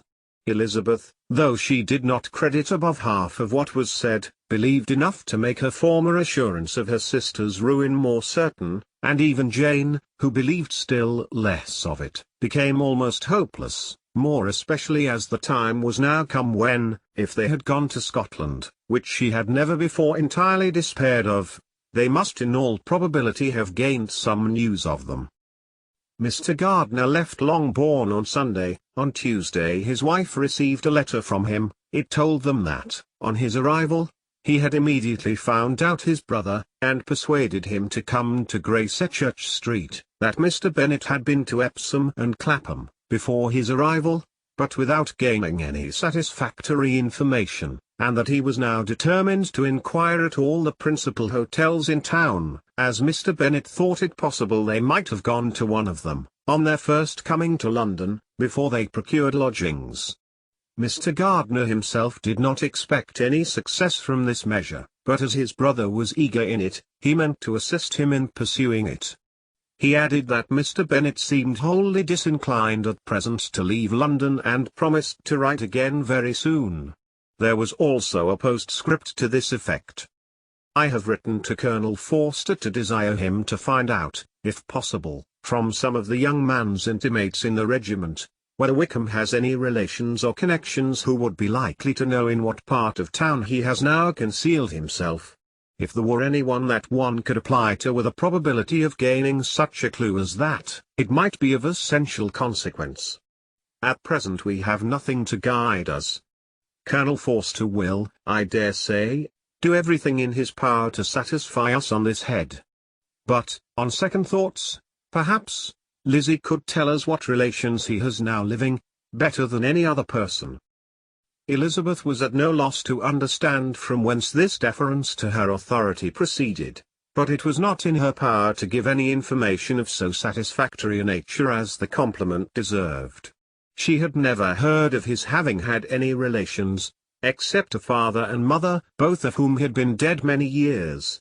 It was possible, however, that some of his companions in the shire might be able to give more information, and though she was not very sanguine in expecting it, the application was a something to look forward to. Every day at Longbourn was now a day of anxiety, but the most anxious part of each was when the post was expected. The arrival of letters was the grand object of every morning's impatience. Through letters, whatever of good or bad was to be told would be communicated, and every succeeding day was expected to bring some news of importance. But before they heard again from Mr. Gardiner, a letter arrived for their father, from a different quarter, from Mr. Collins, which, as Jane had received directions to open all that came for him in his absence, she accordingly read, and Elizabeth, who knew what curiosities his letters always were, looked over her, and read it likewise. It was as follows. My dear Sir, I feel myself called upon, by our relationship, and my situation in life, to condole with you on the grievous affliction you are now suffering under, of which we were yesterday informed by a letter from Hertfordshire. Be assured, my dear Sir, that Mrs. Collins and myself sincerely sympathize with you and all your respectable family, in your present distress, which must be of the bitterest kind, because proceeding from a cause which no time can remove. No arguments shall be wanting on my part that can alleviate so severe a misfortune, or that may comfort you, under a circumstance that must be of all others the most afflicting to a parent's mind. The death of your daughter would have been a blessing in comparison of this. And it is the more to be lamented, because there is reason to suppose, as my dear Charlotte informs me, that this licentiousness of behaviour in your daughter has proceeded from a faulty degree of indulgence, though, at the same time, for the consolation of yourself and Mrs. Bennet, I am inclined to think that her own disposition must be naturally bad, or she could not be guilty of such an enormity, at so early an age. Howsoever that may be, you are grievously to be pitied, in which opinion I am not only joined by Mrs. Collins, but likewise by Lady Catherine and her daughter, to whom I have related the affair. They agree with me in apprehending that this false step in one daughter will be injurious to the fortunes of all the others, for who, as Lady Catherine herself condescendingly says, will connect themselves with such a family? And this consideration leads me moreover to reflect, with augmented satisfaction, on a certain event of last November, for had it been otherwise, I must have been involved in all your sorrow and disgrace. Let me then advise you, dear Sir, to console yourself as much as possible, to throw off your unworthy child from your affection forever, and leave her to reap the fruits of her own heinous offence. I am, dear Sir, etc., etc. Mr. Gardiner did not write again till he had received an answer from Colonel Forster, and then he had nothing of a pleasant nature to send. It was not known that Wickham had a single relationship with whom he kept up any connection, and it was certain that he had no near one living. His former acquaintances had been numerous, but since he had been in the militia, it did not appear that he was on terms of particular friendship with any of them. There was no one, therefore, who could be pointed out as likely to give any news of him. And in the wretched state of his own finances, there was a very powerful motive for secrecy, in addition to his fear of discovery by Lydia's relations, for it had just transpired that he had left gaming debts behind him to a very considerable amount. Colonel Forster believed that more than £1,000 would be necessary to clear his expenses at Brighton. He owed a good deal in town, but his debts of honour were still more formidable. Mr. Gardiner did not attempt to conceal these particulars from the Longbourn family. Jane heard them with horror. "A gamester!" she cried. "This is wholly unexpected. I had not an idea of it." Mr. Gardiner added in his letter, that they might expect to see their father at home on the following day, which was Saturday. Rendered spiritless by the ill success of all their endeavours, he had yielded to his brother-in-law's entreaty that he would return to his family, and leave it to him to do whatever occasion might suggest to be advisable for continuing their pursuit. When Mrs. Bennet was told of this, she did not express so much satisfaction as her children expected, considering what her anxiety for his life had been before. "What? Is he coming home, and without poor Lydia?" she cried. "Sure he will not leave London before he has found them. Who is to fight Wickham, and make him marry her, if he comes away?" As Mrs. Gardiner began to wish to be at home, it was settled that she and the children should go to London, at the same time that Mr. Bennet came from it. The coach, therefore, took them the first stage of their journey, and brought its master back to Longbourn. Mrs. Gardiner went away in all the perplexity about Elizabeth and her Derbyshire friend that had attended her from that part of the world. His name had never been voluntarily mentioned before them by her niece, and the kind of half-expectation which Mrs. Gardiner had formed, of their being followed by a letter from him, had ended in nothing. Elizabeth had received none since her return that could come from Pemberley. The present unhappy state of the family rendered any other excuse for the lowness of her spirits unnecessary. Nothing, therefore, could be fairly conjectured from that, though Elizabeth, who was by this time tolerably well acquainted with her own feelings, was perfectly aware that, had she known nothing of Darcy, she could have borne the dread of Lydia's infamy somewhat better. It would have spared her, she thought, one sleepless night out of two. When Mr. Bennet arrived, he had all the appearance of his usual philosophic composure. He said as little as he had ever been in the habit of saying, made no mention of the business that had taken him away, and it was some time before his daughters had courage to speak of it. It was not till the afternoon, when he had joined them at tea, that Elizabeth ventured to introduce the subject, and then, on her briefly expressing her sorrow for what he must have endured, he replied, "Say nothing of that.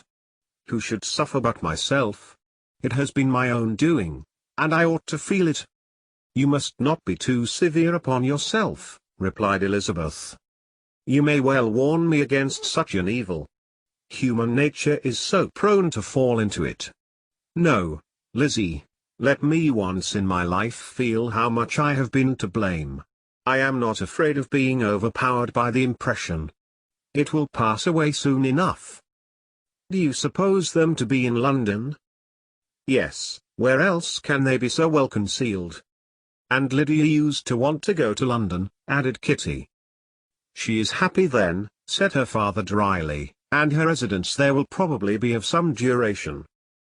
Then after a short silence he continued, "Lizzie, I bear you no ill will for being justified in your advice to me last May, which, considering the event, shows some greatness of mind." They were interrupted by Miss Bennet, who came to fetch her mother's tea. "This is a parade," he cried, "which does one good, it gives such an elegance to misfortune. Another day I will do the same. I will sit in my library, in my nightcap and powdering gown, and give as much trouble as I can. Or, perhaps, I may defer it till Kitty runs away. I am not going to run away, Papa, said Kitty fretfully. If I should ever go to Brighton, I would behave better than Lydia.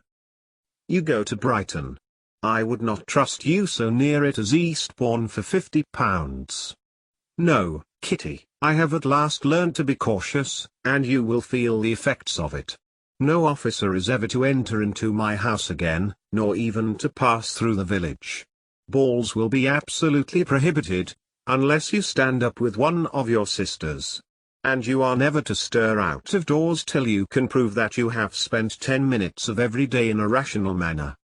Kitty, who took all these threats in a serious light, began to cry. Well, well, said he, do not make yourself unhappy.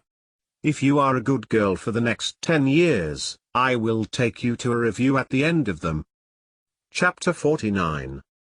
2 days after Mr. Bennet's return, as Jane and Elizabeth were walking together in the shrubbery behind the house, they saw the housekeeper coming towards them, and, concluding that she came to call them to their mother, went forward to meet her, but, instead of the expected summons, when they approached her, she said to Miss Bennet, I beg your pardon, madam, for interrupting you, but I was in hopes you might have got some good news from town, so I took the liberty of coming to ask.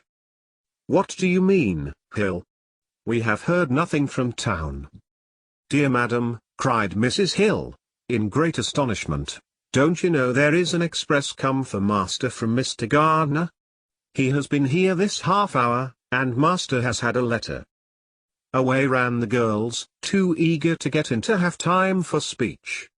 They ran through the vestibule into the breakfast room, from thence to the library. Their father was in neither, and they were on the point of seeking him upstairs with their mother, when they were met by the butler, who said, If you are looking for my master, ma'am, he is walking towards the little copse.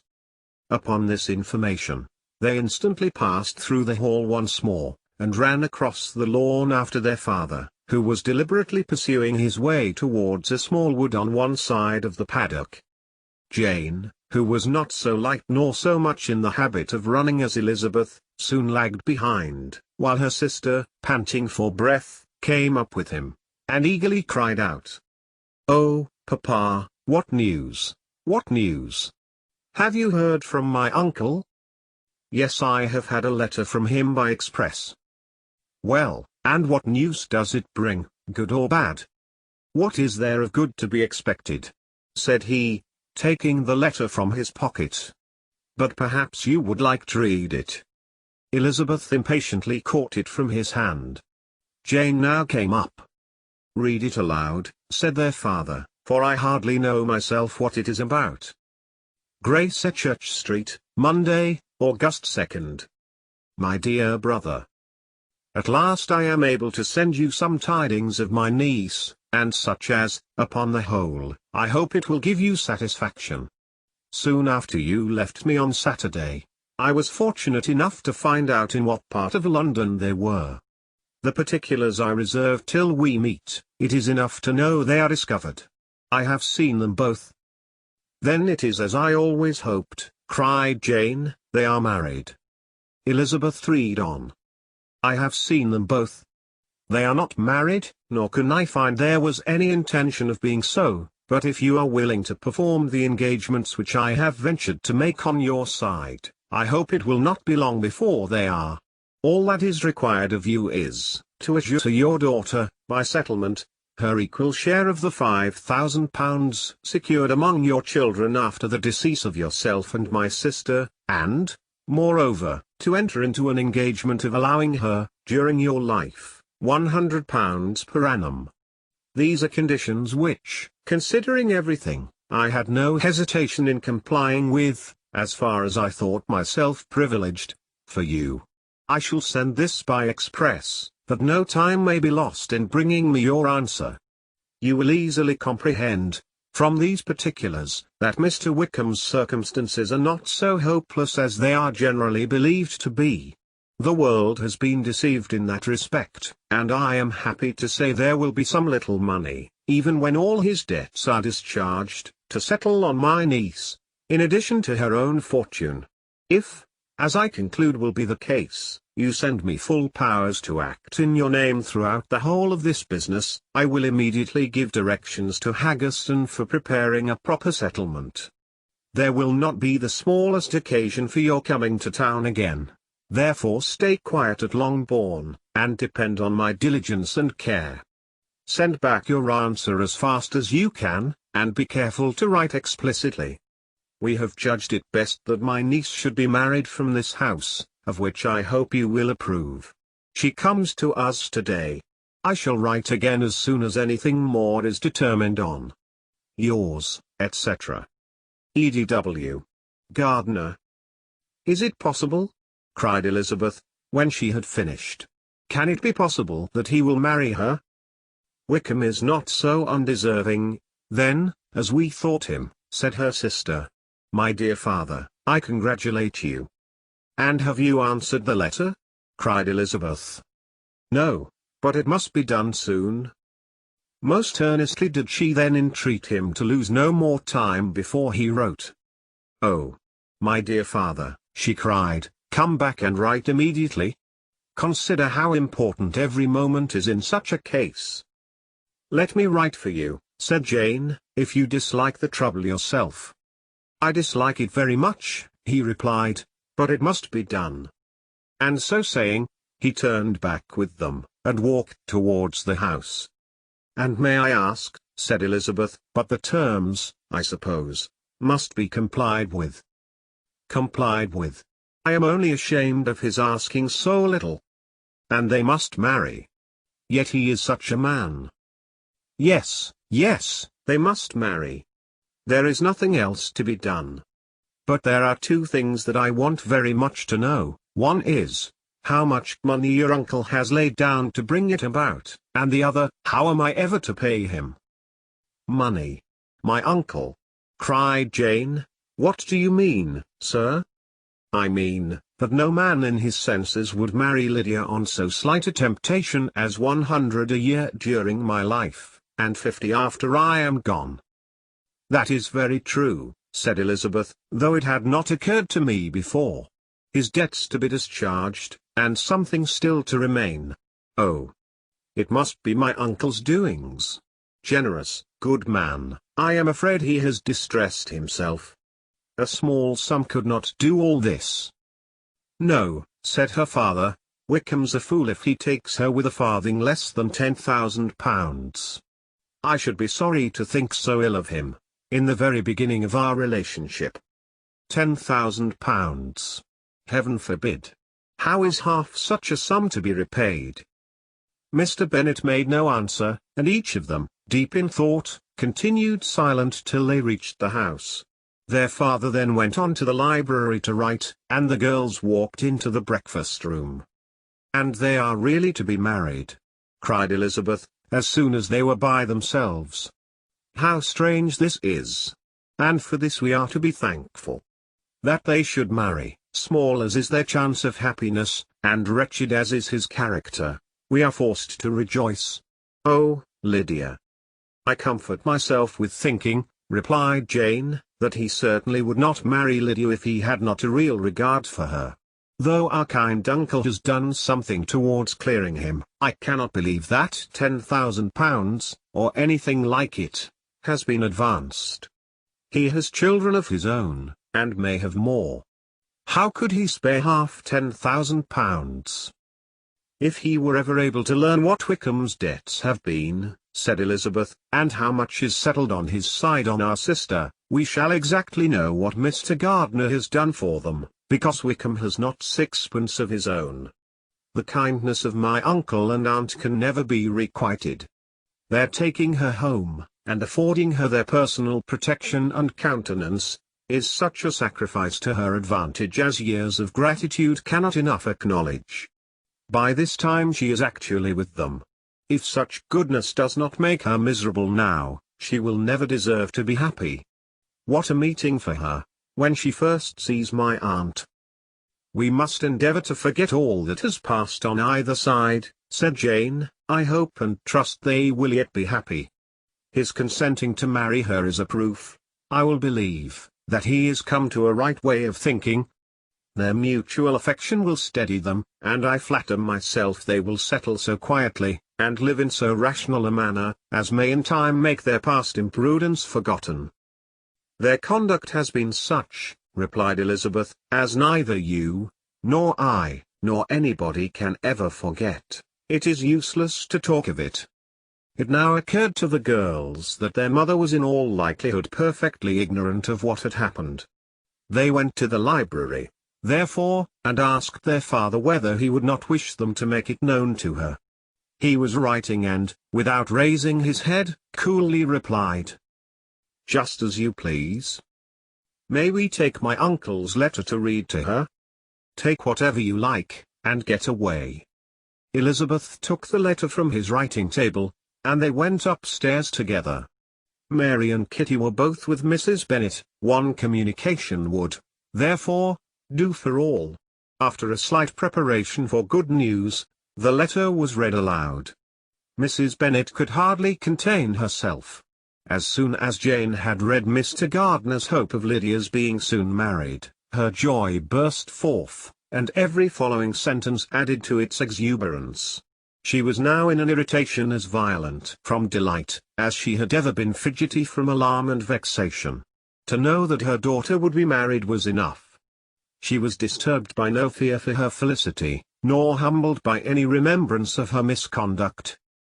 "My dear, dear Lydia," she cried. "This is delightful indeed. She will be married. I shall see her again. She will be married at 16. My good, kind brother. I knew how it would be. I knew he would manage everything. How I long to see her. And to see dear Wickham too. But the clothes, the wedding clothes. I will write to my sister Gardiner about them directly. Lizzie, my dear, run down to your father, and ask him how much he will give her. Stay, I will go myself. Ring the bell, Kitty, for Hill. I will put on my things in a moment. My dear, dear Lydia. How merry we shall be together when we meet." Her eldest daughter endeavoured to give some relief to the violence of these transports, by leading her thoughts to the obligations which Mr. Gardiner's behaviour laid them all under. "For we must attribute this happy conclusion," she added, "in a great measure to his kindness. We are persuaded that he has pledged himself to assist Mr. Wickham with money." "Well," cried her mother, "it is all very right, who should do it but her own uncle? If he had not had a family of his own, I and my children must have had all his money, you know, and it is the first time we have ever had anything from him, except a few presents. Well, I am so happy. In a short time I shall have a daughter married. Mrs. Wickham. How well it sounds. And she was only 16 last June. My dear Jane, I am in such a flutter that I am sure I can't write, so I will dictate, and you write for me. We will settle with your father about the money afterwards, but the things should be ordered immediately." She was then proceeding to all the particulars of calico, muslin, and cambric, and would shortly have dictated some very plentiful orders, had not Jane, though with some difficulty, persuaded her to wait till her father was at leisure to be consulted. One day's delay, she observed, would be of small importance, and her mother was too happy to be quite so obstinate as usual. Other schemes, too, came into her head. "I will go to Meryton," said she, "as soon as I am dressed, and tell the good news to my sister Phillips. And as I come back, I can call on Lady Lucas and Mrs. Long. Kitty, run down and order the carriage. An airing would do me a great deal of good, I am sure. Girls, can I do anything for you in Meryton? Oh, here comes Hill. My dear Hill, have you heard the good news? Miss Lydia is going to be married, and you shall all have a bowl of punch to make merry at her wedding." Mrs. Hill began instantly to express her joy. Elizabeth received her congratulations amongst the rest, and then, sick of this folly, took refuge in her own room, that she might think with freedom. Poor Lydia's situation must, at best, be bad enough, but that it was no worse, she had need to be thankful. She felt it so, and though, in looking forward, neither rational happiness nor worldly prosperity could be justly expected for her sister, in looking back to what they had feared, only 2 hours ago, she felt all the advantages of what they had gained. Chapter 50. Mr. Bennet had very often wished before this period of his life that, instead of spending his whole income, he had laid by an annual sum for the better provision of his children, and of his wife, if she survived him. He now wished it more than ever. Had he done his duty in that respect, Lydia need not have been indebted to her uncle for whatever of honour or credit could now be purchased for her. The satisfaction of prevailing on one of the most worthless young men in Great Britain to be her husband might then have rested in its proper place. He was seriously concerned that a cause of so little advantage to anyone should be forwarded at the sole expense of his brother-in-law, and he was determined, if possible, to find out the extent of his assistance, and to discharge the obligation as soon as he could. When first Mr. Bennet had married, economy was held to be perfectly useless, for, of course, they were to have a son. The son was to join in cutting off the entail, as soon as he should be of age, and the widow and younger children would by that means be provided for. 5 daughters successively entered the world, but yet the son was to come, and Mrs. Bennet, for many years after Lydia's birth, had been certain that he would. This event had at last been despaired of, but it was then too late to be saving. Mrs. Bennet had no turn for economy, and her husband's love of independence had alone prevented their exceeding their income. £5,000 was settled by marriage articles on Mrs. Bennet and the children. But in what proportions it should be divided amongst the latter depended on the will of the parents. This was one point, with regard to Lydia, at least, which was now to be settled, and Mr. Bennet could have no hesitation in acceding to the proposal before him. In terms of grateful acknowledgment for the kindness of his brother, though expressed most concisely, he then delivered on paper his perfect approbation of all that was done, and his willingness to fulfill the engagements that had been made for him. He had never before supposed that, could Wickham be prevailed on to marry his daughter, it would be done with so little inconvenience to himself as by the present arrangement. He would scarcely be £10 a year the loser by the 100 that was to be paid them, for, what with her board and pocket allowance, and the continual presents in money which passed to her through her mother's hands, Lydia's expenses had been very little within that sum. That it would be done with such trifling exertion on his side, too, was another very welcome surprise, for his wish at present was to have as little trouble in the business as possible. When the first transports of rage which had produced his activity in seeking her were over, he naturally returned to all his former indolence. His letter was soon dispatched, for, though dilatory in undertaking business, he was quick in its execution. He begged to know further particulars of what he was indebted to his brother, but was too angry with Lydia to send any message to her. The good news spread quickly through the house, and with proportionate speed through the neighbourhood. It was borne in the latter with decent philosophy. To be sure, it would have been more for the advantage of conversation had Miss Lydia Bennet come upon the town, or, as the happiest alternative, been secluded from the world, in some distant farmhouse. But there was much to be talked of in marrying her, and the good-natured wishes for her well-doing which had proceeded before from all the spiteful old ladies in Meryton lost but a little of their spirit in this change of circumstances, because with such an husband her misery was considered certain. It was a fortnight since Mrs. Bennet had been downstairs, but on this happy day she again took her seat at the head of her table, and in spirits oppressively high. No sentiment of shame gave a damp to her triumph. The marriage of a daughter, which had been the first object of her wishes since Jane was 16, was now on the point of accomplishment, and her thoughts and her words ran wholly on those attendants of elegant nuptials, fine muslins, new carriages, and servants. She was busily searching through the neighborhood for a proper situation for her daughter, and, without knowing or considering what their income might be, rejected many as deficient in size and importance.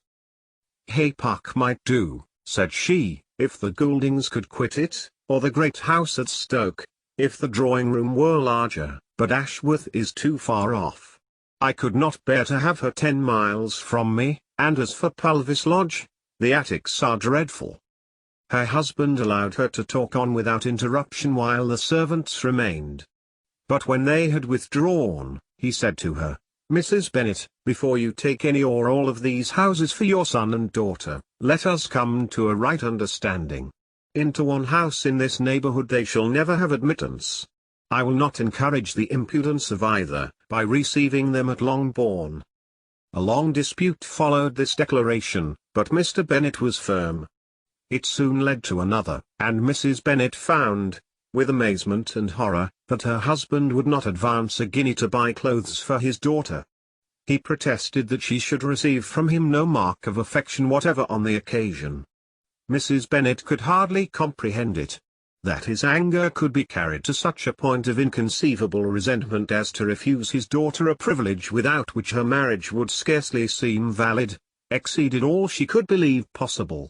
She was more alive to the disgrace which her want of new clothes must reflect on her daughter's nuptials, than to any sense of shame at her eloping and living with Wickham a fortnight before they took place. Elizabeth was now most heartily sorry that she had, from the distress of the moment, been led to make Mr. Darcy acquainted with their fears for her sister, for since her marriage would so shortly give the proper termination to the elopement, they might hope to conceal its unfavourable beginning from all those who were not immediately on the spot.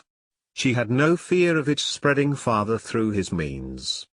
There were few people on whose secrecy she would have more confidently depended, but, at the same time, there was no one whose knowledge of a sister's frailty would have mortified her so much, not, however, from any fear of disadvantage from it individually to herself, for, at any rate, there seemed a gulf impassable between them. Had Lydia's marriage been concluded on the most honourable terms, it was not to be supposed that Mr. Darcy would connect himself with a family where, to every other objection, would now be added an alliance and relationship of the nearest kind with a man whom he so justly scorned. From such a connection she could not wonder that he would shrink.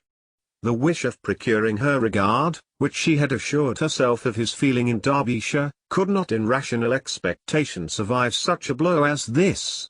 She was humbled, she was grieved, she repented, though she hardly knew of what. She became jealous of his esteem, when she could no longer hope to be benefited by it. She wanted to hear of him, when there seemed the least chance of gaining intelligence. She was convinced that she could have been happy with him, when it was no longer likely they should meet.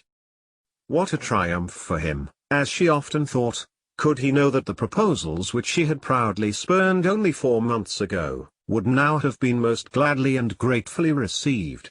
He was as generous, she doubted not, as the most generous of his sex, but while he was mortal, there must be a triumph. She began now to comprehend that he was exactly the man who, in disposition and talents, would most suit her. His understanding and temper, though unlike her own, would have answered all her wishes. It was an union that must have been to the advantage of both. By her ease and liveliness, his mind might have been softened, his manners improved, and from his judgment, information, and knowledge of the world, she must have received benefit of greater importance. But no such happy marriage could now teach the admiring multitude what connubial felicity really was. An union of a different tendency, and precluding the possibility of the other, was soon to be formed in their family. How Wickham and Lydia were to be supported in tolerable independence, she could not imagine. But how little of permanent happiness could belong to a couple who were only brought together because their passions were stronger than their virtue, she could easily conjecture. Mr. Gardiner soon wrote again to his brother. To Mr. Bennet's acknowledgments he briefly replied, with assurance of his eagerness to promote the welfare of any of his family, and concluded with entreaties that the subject might never be mentioned to him again. The principal purport of his letter was to inform them that Mr. Wickham had resolved on quitting the militia. It was greatly my wish that he should do so, he added, as soon as his marriage was fixed on. And I think you will agree with me, in considering the removal from that corps as highly advisable, both on his account and my niece's. It is Mr. Wickham's intention to go into the regulars, and among his former friends, there are still some who are able and willing to assist him in the army. He has the promise of an ensigncy in General Dash's regiment, now quartered in the north. It is an advantage to have it so far from this part of the kingdom. He promises fairly, and I hope among different people, where they may each have a character to preserve, they will both be more prudent. I have written to Colonel Forster, to inform him of our present arrangements, and to request that he will satisfy the various creditors of Mr. Wickham in and near Brighton, with assurances of speedy payment, for which I have pledged myself.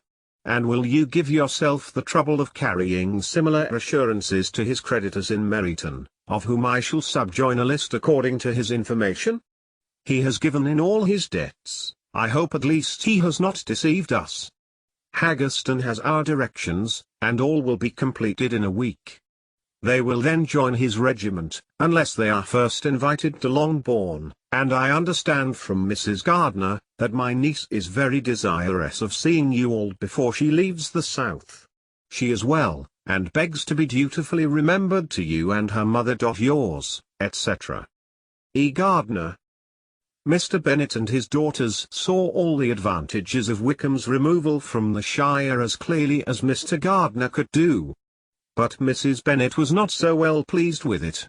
Lydia's being settled in the north, just when she had expected most pleasure and pride in her company, for she had by no means given up her plan of their residing in Hertfordshire, was a severe disappointment, and, besides, it was such a pity that Lydia should be taken from a regiment where she was acquainted with everybody, and had so many favourites. She is so fond of Mrs. Forster, said she, it will be quite shocking to send her away. And there are several of the young men, too, that she likes very much. The officers may not be so pleasant in General Dash's regiment. His daughter's request, for such it might be considered, of being admitted into her family again before she set off for the north, received at first an absolute negative.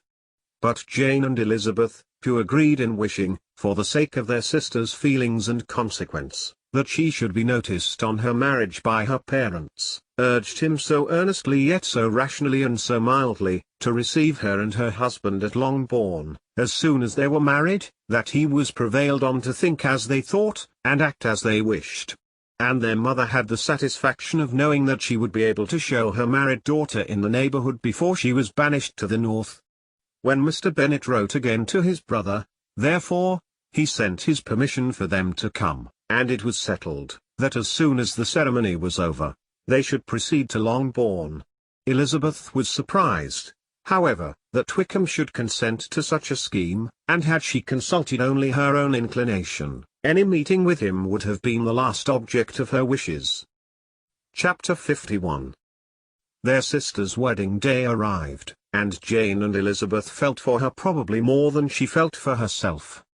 The carriage was sent to meet them at Dash, and they were to return in it by dinner time. Their arrival was dreaded by the elder Miss Bennets, and Jane more especially, who gave Lydia the feelings which would have attended herself, had she been the culprit, and was wretched in the thought of what her sister must endure. They came. The family were assembled in the breakfast-room to receive them. Smiles decked the face of Mrs. Bennet as the carriage drove up to the door. Her husband looked impenetrably grave, her daughters, alarmed, anxious, uneasy. Lydia's voice was heard in the vestibule, the door was thrown open, and she ran into the room. Her mother stepped forwards, embraced her, and welcomed her with rapture, gave her hand, with an affectionate smile, to Wickham, who followed his lady, and wished them both joy with an alacrity which showed no doubt of their happiness. Their reception from Mr. Bennet, to whom they then turned, was not quite so cordial. His countenance rather gained in austerity, and he scarcely opened his lips. The easy assurance of the young couple, indeed, was enough to provoke him. Elizabeth was disgusted, and even Miss Bennet was shocked. Lydia was Lydia still, untamed, unabashed, wild, noisy, and fearless. She turned from sister to sister, demanding their congratulations, and when at length they all sat down, looked eagerly round the room, took notice of some little alteration in it, and observed, with a laugh, that it was a great while since she had been there. Wickham was not at all more distressed than herself, but his manners were always so pleasing, that had his character and his marriage been exactly what they ought, his smiles and his easy address, while he claimed their relationship, would have delighted them all. Elizabeth had not before believed him quite equal to such assurance, but she sat down, resolving within herself to draw no limits in future to the impudence of an impudent man. She blushed, and Jane blushed, but the cheeks of the two who caused their confusion suffered no variation of colour. There was no want of discourse. The bride and her mother could neither of them talk fast enough, and Wickham, who happened to sit near Elizabeth, began inquiring after his acquaintance in that neighbourhood, with a good-humoured ease which she felt very unable to equal in her replies. They seemed each of them to have the happiest memories in the world. Nothing of the past was recollected with pain, and Lydia led voluntarily to subjects which her sisters would not have alluded to for the world. "Only think of its being 3 months," she cried, "since I went away. It seems but a fortnight, I declare, and yet there have been things enough happened in the time. Good gracious! When I went away, I am sure I had no more idea of being married till I came back again. Though I thought it would be very good fun if I was." Her father lifted up his eyes. Jane was distressed. Elizabeth looked expressively at Lydia, but she, who never heard nor saw anything of which she chose to be insensible, gaily continued, "Oh, Mamma, do the people hereabouts know I am married today? I was afraid they might not, and we overtook William Goulding in his curricle, so I was determined he should know it, and so I let down the side glass next to him, and took off my glove, and let my hand just rest upon the window frame, so that he might see the ring, and then I bowed and smiled like anything." Elizabeth could bear it no longer. She got up, and ran out of the room, and returned no more, till she heard them passing through the hall to the dining parlour.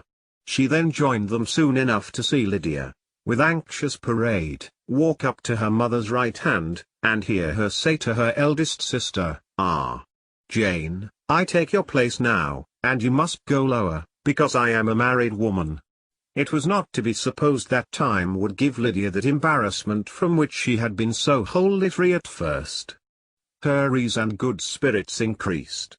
She longed to see Mrs. Phillips, the Lucases, and all their other neighbours, and to hear herself called Mrs. Wickham by each of them, and in the meantime, she went after dinner to show her ring, and boast of being married, to Mrs. Hill and the 2 housemaids.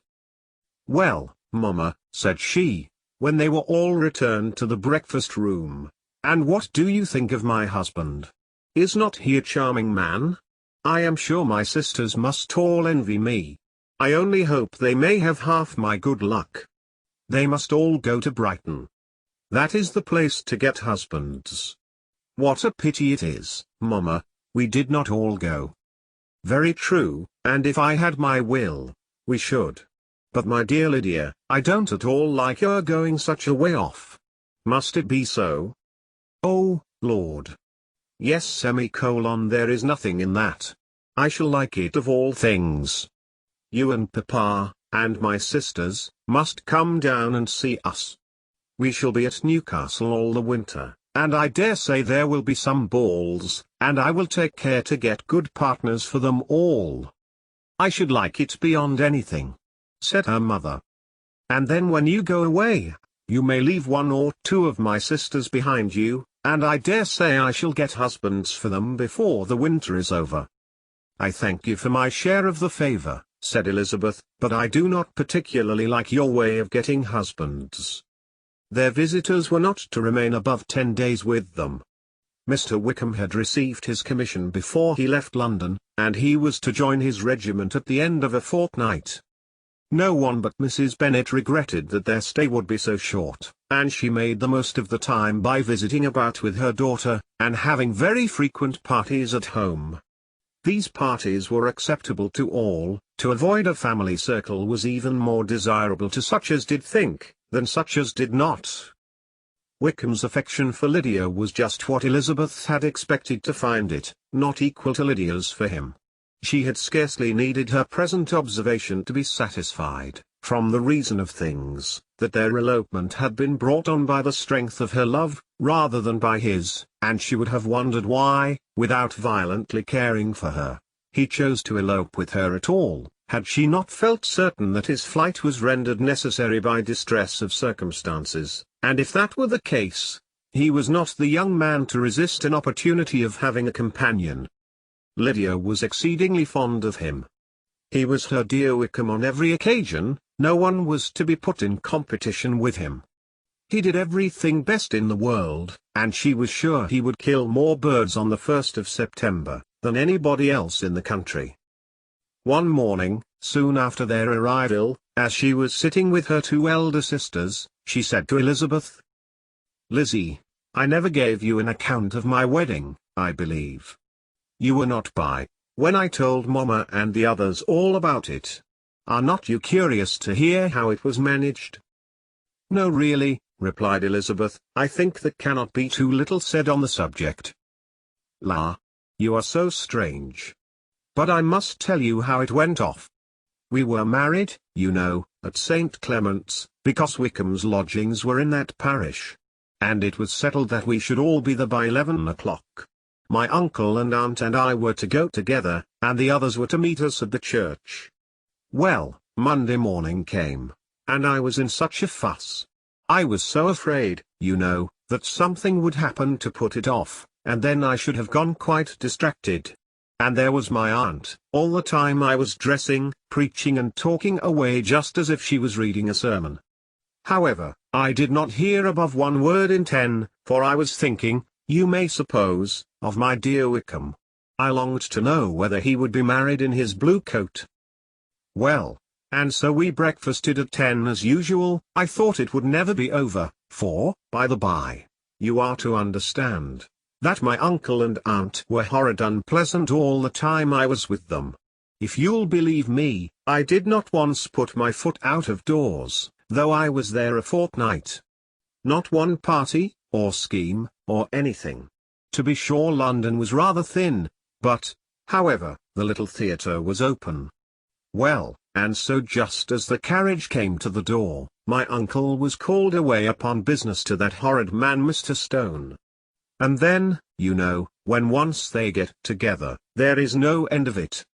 Well, I was so frightened I did not know what to do, for my uncle was to give me away, and if we were beyond the hour, we could not be married all day.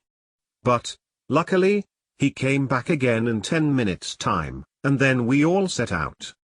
However, I recollected afterwards that if he had been prevented going, the wedding need not be put off, for Mr. Darcy might have done as well.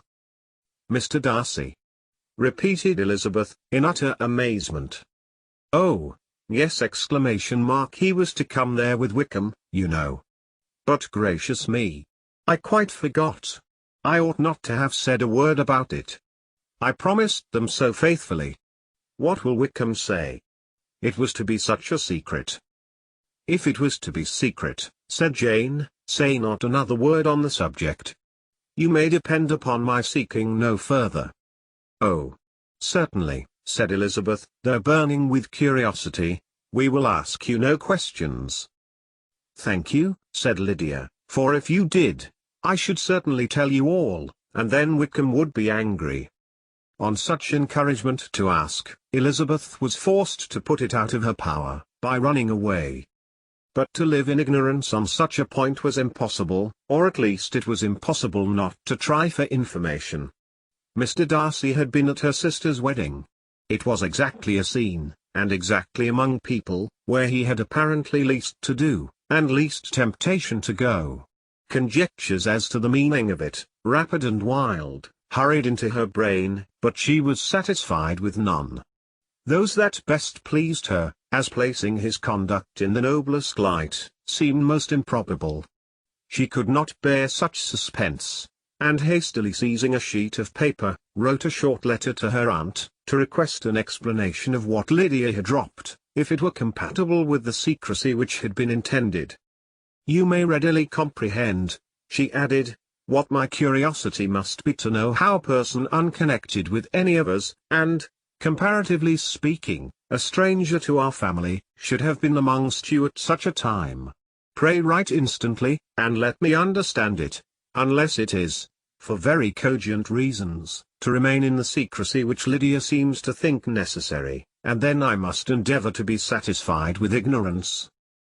Not that I shall, though," she added to herself, as she finished the letter, "and my dear aunt, if you do not tell me in an honourable manner, I shall certainly be reduced to tricks and stratagems to find it out." Jane's delicate sense of honour would not allow her to speak to Elizabeth privately of what Lydia had let fall. Elizabeth was glad of it till it appeared whether her inquiries would receive any satisfaction. She had rather be without. Chapter 52. Elizabeth had the satisfaction of receiving an answer to her letter as soon as she possibly could. She was no sooner in possession of it than, hurrying into the little copse, where she was least likely to be interrupted, she sat down on one of the benches and prepared to be happy, for the length of the letter convinced her that it did not contain a denial. Gracechurch Street, September 6. My dear niece, I have just received your letter, and shall devote this whole morning to answering it, as I foresee that a little writing will not comprise what I have to tell you. I must confess myself surprised by your application. I did not expect it from you. Don't think me angry, however, for I only mean to let you know that I had not imagined such inquiries to be necessary on your side. If you do not choose to understand me, forgive my impertinence. Your uncle is as much surprised as I am, and nothing but the belief of your being a party concerned would have allowed him to act as he has done. But if you are really innocent and ignorant, I must be more explicit. On the very day of my coming home from Longbourn, your uncle had a most unexpected visitor. Mr. Darcy called, and was shut up with him several hours. It was all over before I arrived, so my curiosity was not so dreadfully racked as yours seems to have been. He came to tell Mr. Gardiner that he had found out where your sister and Mr. Wickham were, and that he had seen and talked with them both, Wickham repeatedly, Lydia once. From what I can collect, he left Derbyshire only one day after ourselves, and came to town with the resolution of hunting for them. The motive professed was his conviction of its being owing to himself that Wickham's worthlessness had not been so well known as to make it impossible for any young woman of character to love or confide in him. He generously imputed the whole to his mistaken pride, and confessed that he had before thought it beneath him to lay his private actions open to the world. His character was to speak for itself.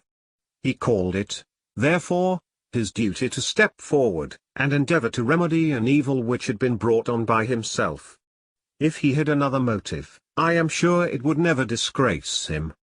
He had been some days in town, before he was able to discover them, but he had something to direct his search, which was more than we had, and the consciousness of this was another reason for his resolving to follow us. There is a lady, it seems, a Mrs. Yonge, who was some time ago governess to Miss Darcy, and was dismissed from her charge on some cause of disapprobation, though he did not say what. She then took a large house in Edward Street, and has since maintained herself by letting lodgings. This Mrs. Yonge was, he knew, intimately acquainted with Wickham, and he went to her for intelligence of him as soon as he got to town. But it was 2 or 3 days before he could get from her what he wanted. She would not betray her trust, I suppose, without bribery and corruption, for she really did know where her friend was to be found. Wickham indeed had gone to her on their first arrival in London, and had she been able to receive them into her house, they would have taken up their abode with her. At length, however, our kind friend procured the wished-for direction. They were in street. He saw Wickham, and afterwards insisted on seeing Lydia. His first object with her, he acknowledged, had been to persuade her to quit her present disgraceful situation, and return to her friends as soon as they could be prevailed on to receive her, offering his assistance, as far as it would go. But he found Lydia absolutely resolved on remaining where she was. She cared for none of her friends, she wanted no help of his, she would not hear of leaving Wickham. She was sure they should be married some time or other, and it did not much signify when. Since such were her feelings, it only remained, he thought, to secure and expedite a marriage, which, in his very first conversation with Wickham, he easily learnt had never been his design. He confessed himself obliged to leave the regiment, on account of some debts of honour, which were very pressing, and scrupled not to lay all the ill consequences of Lydia's flight on her own folly alone. He meant to resign his commission immediately, and as to his future situation, he could conjecture very little about it. He must go somewhere, but he did not know where, and he knew he should have nothing to live on. Mr. Darcy asked him why he had not married your sister at once. Though Mr. Bennet was not imagined to be very rich, he would have been able to do something for him, and his situation must have been benefited by marriage. But he found, in reply to this question, that Wickham still cherished the hope of more effectually making his fortune by marriage in some other country. Under such circumstances, however, he was not likely to be proof against the temptation of immediate relief. They met several times, for there was much to be discussed. Wickham of course wanted more than he could get, but at length was reduced to be reasonable. Everything being settled between them, Mr. Darcy's next step was to make your uncle acquainted with it, and he first called in Gracechurch Street the evening before I came home. But Mr. Gardiner could not be seen, and Mr. Darcy found, on further inquiry, that your father was still with him, but would quit town the next morning. He did not judge your father to be a person whom he could so properly consult as your uncle, and therefore readily postponed seeing him till after the departure of the former. He did not leave his name, and till the next day it was only known that a gentleman had called on business. On Saturday he came again. Your father was gone, your uncle at home, and, as I said before, they had a great deal of talk together. They met again on Sunday, and then I saw him too. It was not all settled before Monday. As soon as it was, the express was sent off to Longbourn. But our visitor was very obstinate. I fancy, Lizzie, that obstinacy is the real defect of his character, after all. He has been accused of many faults at different times, but this is the true one. Nothing was to be done that he did not do himself, though I am sure, and I do not speak it to be thanked, therefore say nothing about it, your uncle would most readily have settled the whole. They battled it together for a long time, which was more than either the gentleman or lady concerned in it deserved. But at last your uncle was forced to yield, and instead of being allowed to be of use to his niece, was forced to put up with only having the probable credit of it, which went sorely against the grain, and I really believe your letter this morning gave him great pleasure, because it required an explanation that would rob him of his borrowed feathers, and give the praise where it was due. But, Lizzie, this must go no farther than yourself, or Jane at most. You know pretty well, I suppose, what has been done for the young people. His debts are to be paid, amounting, I believe, to considerably more than £1,000, another 1,000 in addition to her own settled upon her, and his commission purchased. The reason why all this was to be done by him alone, was such as I have given above. It was owing to him, to his reserve and want of proper consideration, that Wickham's character had been so misunderstood, and consequently that he had been received and noticed as he was. Perhaps there was some truth in this, though I doubt whether his reserve, or anybody's reserve, can be answerable for the event. But in spite of all this fine talking, my dear Lizzie, you may rest perfectly assured that your uncle would never have yielded, if we had not given him credit for another interest in the affair. When all this was resolved on, he returned again to his friends, who were still staying at Pemberley, but it was agreed that he should be in London once more when the wedding took place, and all money matters were then to receive the last finish.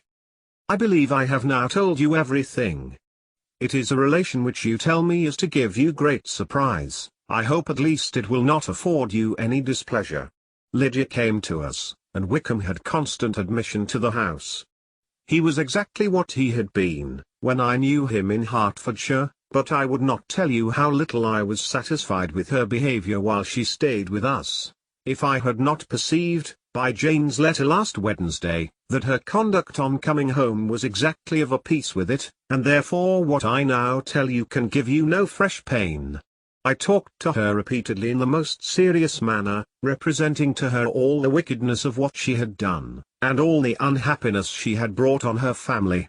If she heard me, it was by good luck, for I am sure she did not listen. I was sometimes quite provoked, but then I recollected my dear Elizabeth and Jane, and for their sakes had patience with her. Mr. Darcy was punctual in his return, and as Lydia informed you, attended the wedding. He dined with us the next day, and was to leave town again on Wednesday or Thursday. Will you be very angry with me, my dear Lizzie, if I take this opportunity of saying, what I was never bold enough to say before, how much I like him? His behaviour to us has, in every respect, been as pleasing as when we were in Derbyshire. His understanding and opinions all please me. He wants nothing but a little more liveliness, and that, if he marry prudently, his wife may teach him. I thought him very sly. He hardly ever mentioned your name. But slyness seems the fashion. Pray forgive me if I have been very presuming, or at least do not punish me so far as to exclude me from P. I shall never be quite happy till I have been all round the park. A low phaeton, with a nice little pair of ponies, would be the very thing. But I must write no more. The children have been wanting me this half hour. Yours, very sincerely, M. Gardiner. The contents of this letter threw Elizabeth into a flutter of spirits, in which it was difficult to determine whether pleasure or pain bore the greatest share. The vague and unsettled suspicions which uncertainty had produced of what Mr. Darcy might have been doing to forward her sister's match, which she had feared to encourage as an exertion of goodness too great to be probable, and at the same time dreaded to be just, from the pain of obligation, were proved beyond their greatest extent to be true. He had followed them purposely to town. He had taken on himself all the trouble and mortification attendant on such a research, in which supplication had been necessary to a woman whom he must abominate and despise, and where he was reduced to frequently meet, reason with, persuade, and finally bribe, the man whom he always most wished to avoid, and whose very name it was punishment to him to pronounce. He had done all this for a girl whom he could neither regard nor esteem. Her heart did whisper that he had done it for her. But it was a hope shortly checked by other considerations, and she soon felt that even her vanity was insufficient, when required to depend on his affection for her, for a woman who had already refused him, as able to overcome a sentiment so natural as abhorrence against relationship with Wickham, brother-in-law of Wickham. Every kind of pride must revolt from the connection. He had, to be sure, done much. She was ashamed to think how much. But he had given a reason for his interference, which asked no extraordinary stretch of belief. It was reasonable that he should feel he had been wrong. He had liberality, and he had the means of exercising it, and though she would not place herself as his principal inducement, she could, perhaps, believe that remaining partiality for her might assist his endeavours in a cause where her peace of mind must be materially concerned. It was painful, exceedingly painful, to know that they were under obligations to a person who could never receive a return. They owed the restoration of Lydia, her character, everything, to him. Oh, how heartily did she grieve over every ungracious sensation she had ever encouraged, every saucy speech she had ever directed towards him. For herself she was humbled, but she was proud of him. Proud that in a cause of compassion and honour, he had been able to get the better of himself. She read over her aunt's commendation of him again and again. It was hardly enough, but it pleased her. She was even sensible of some pleasure, though mixed with regret, on finding how steadfastly both she and her uncle had been persuaded that affection and confidence subsisted between Mr. Darcy and herself. She was roused from her seat, and her reflections, by someone's approach, and before she could strike into another path, she was overtaken by Wickham. "I am afraid I interrupt your solitary ramble, my dear sister," said he, as he joined her. "You certainly do," she replied with a smile, "but it does not follow that the interruption must be unwelcome. I should be sorry indeed, if it were. We were always good friends, and now we are better." "True. Are the others coming out?"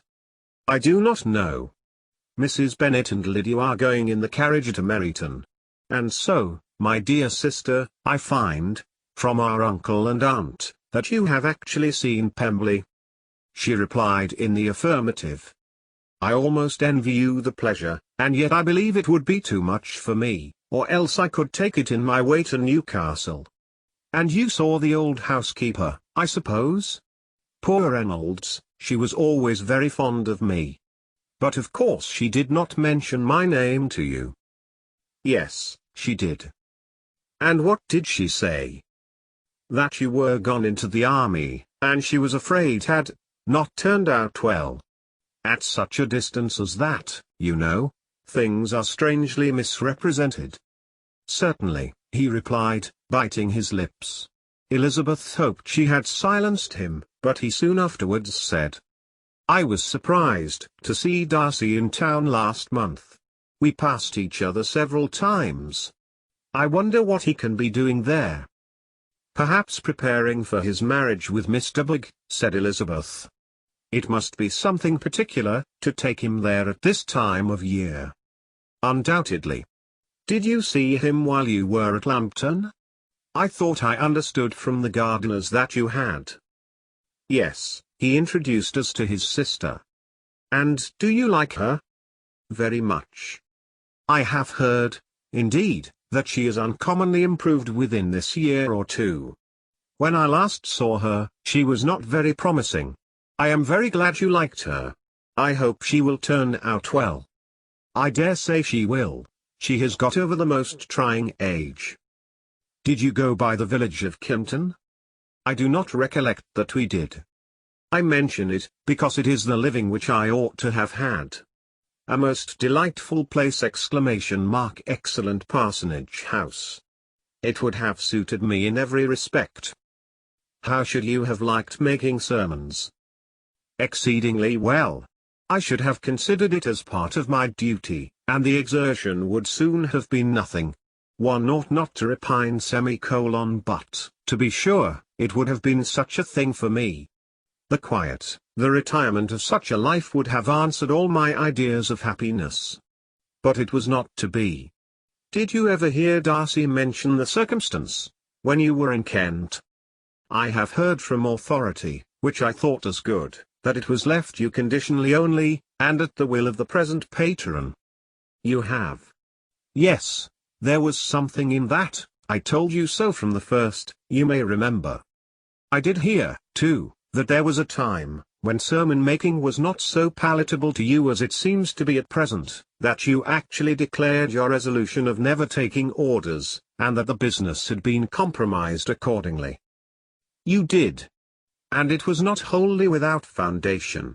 You may remember what I told you on that point, when first we talked of it."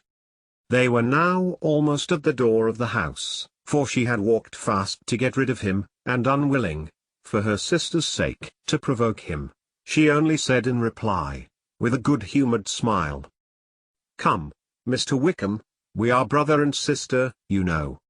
Do not let us quarrel about the past. In future, I hope we shall be always of one mind." She held out her hand. He kissed it with affectionate gallantry, though he hardly knew how to look, and they entered the house. Chapter 53. Mr. Wickham was so perfectly satisfied with this conversation that he never again distressed himself, or provoked his dear sister Elizabeth, by introducing the subject of it, and she was pleased to find that she had said enough to keep him quiet. The day of his and Lydia's departure soon came, and Mrs. Bennet was forced to submit to a separation, which, as her husband by no means entered into her scheme of their all going to Newcastle, was likely to continue at least a 12-month. "Oh, my dear Lydia," she cried, "when shall we meet again?" "Oh, Lord! I don't know. Not these 2 or 3 years, perhaps." "Write to me very often, my dear."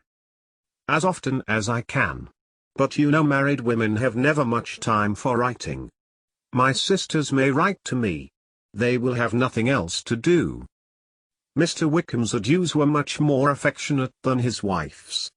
He smiled, looked handsome, and said many pretty things. "He is as fine a fellow," said Mr. Bennet, as soon as they were out of the house, "as ever I saw. He simpers, and smirks, and makes love to us all. I am prodigiously proud of him. I defy even Sir William Lucas himself to produce a more valuable son-in-law." The loss of her daughter made Mrs. Bennet very dull for several days. "I often think," said she, "that there is nothing so bad as parting with one's friends. One seems so forlorn without them." "This is the consequence, you see, madam, of marrying a daughter," said Elizabeth. "It must make you better satisfied that your other 4 are single." "It is no such thing. Lydia does not leave me because she is married, but only because her husband's regiment happens to be so far off. If that had been nearer, she would not have gone so soon."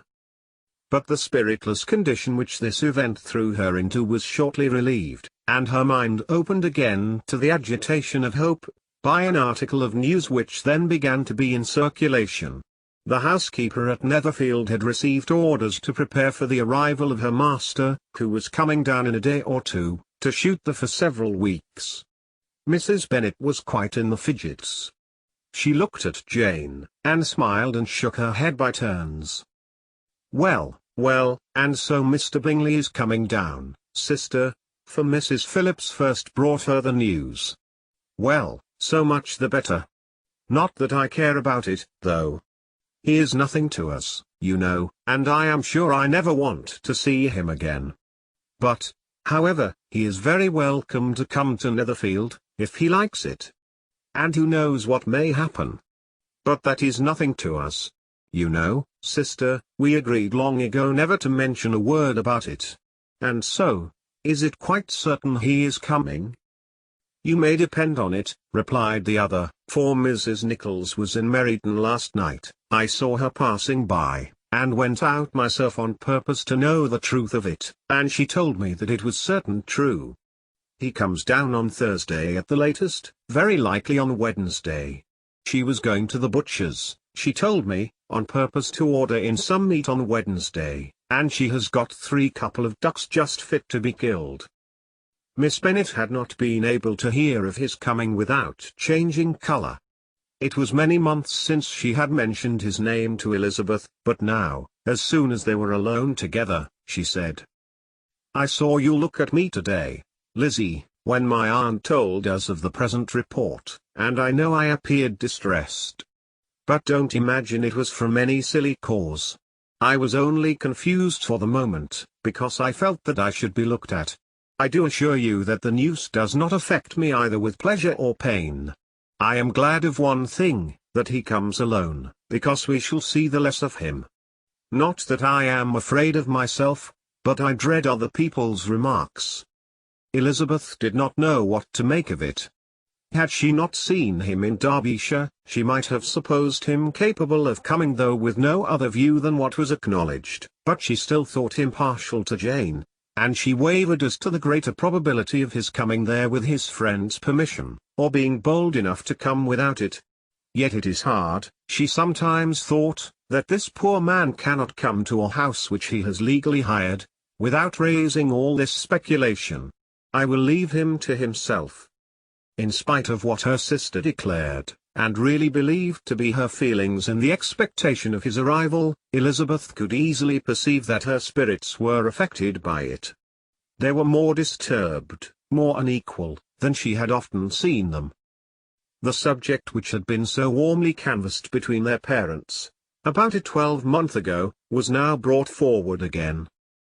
"As soon as ever Mr. Bingley comes, my dear," said Mrs. Bennet, "you will wait on him of course." "No, no. You forced me into visiting him last year, and promised, if I went to see him, he should marry one of my daughters. But it ended in nothing, and I will not be sent on a fool's errand again." His wife represented to him how absolutely necessary such an attention would be from all the neighbouring gentlemen, on his returning to Netherfield. "'Tis an etiquette I despise," said he. "If he wants our society, let him seek it. He knows where we live. I will not spend my hours in running after my neighbours every time they go away and come back again. Well, all I know is, that it will be abominably rude if you do not wait on him. But, however, that shan't prevent my asking him to dine here. I am determined. We must have Mrs. Long and the Gouldings soon. That will make 13 with ourselves, so there will be just room at table for him." Consoled by this resolution, she was the better able to bear her husband's incivility, though it was very mortifying to know that her neighbours might all see Mr. Bingley, in consequence of it, before they did. As the day of his arrival drew near, "I begin to be sorry that he comes at all," said Jane to her sister. "It would be nothing, I could see him with perfect indifference, but I can hardly bear to hear it thus perpetually talked of. My mother means well, but she does not know, no one can know, how much I suffer from what she says. Happy shall I be, when his stay at Netherfield is over." "I wish I could say anything to comfort you," replied Elizabeth, "but it is wholly out of my power. You must feel it, and the usual satisfaction of preaching patience to a sufferer is denied me, because you have always so much." Mr. Bingley arrived. Mrs. Bennet, through the assistance of servants, contrived to have the earliest tidings of it, that the period of anxiety and fretfulness on her side might be as long as it could. She counted the days that must intervene before their invitation could be sent, hopeless of seeing him before. But on the third morning after his arrival in Hertfordshire, she saw him, from her dressing-room window, enter the paddock and ride towards the house. Her daughters were eagerly called to partake of her joy. Jane resolutely kept her place at the table, but Elizabeth, to satisfy her mother, went to the window. She looked calm as she saw Mr. Darcy with him, and sat down again by her sister. "There is a gentleman with him, mamma," said Kitty. "Who can it be?" "Some acquaintance or other, my dear, I suppose." "I am sure I do not know." "La," replied Kitty, "it looks just like that man that used to be with him before." "Mr. What's his name?" "That tall, proud man." "Good gracious! Mr. Darcy!" And so it does, I vow. "Well, any friend of Mr. Bingley's will always be welcome here, to be sure, but else I must say that I hate the very sight of him." Jane looked at Elizabeth with surprise and concern. She knew but little of their meeting in Derbyshire, and therefore felt for the awkwardness which must attend her sister, in seeing him almost for the first time after receiving his explanatory letter. Both sisters were uncomfortable enough. Each felt for the other, and of course for themselves, and their mother talked on, of her dislike of Mr. Darcy, and her resolution to be civil to him only as Mr. Bingley's friend, without being heard by either of them. But Elizabeth had sources of uneasiness which could not be suspected by Jane, to whom she had never yet had courage to show Mrs. Gardiner's letter, or to relate her own change of sentiment towards him. To Jane, he could be only a man whose proposals she had refused, and whose merit she had undervalued, but to her own more extensive information, he was the person to whom the whole family were indebted for the first of benefits, and whom she regarded herself with an interest, if not quite so tender, at least as reasonable and just as what Jane felt for Bingley. Her astonishment at his coming to Netherfield, to Longbourn, and voluntarily seeking her again, was almost equal to what she had known on first witnessing his altered behavior in Derbyshire. The colour which had been driven from her face, returned for half a minute with an additional glow, and a smile of delight added lustre to her eyes, as she thought for that space of time that his affection and wishes must still be unshaken. But she would not be secure. "Let me first see how he behaves," said she. "It will then be early enough for expectation."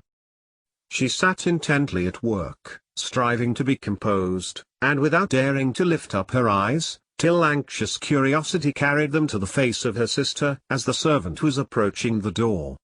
Jane looked a little paler than usual, but more sedate than Elizabeth had expected. On the gentleman's appearing, her colour increased, yet she received them with tolerable ease, and with a propriety of behaviour equally free from any symptom of resentment or any unnecessary complaisance. Elizabeth said as little to either as civility would allow, and sat down again to her work, with an eagerness which it did not often command. She had ventured only one glance at Darcy. He looked serious, as usual, and, she thought, more as he had been used to look in Hertfordshire, than as she had seen him at Pemberley. But, perhaps he could not in her mother's presence be what he was before her uncle and aunt. It was a painful, but not an improbable, conjecture. Bingley, she had likewise seen for an instant, and in that short period saw him looking both pleased and embarrassed. He was received by Mrs. Bennet with a degree of civility which made her two daughters ashamed, especially when contrasted with the cold and ceremonious politeness of her curtsy and address to his friend. Elizabeth, particularly, who knew that her mother owed to the latter the preservation of her favourite daughter from irremediable infamy, was hurt and distressed to a most painful degree by a distinction so ill applied. Darcy, after inquiring of her how Mr. and Mrs. Gardiner did, a question which she could not answer without confusion, said scarcely anything. He was not seated by her, perhaps that was the reason of his silence, but it had not been so in Derbyshire. There he had talked to her friends, when he could not to herself. But now several minutes elapsed without bringing the sound of his voice, and when occasionally, unable to resist the impulse of curiosity, she raised her eyes to his face, she as often found him looking at Jane as at herself, and frequently on no object but the ground. More thoughtfulness and less anxiety to please, than when they last met, were plainly expressed. She was disappointed, and angry with herself for being so. "Could I expect it to be otherwise?" said she. "Yet why did he come?" She was in no humour for conversation with anyone but himself, and to him she had hardly courage to speak. She inquired after his sister, but could do no more. "It is a long time, Mr. Bingley, since you went away," said Mrs. Bennet. He readily agreed to it. "I began to be afraid you would never come back again. People did say you meant to quit the place entirely at Mike Elmer's, but, however, I hope it is not true. A great many changes have happened in the neighbourhood, since you went away. Miss Lucas is married and settled. And one of my own daughters. I suppose you have heard of it. Indeed, you must have seen it in the papers. It was in the Times and the Courier, I know, though it was not put in as it ought to be. It was only said, lately, George Wickham, Esquire to Miss Lydia Bennet, without the being a syllable said of her father, or the place where she lived, or anything. It was my brother Gardiner's drawing up too, and I wonder how he came to make such an awkward business of it. Did you see it?" Bingley replied that he did, and made his congratulations. Elizabeth dared not lift up her eyes. How Mr. Darcy looked, therefore, she could not tell. "It is a delightful thing, to be sure, to have a daughter well married," continued her mother, "but at the same time, Mr. Bingley, it is very hard to have her taken such away from me. They are gone down to Newcastle, a place quite northward, it seems, and there they are to stay I do not know how long.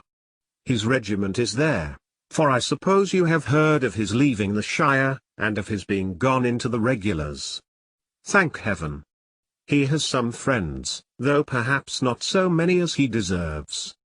Elizabeth, who knew this to be levelled at Mr. Darcy, was in such misery of shame, that she could hardly keep her seat. It drew from her, however, the exertion of speaking, which nothing else had so effectually done before, and she asked Bingley whether he meant to make any stay in the country at present. A few weeks, he believed. When you have killed all your own birds, Mr. Bingley, said her mother, I beg you will come here, and shoot as many as you please on Mr. Bennet's manor. I am sure he will be vastly happy to oblige you, and will save all the best of the coveys for you. Elizabeth's misery increased, at such unnecessary, such officious attention. Were the same fair prospect to arise at present as had flattered them a year ago, everything, she was persuaded, would be hastening to the same vexatious conclusion. At that instant, she felt that years of happiness could not make Jane or herself amends for moments of such painful confusion. The first wish of my heart, said she to herself, is never more to be in company with either of them. Their society can afford no pleasure that will atone for such wretchedness as this. Let me never see either one or the other again. Yet the misery, for which years of happiness were to offer no compensation, received soon afterwards material relief, from observing how much the beauty of her sister rekindled the admiration of her former lover. When first he came in, he had spoken to her but little, but every 5 minutes seemed to be giving her more of his attention. He found her as handsome as she had been last year, as good-natured, and as unaffected, though not quite so chatty. Jane was anxious that no difference should be perceived in her at all, and was really persuaded that she talked as much as ever. But her mind was so busily engaged, that she did not always know when she was silent. When the gentlemen rose to go away, Mrs. Bennet was mindful of her intended civility, and they were invited and engaged to dine at Longbourn in a few days' time. You are quite a visit in my debt, Mr. Bingley, she added, for when you went to town last winter, you promised to take a family dinner with us, as soon as you returned. I have not forgot, you see, and I assure you, I was very much disappointed that you did not come back and keep your engagement. Bingley looked a little silly at this reflection, and said something of his concern at having been prevented by business. They then went away. Mrs. Bennet had been strongly inclined to ask them to stay and dine there that day, but, though she always kept a very good table, she did not think anything less than 2 courses could be good enough for a man on whom she had such anxious designs, or satisfy the appetite and pride of one who had 10,000 a year. Chapter 54. As soon as they were gone, Elizabeth walked out to recover her spirits, or in other words, to dwell without interruption on those subjects that must deaden them more. Mr. Darcy's behaviour astonished and vexed her.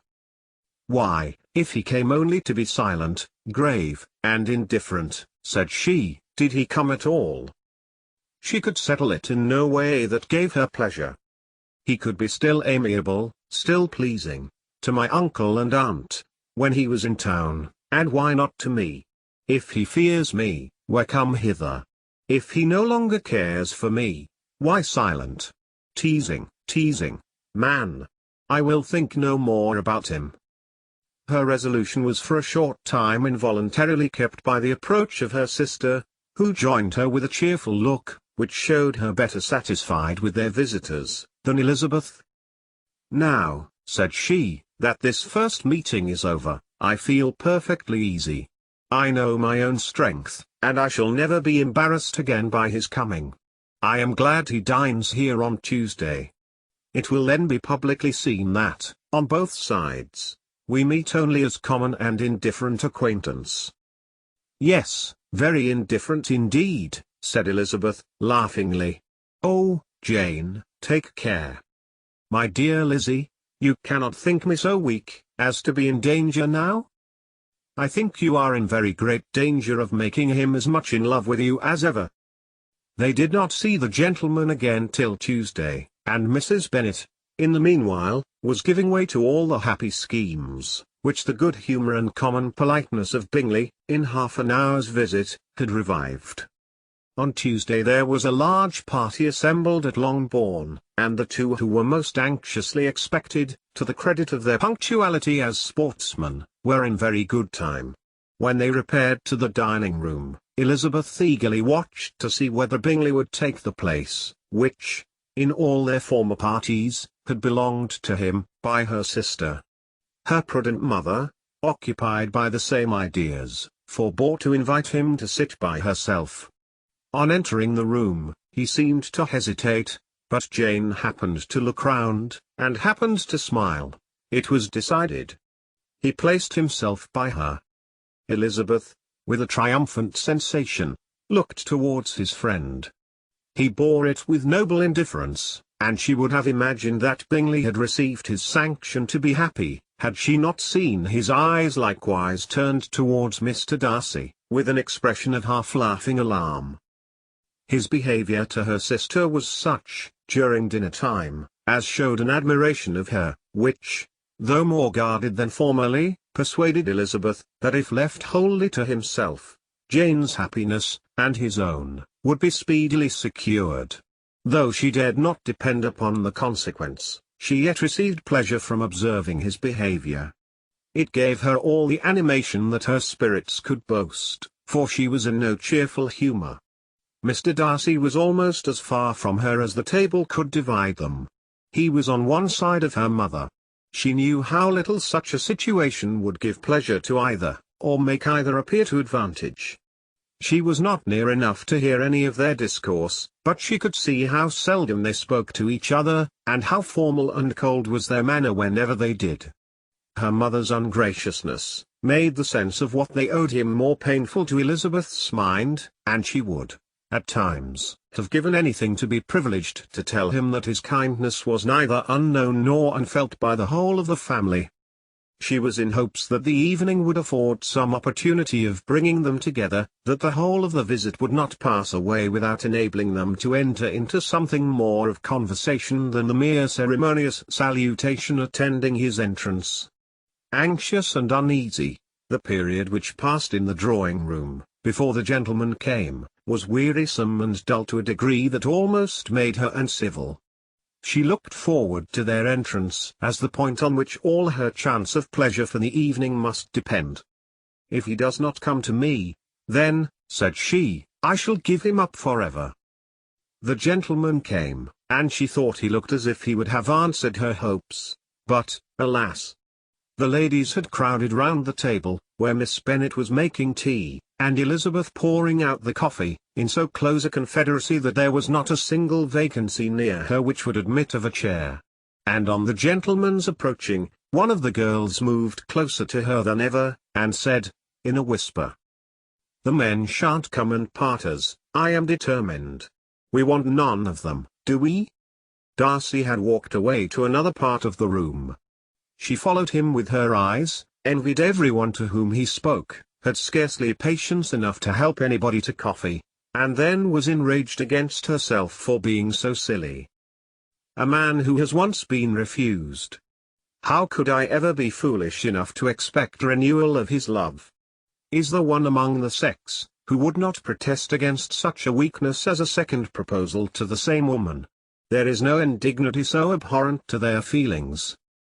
She was a little revived, however, by his bringing back his coffee cup himself, and she seized the opportunity of saying, "Is your sister at Pemberley still?"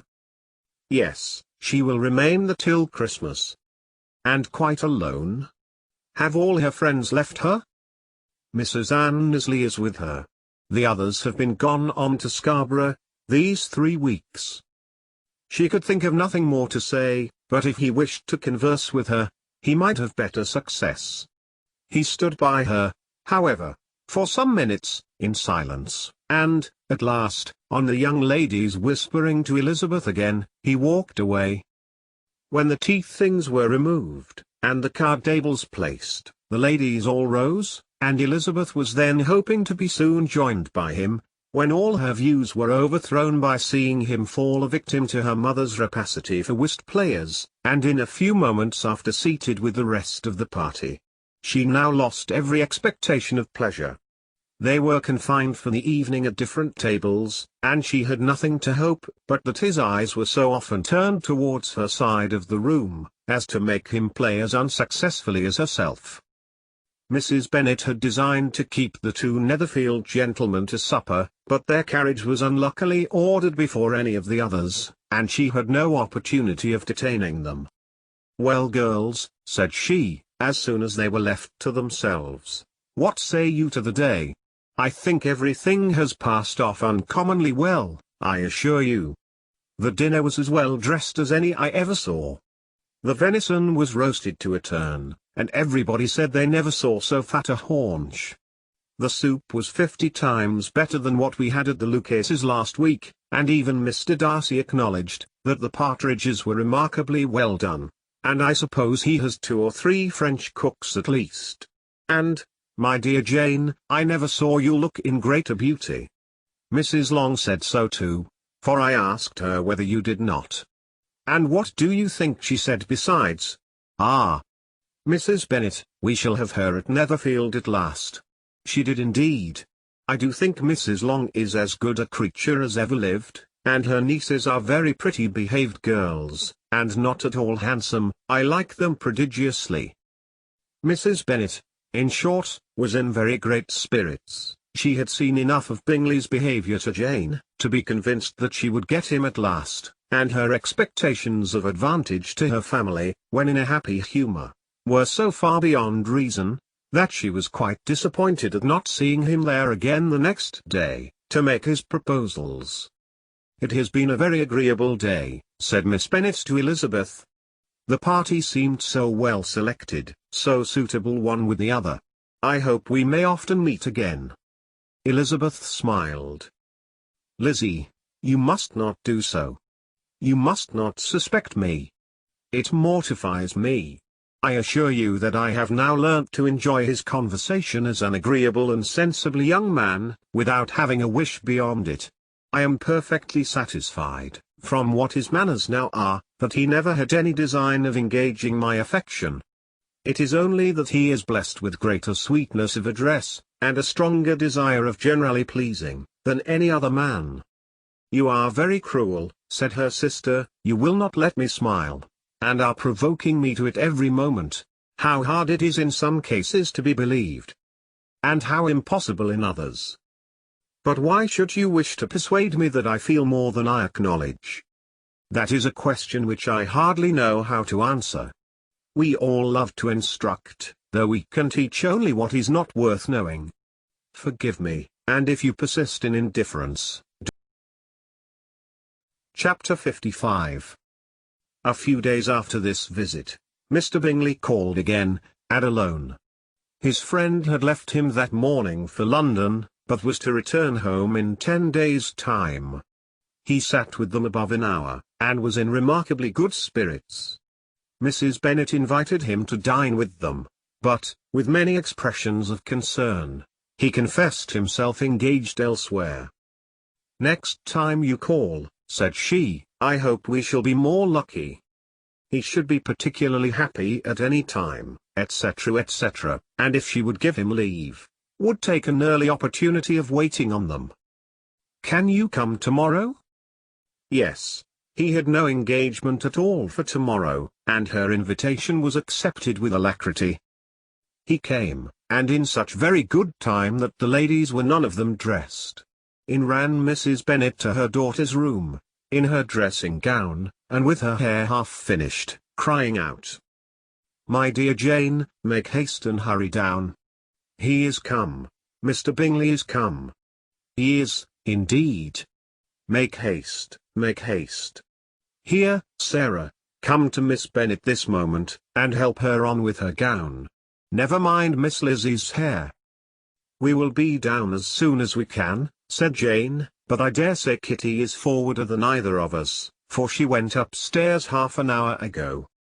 "Oh, hang Kitty. What has she to do with it? Come, be quick, be quick. Where is your sash, my dear?" But when her mother was gone, Jane would not be prevailed on to go down without one of her sisters. The same anxiety to get them by themselves was visible again in the evening. After tea, Mr. Bennet retired to the library, as was his custom, and Mary went upstairs to her instrument. 2 obstacles of the 5 being thus removed, Mrs. Bennet sat looking and winking at Elizabeth and Catherine for a considerable time, without making any impression on them. Elizabeth would not observe her, and when at last Kitty did, she very innocently said, "What is the matter, Mamma? What do you keep winking at me for? What am I to do?" "Nothing, child, nothing. I did not wink at you." She then sat still 5 minutes longer, but unable to waste such a precious occasion, she suddenly got up, and saying to Kitty, "Come here, my love, I want to speak to you," took her out of the room. Jane instantly gave a look at Elizabeth which spoke her distress at such premeditation, and her entreaty that she would not give in to it. In a few minutes, Mrs. Bennet half opened the door and called out, "Lizzie, my dear, I want to speak with you." Elizabeth was forced to go. "We may as well leave them by themselves, you know," said her mother, as soon as she was in the hall. "Kitty and I are going upstairs to sit in my dressing room." Elizabeth made no attempt to reason with her mother, but remained quietly in the hall, till she and Kitty were out of sight, then returned into the drawing room. Mrs. Bennet's schemes for this day were ineffectual. Bingley was everything that was charming, except the professed lover of her daughter. His ease and cheerfulness rendered him a most agreeable addition to their evening party, and he bore with the ill-judged officiousness of the mother, and heard all her silly remarks with a forbearance and command of countenance particularly grateful to the daughter. He scarcely needed an invitation to stay supper, and before he went away, an engagement was formed, chiefly through his own and Mrs. Bennet's means, for his coming next morning to shoot with her husband. After this day, Jane said no more of her indifference. Not a word passed between the sisters concerning Bingley, but Elizabeth went to bed in the happy belief that all must speedily be concluded, unless Mr. Darcy returned within the stated time. Seriously, however, she felt tolerably persuaded that all this must have taken place with that gentleman's concurrence. Bingley was punctual to his appointment, and he and Mr. Bennet spent the morning together, as had been agreed on. The latter was much more agreeable than his companion expected. There was nothing of presumption or folly in Bingley that could provoke his ridicule, or disgust him into silence, and he was more communicative, and less eccentric, than the other had ever seen him. Bingley of course returned with him to dinner, and in the evening Mrs. Bennet's invention was again at work to get everybody away from him and her daughter. Elizabeth, who had a letter to write, went into the breakfast-room for that purpose soon after tea, for as the others were all going to sit down to cards, she could not be wanted to counteract her mother's schemes. But on returning to the drawing-room, when her letter was finished, she saw, to her infinite surprise, there was reason to fear that her mother had been too ingenious for her. On opening the door, she perceived her sister and Bingley standing together over the hearth, as if engaged in earnest conversation, and had this led to no suspicion, the faces of both, as they hastily turned round and moved away from each other, would have told it all. Their situation was awkward enough, but hers she thought was still worse. Not a syllable was uttered by either, and Elizabeth was on the point of going away again, when Bingley, who as well as the other had sat down, suddenly rose, and whispering a few words to her sister, ran out of the room. Jane could have no reserves from Elizabeth, where confidence would give pleasure, and instantly embracing her, acknowledged, with the liveliest emotion, that she was the happiest creature in the world. "'Tis too much," she added, "by far too much. I do not deserve it. Oh! Why is not everybody as happy?" Elizabeth's congratulations were given with a sincerity, a warmth, a delight, which words could but poorly express. Every sentence of kindness was a fresh source of happiness to Jane. But she would not allow herself to stay with her sister, or say half that remained to be said for the present. "I must go instantly to my mother," she cried. "I would not on any account trifle with her affectionate solicitude, or allow her to hear it from anyone but myself. He is gone to my father already. Oh, Lizzie, to know that what I have to relate will give such pleasure to all my dear family. How shall I bear so much happiness?" She then hastened away to her mother, who had purposely broken up the card party, and was sitting upstairs with Kitty. Elizabeth, who was left by herself, now smiled at the rapidity and ease with which an affair was finally settled, that had given them so many previous months of suspense and vexation. "And this," said she, "is the end of all his friends' anxious circumspection, of all his sister's falsehood and contrivance. The happiest, wisest, most reasonable end." In a few minutes she was joined by Bingley, whose conference with her father had been short and to the purpose. "Where is your sister?" said he hastily, as he opened the door. "With my mother upstairs. She will be down in a moment, I dare say." He then shut the door, and, coming up to her, claimed the good wishes and affection of a sister. Elizabeth honestly and heartily expressed her delight in the prospect of their relationship. They shook hands with great cordiality, and then, till her sister came down, she had to listen to all he had to say of his own happiness, and of Jane's perfections, and in spite of his being a lover, Elizabeth really believed all his expectations of felicity to be rationally founded, because they had for basis the excellent understanding, and super-excellent disposition of Jane, and a general similarity of feeling and taste between her and himself. It was an evening of no common delight to them all. The satisfaction of Miss Bennet's mind gave a glow of such sweet animation to her face, as made her look handsomer than ever. Kitty simpered and smiled, and hoped her turn was coming soon. Mrs. Bennet could not give her consent or speak her approbation in terms warm enough to satisfy her feelings, though she talked to Bingley of nothing else for half an hour, and when Mr. Bennet joined them at supper, his voice and manner plainly showed how really happy he was. Not a word, however, passed his lips in allusion to it, till their visitor took his leave for the night, but as soon as he was gone, he turned to his daughter, and said, "Jane, I congratulate you. You will be a very happy woman." Jane went to him instantly, kissed him, and thanked him for his goodness. "You are a good girl," he replied, "and I have great pleasure in thinking you will be so happily settled. I have not a doubt of your doing very well together. Your tempers are by no means unlike. You are each of you so complying, that nothing will ever be resolved on, so easy, that every servant will cheat you, and so generous, that you will always exceed your income. I hope not so. Imprudence or thoughtlessness in money matters would be unpardonable in me. Exceed their income. My dear Mr. Bennet, cried his wife, what are you talking of? Why, he has 4,000 or 5,000 a year, and very likely more. Then addressing her daughter, oh, my dear, dear Jane, I am so happy. I am sure I shan't get a wink of sleep all night. I knew how it would be.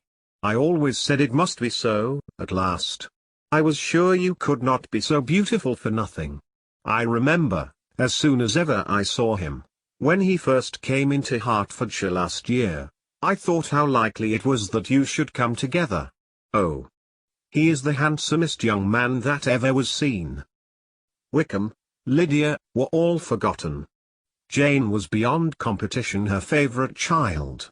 At that moment, she cared for no other.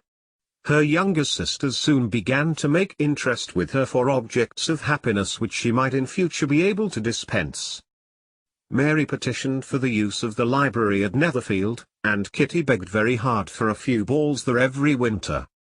Bingley, from this time, was of course a daily visitor at Longbourn, coming frequently before breakfast, and always remaining till after supper, unless when some barbarous neighbour, who could not be enough detested, had given him an invitation to dinner which he thought himself obliged to accept.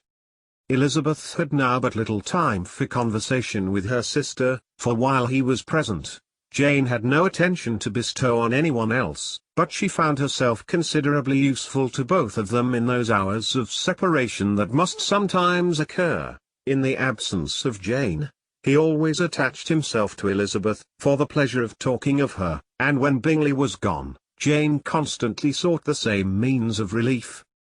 "He has made me so happy," said she, one evening, "by telling me that he was totally ignorant of my being in town last spring.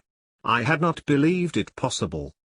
"I suspected as much," replied Elizabeth. "But how did he account for it?" "It must have been his sister's doing. They were certainly no friends to his acquaintance with me, which I cannot wonder at, since he might have chosen so much more advantageously in many respects. But when they see, as I trust they will, that their brother is happy with me, they will learn to be contented, and we shall be on good terms again, though we can never be what we once were to each other."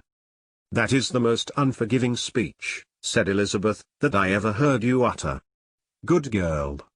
It would vex me, indeed, to see you again the dupe of Miss Bingley's pretended regard. Would you believe it, Lizzie, that when he went to town last November, he really loved me, and nothing but a persuasion of my being indifferent would have prevented his coming down again? He made a little mistake to be sure, but it is to the credit of his modesty." This naturally introduced a panegyric from Jane on his diffidence, and the little value he put on his own good qualities. Elizabeth was pleased to find that he had not betrayed the interference of his friend, for, though Jane had the most generous and forgiving heart in the world, she knew it was a circumstance which must prejudice her against him. "I am certainly the most fortunate creature that ever existed," cried Jane. "Oh, Lizzie, why am I thus singled from my family, and blessed above them all? If I could but see you as happy! If there were but such another man for you! If you were to give me 40 such men, I never could be so happy as you. Till I have your disposition, your goodness, I never can have your happiness. No, no, let me shift for myself, and, perhaps, if I have very good luck, I may meet with another Mr. Collins in time." The situation of affairs in the Longbourn family could not be long a secret. Mrs. Bennet was privileged to whisper it to Mrs. Phillips, and she ventured, without any permission, to do the same by all her neighbours in Meryton. The Bennets were speedily pronounced to be the luckiest family in the world, though only a few weeks before, when Lydia had first run away, they had been generally proved to be marked out for misfortune. Chapter 56. One morning, about a week after Bingley's engagement with Jane had been formed, as he and the females of the family were sitting together in the dining-room, their attention was suddenly drawn to the window, by the sound of a carriage, and they perceived a chaise and four driving up the lawn. It was too early in the morning for visitors, and besides, the equipage did not answer to that of any of their neighbours. The horses were post, and neither the carriage, nor the livery of the servant who preceded it, were familiar to them. As it was certain, however, that somebody was coming, Bingley instantly prevailed on Miss Bennet to avoid the confinement of such an intrusion, and walk away with him into the shrubbery. They both set off, and the conjectures of the remaining three continued, though with little satisfaction, till the door was thrown open and their visitor entered. It was Lady Catherine de Bourgh. They were of course all intending to be surprised, but their astonishment was beyond their expectation, and on the part of Mrs. Bennet and Kitty, though she was perfectly unknown to them, even inferior to what Elizabeth felt. She entered the room with an air more than usually ungracious, made no other reply to Elizabeth's salutation than a slight inclination of the head, and sat down without saying a word. Elizabeth had mentioned her name to her mother on her ladyship's entrance, though no request of introduction had been made. Mrs. Bennet, all amazement, though flattered by having a guest of such high importance, received her with the utmost politeness. After sitting for a moment in silence, she said very stiffly to Elizabeth, "I hope you are well, Miss Bennet. That lady, I suppose, is your mother?" Elizabeth replied very concisely that she was. "And that I suppose is one of your sisters?" "Yes, madam," said Mrs. Bennet, delighted to speak to Lady Catherine. "She is my youngest girl but one. My youngest of all is lately married, and my eldest is somewhere about the grounds, walking with a young man who, I believe, will soon become a part of the family." "You have a very small park here," returned Lady Catherine after a short silence. "It is nothing in comparison of Rosings, my lady, I dare say, but I assure you it is much larger than Sir William Lucas's. This must be a most inconvenient sitting room for the evening, in summer. The windows are full west." Mrs. Bennet assured her that they never sat there after dinner, and then added, "May I take the liberty of asking your ladyship whether you left Mr. and Mrs. Collins well?" "Yes, very well. I saw them the night before last." Elizabeth now expected that she would produce a letter for her from Charlotte, as it seemed the only probable motive for her calling. But no letter appeared, and she was completely puzzled. Mrs. Bennet, with great civility, begged her ladyship to take some refreshment, but Lady Catherine very resolutely, and not very politely, declined eating anything, and then, rising up, said to Elizabeth, "Miss Bennet, there seemed to be a prettyish kind of a little wilderness on one side of your lawn. I should be glad to take a turn in it, if you will favour me with your company." "Go, my dear," cried her mother, "and show her ladyship about the different walks. I think she will be pleased with the hermitage." Elizabeth obeyed, and running into her own room for her parasol, attended her noble guest downstairs. As they passed through the hall, Lady Catherine opened the doors into the dining parlour and drawing room, and pronouncing them, after a short survey, to be decent-looking rooms, walked on. Her carriage remained at the door, and Elizabeth saw that her waiting woman was in it. They proceeded in silence along the gravel walk that led to the copse. Elizabeth was determined to make no effort for conversation with a woman who was now more than usually insolent and disagreeable. "How could I ever think her like her nephew?" said she, as she looked in her face. As soon as they entered the copse, Lady Catherine began in the following manner. "You can be at no loss, Miss Bennet, to understand the reason of my journey hither. Your own heart, your own conscience, must tell you why I come." Elizabeth looked with unaffected astonishment. "Indeed, you are mistaken, madam. I have not been at all able to account for the honour of seeing you here." "Miss Bennet," replied her ladyship, in an angry tone, "you ought to know that I am not to be trifled with. But however insincere you may choose to be, you shall not find me so. My character has ever been celebrated for its sincerity and frankness, and in a cause of such moment as this, I shall certainly not depart from it. A report of a most alarming nature reached me 2 days ago. I was told that not only your sister was on the point of being most advantageously married, but that you, that Miss Elizabeth Bennet, would, in all likelihood, be soon afterwards united to my nephew, my own nephew, Mr. Darcy.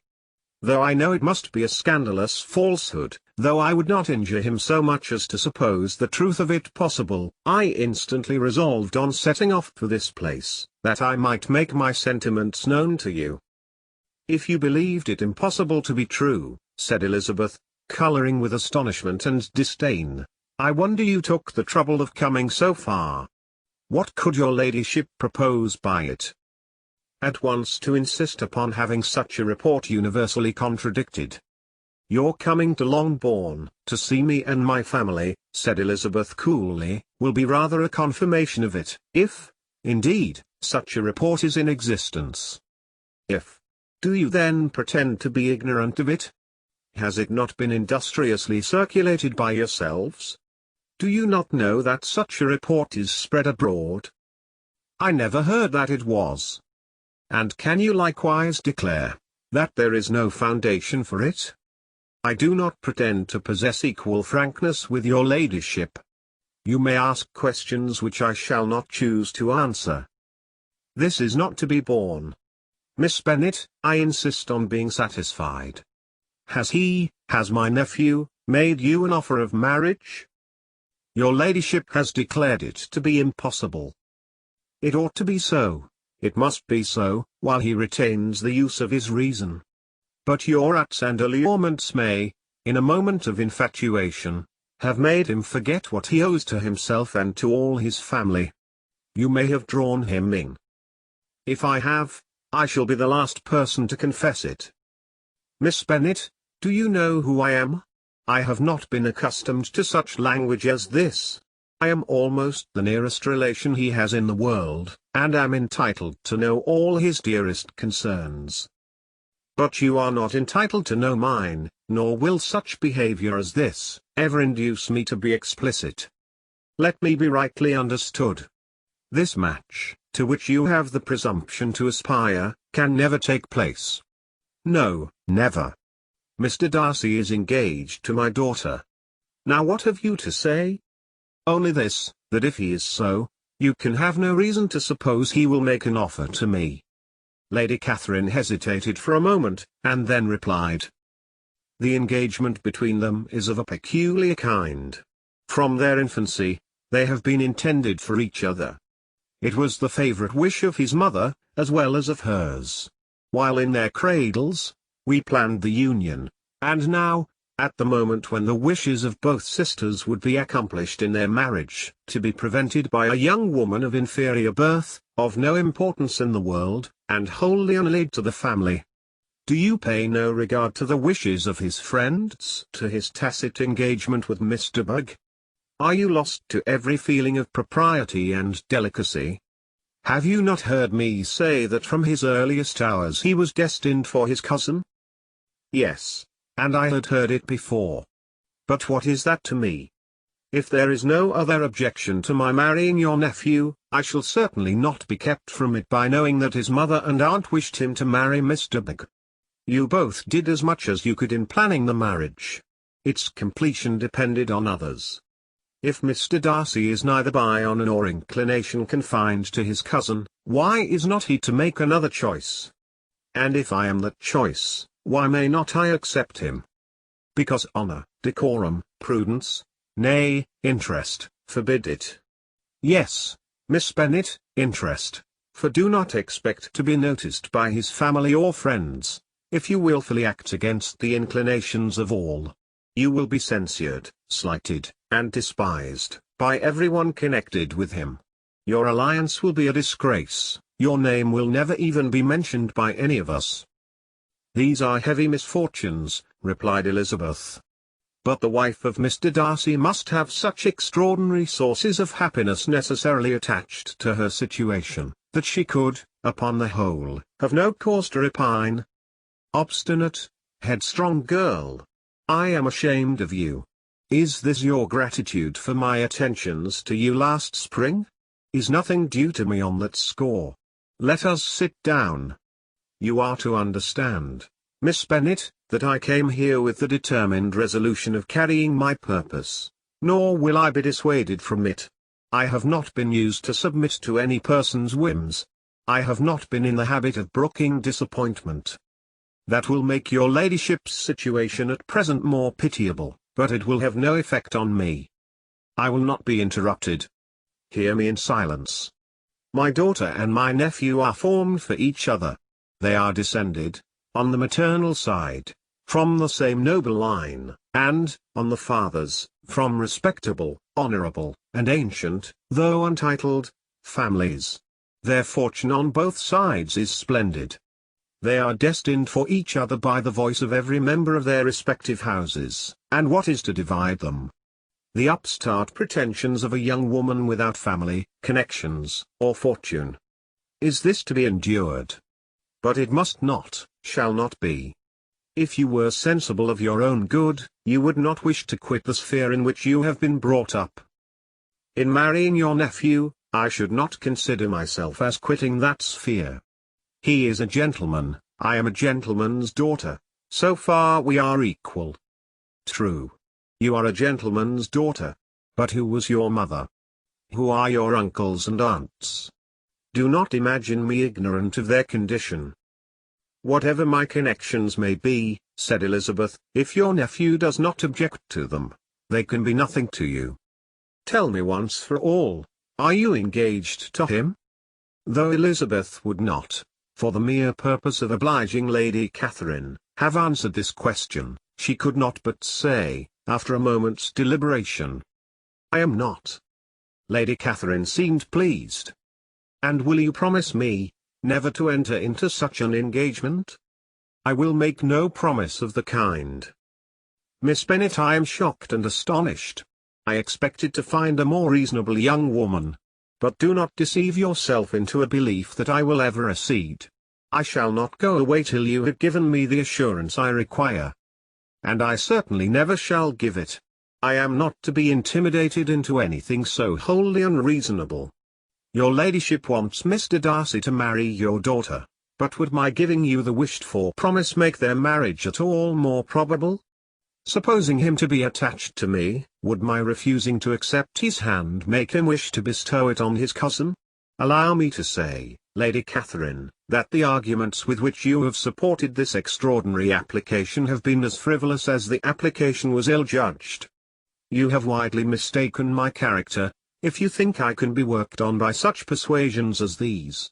How far your nephew might approve of your interference in his affairs, I cannot tell, but you have certainly no right to concern yourself in mine. I must beg, therefore, to be importuned no farther on the subject. Not so hasty, if you please. I have by no means done. To all the objections I have already urged, I have still another to add. I am no stranger to the particulars of your youngest sister's infamous elopement. I know it all, that the young man's marrying her was a patched-up business, at the expense of your father and uncles. And is such a girl to be my nephew's sister? Is her husband, who is the son of his late father's steward, to be his brother? Heaven and earth! Of what are you thinking? Are the shades of Pemberley to be thus polluted? You can now have nothing further to say, she resentfully answered. You have insulted me in every possible method. I must beg to return to the house. And she rose as she spoke. Lady Catherine rose also, and they turned back. Her ladyship was highly incensed. You have no regard, then, for the honor and credit of my nephew. Unfeeling, selfish girl. Do you not consider that a connection with you must disgrace him in the eyes of everybody? Lady Catherine, I have nothing further to say. You know my sentiments. You are then resolved to have him? I have said no such thing. I am only resolved to act in that manner, which will, in my own opinion, constitute my happiness, without reference to you, or to any person so wholly unconnected with me. It is well. You refuse, then, to oblige me. You refuse to obey the claims of duty, honor, and gratitude. You are determined to ruin him in the opinion of all his friends, and make him the contempt of the world. Neither duty, nor honor, nor gratitude, replied Elizabeth, have any possible claim on me, in the present instance. No principle of either would be violated by my marriage with Mr. Darcy. And with regard to the resentment of his family, or the indignation of the world, if the former were excited by his marrying me, it would not give me one moment's concern, and the world in general would have too much sense to join in the scorn. And this is your real opinion. This is your final resolve. Very well. I shall now know how to act. Do not imagine, Miss Bennet, that your ambition will ever be gratified. I came to try you. I hoped to find you reasonable, but, depend upon it, I will carry my point. In this manner Lady Catherine talked on, till they were at the door of the carriage, when, turning hastily round, she added, I take no leave of you, Miss Bennet. I send no compliments to your mother. You deserve no such attention. I am most seriously displeased. Elizabeth made no answer, and without attempting to persuade her ladyship to return into the house, walked quietly into it herself. She heard the carriage drive away as she proceeded upstairs. Her mother impatiently met her at the door of the dressing-room, to ask why Lady Catherine would not come in again and rest herself. She did not choose it, said her daughter, she would go. She is a very fine-looking woman. And her calling here was prodigiously civil. For she only came, I suppose, to tell us the Collinses were well. She is on her road somewhere, I dare say, and so, passing through Meryton, thought she might as well call on you. I suppose she had nothing particular to say to you, Lizzie." Elizabeth was forced to give in to a little falsehood here, for to acknowledge the substance of their conversation was impossible. Chapter 57. The discomposure of spirits which this extraordinary visit threw Elizabeth into, could not be easily overcome, nor could she, for many hours, learn to think of it less than incessantly. Lady Catherine, it appeared, had actually taken the trouble of this journey from Rosings, for the sole purpose of breaking off her supposed engagement with Mr. Darcy. It was a rational scheme, to be sure. But from what the report of their engagement could originate, Elizabeth was at a loss to imagine, till she recollected that his being the intimate friend of Bingley, and her being the sister of Jane, was enough, at a time when the expectation of one wedding made everybody eager for another, to supply the idea. She had not herself forgotten to feel that the marriage of her sister must bring them more frequently together. And her neighbours at Lucas Lodge, therefore, for through their communication with the Collinses, the report, she concluded, had reached Lady Catherine, had only set that down as almost certain and immediate, which she had looked forward to as possible at some future time. In revolving Lady Catherine's expressions, however, she could not help feeling some uneasiness as to the possible consequence of her persisting in this interference. From what she had said of her resolution to prevent their marriage, it occurred to Elizabeth that she must meditate an application to her nephew, and how he might take a similar representation of the evils attached to a connection with her, she dared not pronounce.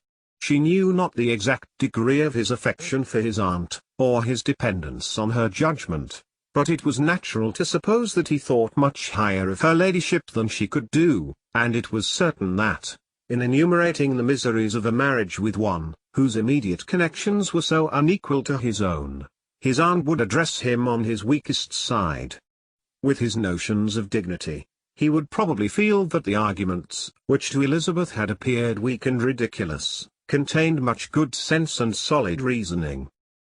If he had been wavering before as to what he should do, which had often seemed likely, the advice and entreaty of so near a relation might settle every doubt, and determine him at once to be as happy as dignity unblemished could make him.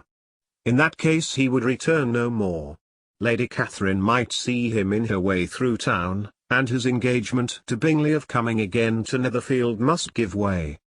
If, therefore, an excuse for not keeping his promise should come to his friend within a few days, she added, I shall know how to understand it. I shall then give over every expectation, every wish of his constancy. If he is satisfied with only regretting me, when he might have obtained my affections and hand, I shall soon cease to regret him at all. The surprise of the rest of the family, on hearing who their visitor had been, was very great, but they obligingly satisfied it, with the same kind of supposition which had appeased Mrs. Bennet's curiosity, and Elizabeth was spared from much teasing on the subject. The next morning, as she was going downstairs, she was met by her father, who came out of his library with a letter in his hand. Lizzie, said he, I was going to look for you, come into my room. She followed him thither, and her curiosity to know what he had to tell her was heightened by the supposition of its being in some manner connected with the letter he held. It suddenly struck her that it might be from Lady Catherine, and she anticipated with dismay all the consequent explanations. She followed her father to the fireplace, and they both sat down. He then said, I have received a letter this morning that has astonished me exceedingly. As it principally concerns yourself, you ought to know its contents. I did not know before, that I had 2 daughters on the brink of matrimony. Let me congratulate you on a very important conquest. The colour now rushed into Elizabeth's cheeks in the instantaneous conviction of its being a letter from the nephew, instead of the aunt, and she was undetermined whether most to be pleased that he explained himself at all, or offended that his letter was not rather addressed to herself, when her father continued. You look conscious. Young ladies have great penetration in such matters as these, but I think I may defy even your sagacity, to discover the name of your admirer. This letter is from Mr. Collins. From Mr. Collins. And what can he have to say? Something very much to the purpose, of course. He begins with congratulations on the approaching nuptials of my eldest daughter, of which, it seems, he has been told by some of the good-natured, gossiping Lucases. I shall not sport with your impatience, by reading what he says on that point. What relates to yourself, is as follows. Having thus offered you the sincere congratulations of Mrs. Collins and myself on this happy event, let me now add a short hint on the subject of another, of which we have been advertised by the same authority. Your daughter Elizabeth, it is presumed, will not long bear the name of Bennet, after her elder sister has resigned it, and the chosen partner of her fate may be reasonably looked up to as one of the most illustrious personages in this land. Can you possibly guess, Lizzie, who is meant by this? This young gentleman is blessed, in a peculiar way, with everything the heart of mortal can most desire, splendid property, noble kindred, and extensive patronage. Yet in spite of all these temptations, let me warn my cousin Elizabeth, and yourself, of what evils you may incur by a precipitate closure with this gentleman's proposals, which, of course, you will be inclined to take immediate advantage of. Have you any idea, Lizzie, who this gentleman is? But now it comes out. My motive for cautioning you is as follows. We have reason to imagine that his aunt, Lady Catherine de Bourgh, does not look on the match with a friendly eye. Mr. Darcy, you see, is the man. Now, Lizzie, I think I have surprised you. Could he, or the Lucases, have pitched on any man within the circle of our acquaintance, whose name would have given the lie more effectually to what they related? Mr. Darcy, who never looks at any woman but to see a blemish, and who probably never looked at you in his life. It is admirable. Elizabeth tried to join in her father's pleasantry, but could only force one most reluctant smile. Never had his wit been directed in a manner so little agreeable to her. Are you not diverted? Oh. Yes. Pray read on. After mentioning the likelihood of this marriage to her ladyship last night, she immediately, with her usual condescension, expressed what she felt on the occasion, when it became apparent, that on the score of some family objections on the part of my cousin, she would never give her consent to what she termed so disgraceful a match. I thought it my duty to give the speediest intelligence of this to my cousin, that she and her noble admirer may be aware of what they are about, and not run hastily into a marriage which has not been properly sanctioned. Mr. Collins moreover adds, I am truly rejoiced that my cousin Lydia's sad business has been so well hushed up, and am only concerned that their living together before the marriage took place should be so generally known. I must not, however, neglect the duties of my station, or refrain from declaring my amazement at hearing that you received the young couple into your house as soon as they were married. It was an encouragement of vice, and had I been the rector of Longbourn, I should very strenuously have opposed it. You ought certainly to forgive them, as a Christian, but never to admit them in your sight, or allow their names to be mentioned in your hearing. That is his notion of Christian forgiveness. The rest of his letter is only about his dear Charlotte's situation, and his expectation of a young olive branch. But, Lizzie, you look as if you did not enjoy it. You are not going to be missish, I hope, and pretend to be affronted at an idle report. For what do we live, but to make sport for our neighbours, and laugh at them in our turn? Oh! cried Elizabeth, I am excessively diverted. But it is so strange. Yes, that is what makes it amusing. Had they fixed on any other man it would have been nothing, but his perfect indifference, and your pointed dislike, make it so delightfully absurd. Much as I abominate writing, I would not give up Mr. Collins's correspondence for any consideration. Nay, when I read a letter of his, I cannot help giving him the preference even over Wickham, much as I value the impudence and hypocrisy of my son-in-law. And pray, Lizzie, what said Lady Catherine about this report? Did she call to refuse her consent? To this question his daughter replied only with a laugh, and as it had been asked without the least suspicion, she was not distressed by his repeating it. Elizabeth had never been more at a loss to make her feelings appear what they were not. It was necessary to laugh, when she would rather have cried. Her father had most cruelly mortified her, by what he said of Mr. Darcy's indifference, and she could do nothing but wonder at such a want of penetration, or fear that perhaps, instead of his seeing too little, she might have fancied. Chapter 58. Instead of receiving any such letter of excuse from his friend, as Elizabeth half expected Mr. Bingley to do, he was able to bring Darcy with him to Longbourn before many days had passed after Lady Catherine's visit. The gentleman arrived early, and, before Mrs. Bennet had time to tell him of their having seen his aunt, of which her daughter sat in momentary dread, Bingley, who wanted to be alone with Jane, proposed their all walking out. It was agreed to. Mrs. Bennet was not in the habit of walking, Mary could never spare time, but the remaining 5 set off together. Bingley and Jane, however, soon allowed the others to outstrip them. They lagged behind, while Elizabeth, Kitty, and Darcy were to entertain each other. Very little was said by either. Kitty was too much afraid of him to talk. Elizabeth was secretly forming a desperate resolution, and perhaps he might be doing the same. They walked towards the Lucases, because Kitty wished to call upon Maria, and as Elizabeth saw no occasion for making it a general concern, when Kitty left them she went boldly on with him alone. Now was the moment for her resolution to be executed, and, while her courage was high, she immediately said, "Mr. Darcy, I am a very selfish creature, and, for the sake of giving relief to my own feelings, care not how much I may be wounding yours. I can no longer help thanking you for your unexampled kindness to my poor sister. Ever since I have known it, I have been most anxious to acknowledge to you how gratefully I feel it. Were it known to the rest of my family, I should not have merely my own gratitude to express." "I am sorry, exceedingly sorry," replied Darcy, in a tone of surprise and emotion, "that you have ever been informed of what may, in a mistaken light, have given you uneasiness. I did not think Mrs. Gardiner was so little to be trusted. You must not blame my aunt.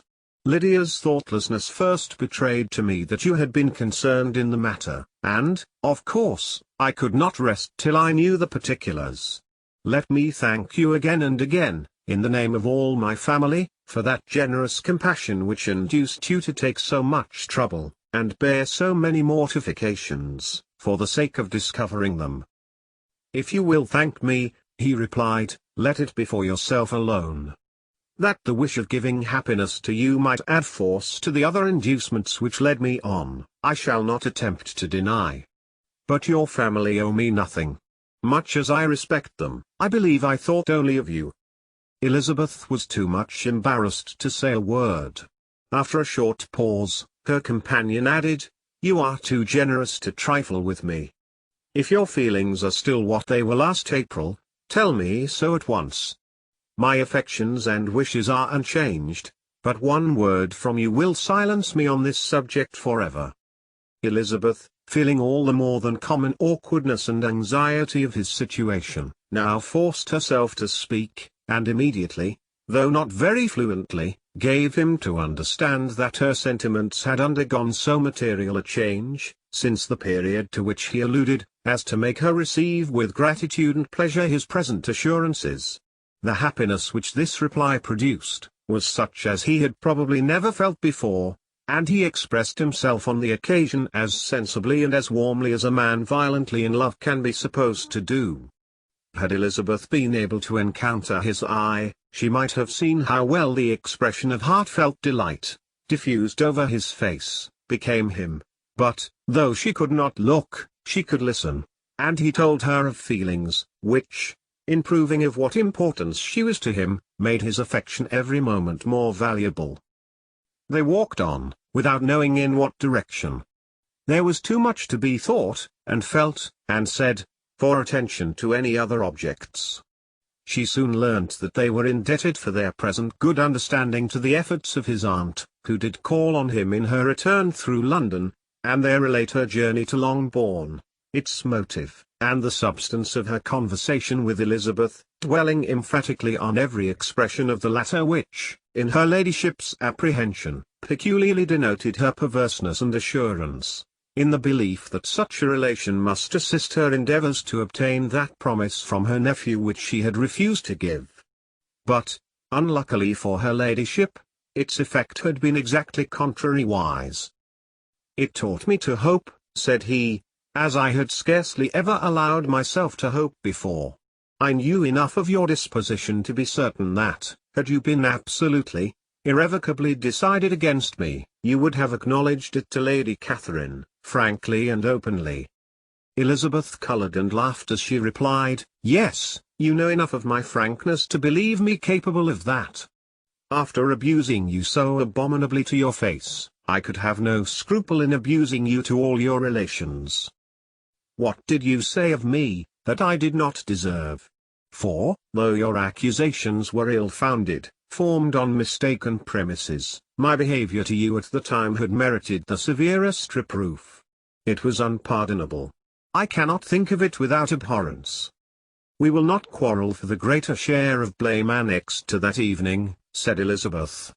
"The conduct of neither, if strictly examined, will be irreproachable, but since then, we have both, I hope, improved in civility. I cannot be so easily reconciled to myself.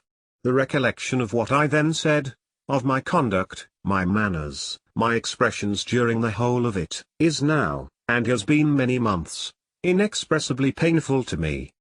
Your reproof, so well applied, I shall never forget, had you behaved in a more gentlemanlike manner. Those were your words. You know not, you can scarcely conceive, how they have tortured me though it was some time, I confess, before I was reasonable enough to allow their justice.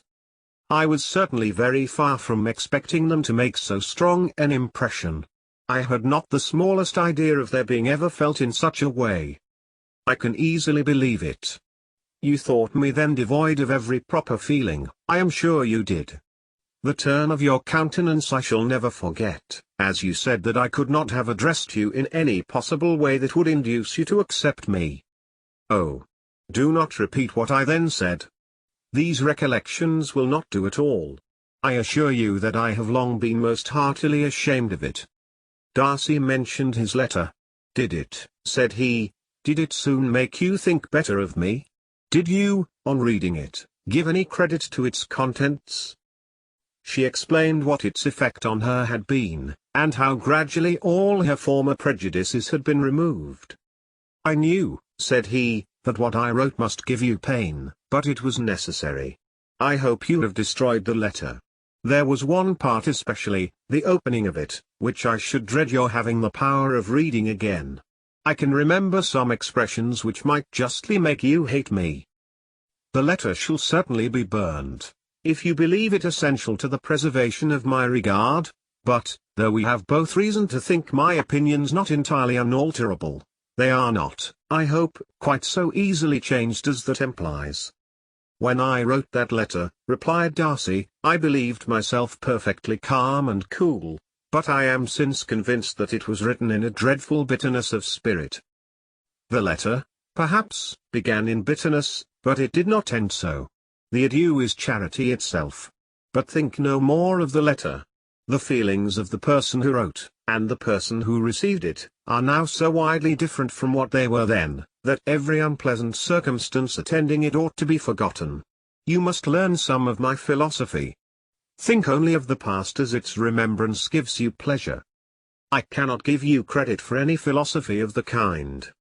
Your retrospections must be so totally void of reproach, that the contentment arising from them is not of philosophy, but, what is much better, of innocence. But with me, it is not so. Painful recollections will intrude which cannot, which ought not, to be repelled.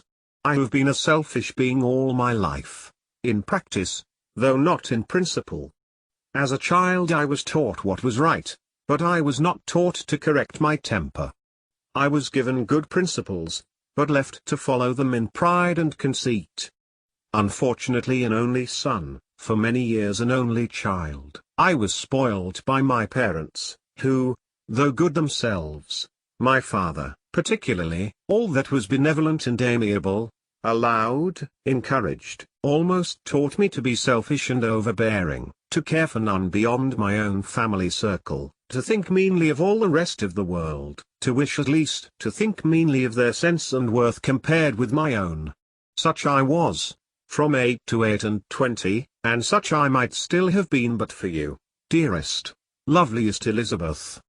What do I not owe you? You taught me a lesson, hard indeed at first, but most advantageous. By you, I was properly humbled. I came to you without a doubt of my reception.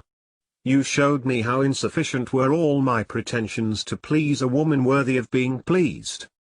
Had you then persuaded yourself that I should? Indeed I had. What will you think of my vanity? I believed you to be wishing, expecting my addresses. My manners must have been in fault, but not intentionally, I assure you. I never meant to deceive you, but my spirits might often lead me wrong. How you must have hated me after that evening. Hate you? I was angry perhaps at first, but my anger soon began to take a proper direction. I am almost afraid of asking what you thought of me, when we met at Pemberley. You blamed me for coming? No indeed, I felt nothing but surprise. Your surprise could not be greater than mine in being noticed by you. My conscience told me that I deserved no extraordinary politeness, and I confess that I did not expect to receive more than my due.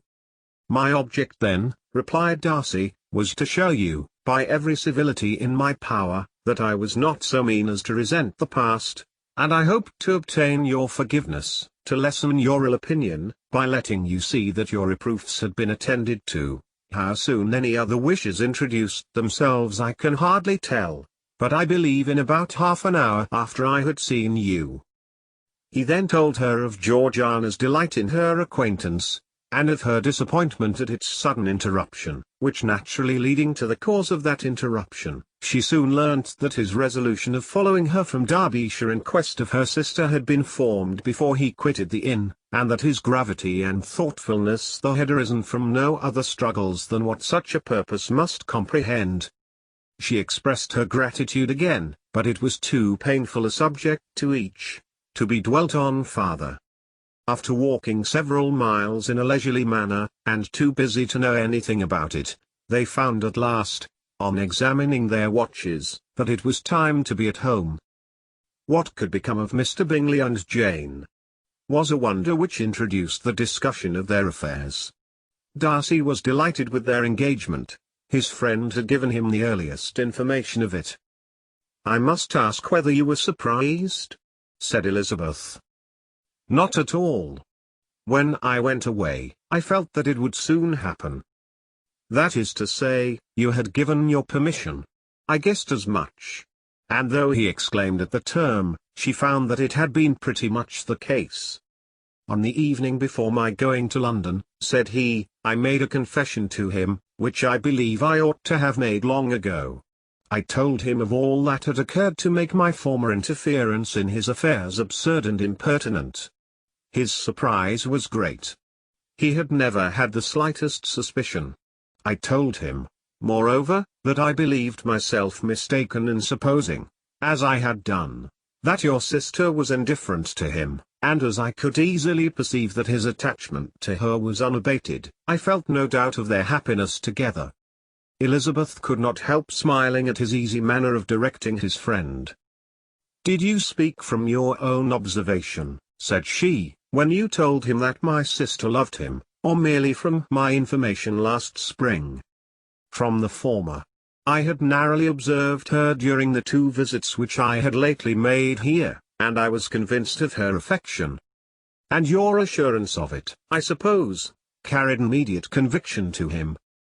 "It did. Bingley is most unaffectedly modest. His diffidence had prevented his depending on his own judgment in so anxious a case, but his reliance on mine made everything easy. I was obliged to confess one thing, which for a time, and not unjustly, offended him. I could not allow myself to conceal that your sister had been in town 3 months last winter, that I had known it, and purposely kept it from him.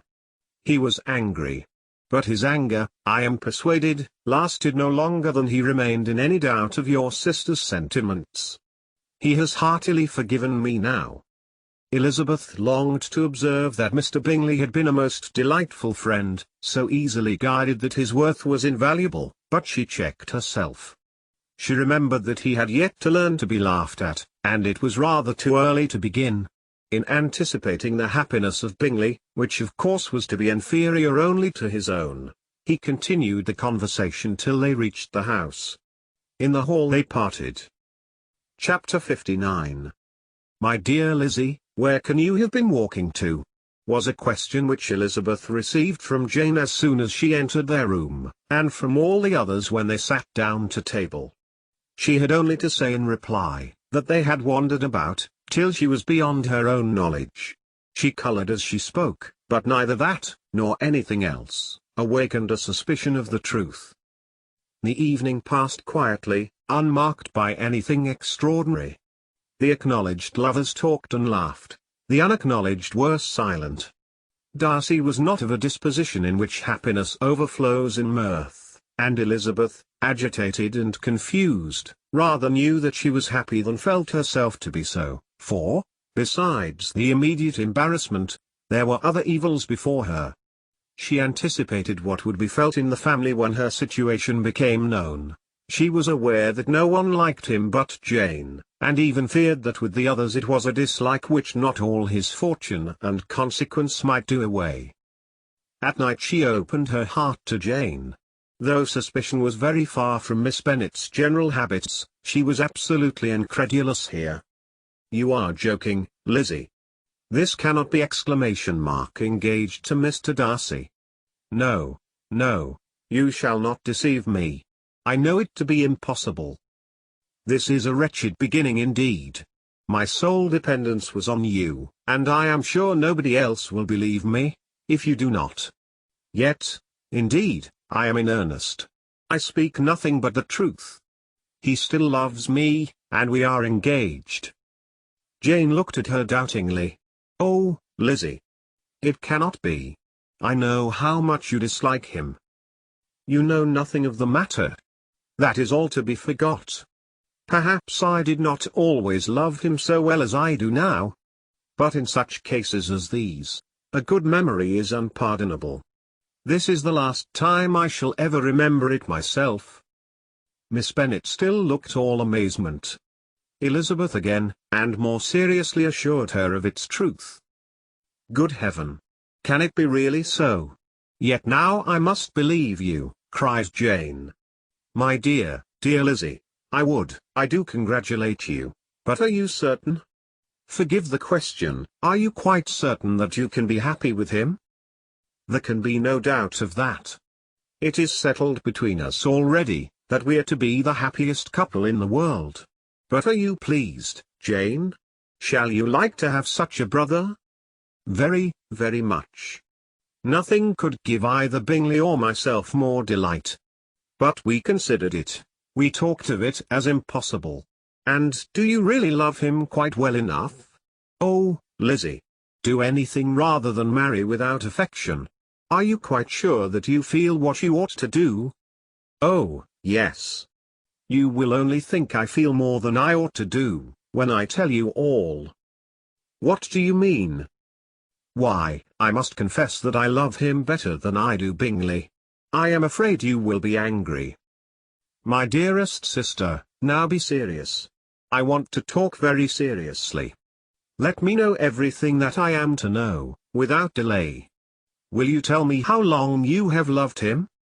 "It has been coming on so gradually, that I hardly know when it began. But I believe I must date it from my first seeing his beautiful grounds at Pemberley." Another entreaty that she would be serious, however, produced the desired effect, and she soon satisfied Jane by her solemn assurances of attachment. When convinced on that article, Miss Bennet had nothing further to wish. "Now I am quite happy," said she, "for you will be as happy as myself. I always had a value for him.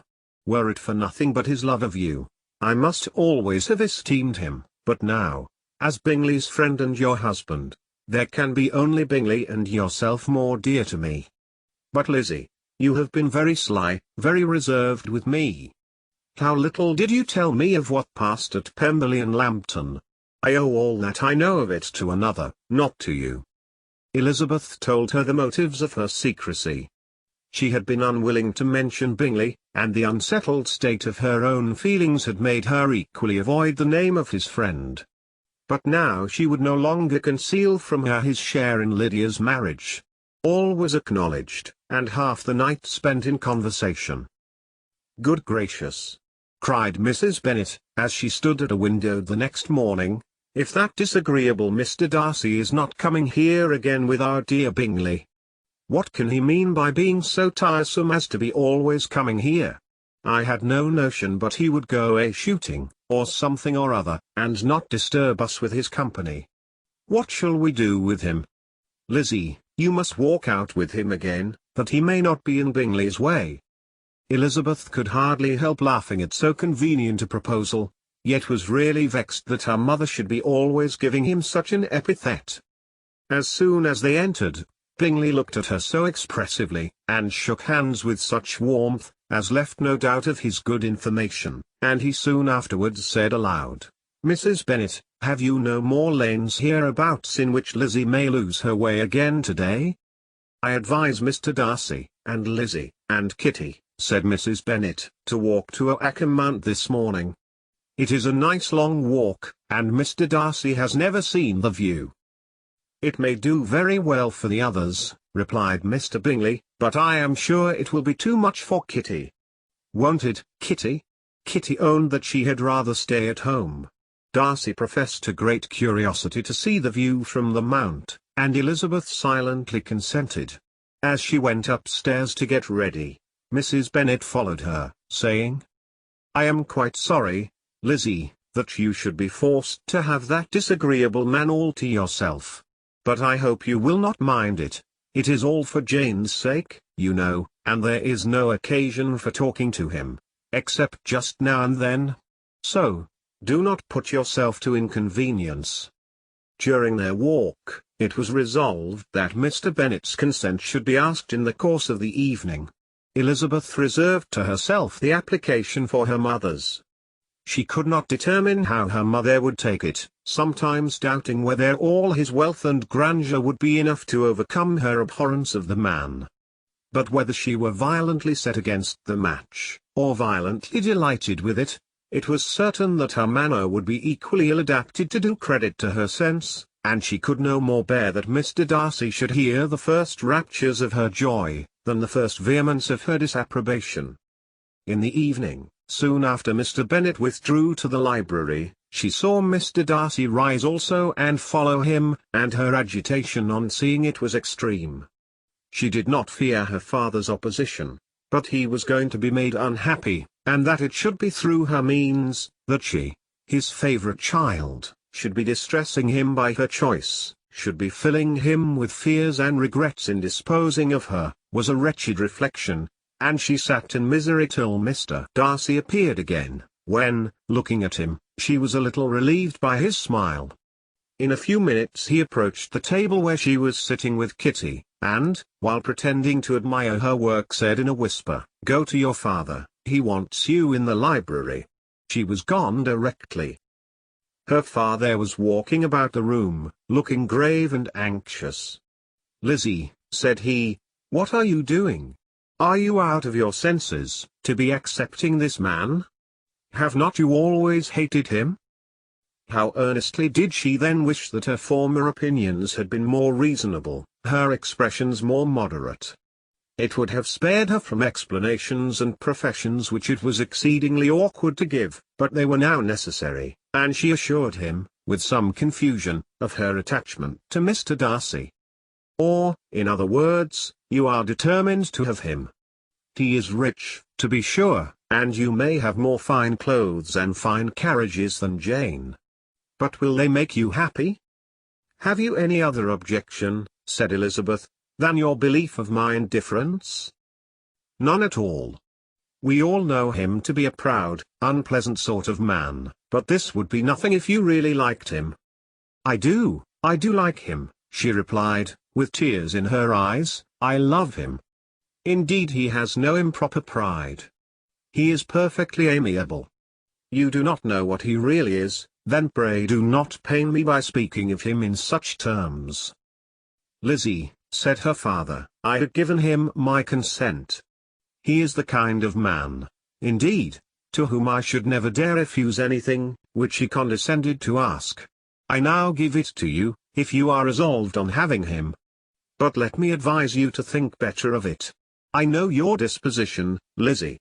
I know that you could be neither happy nor respectable, unless you truly esteemed your husband, unless you looked up to him as a superior. Your lively talents would place you in the greatest danger in an unequal marriage. You could scarcely escape discredit and misery.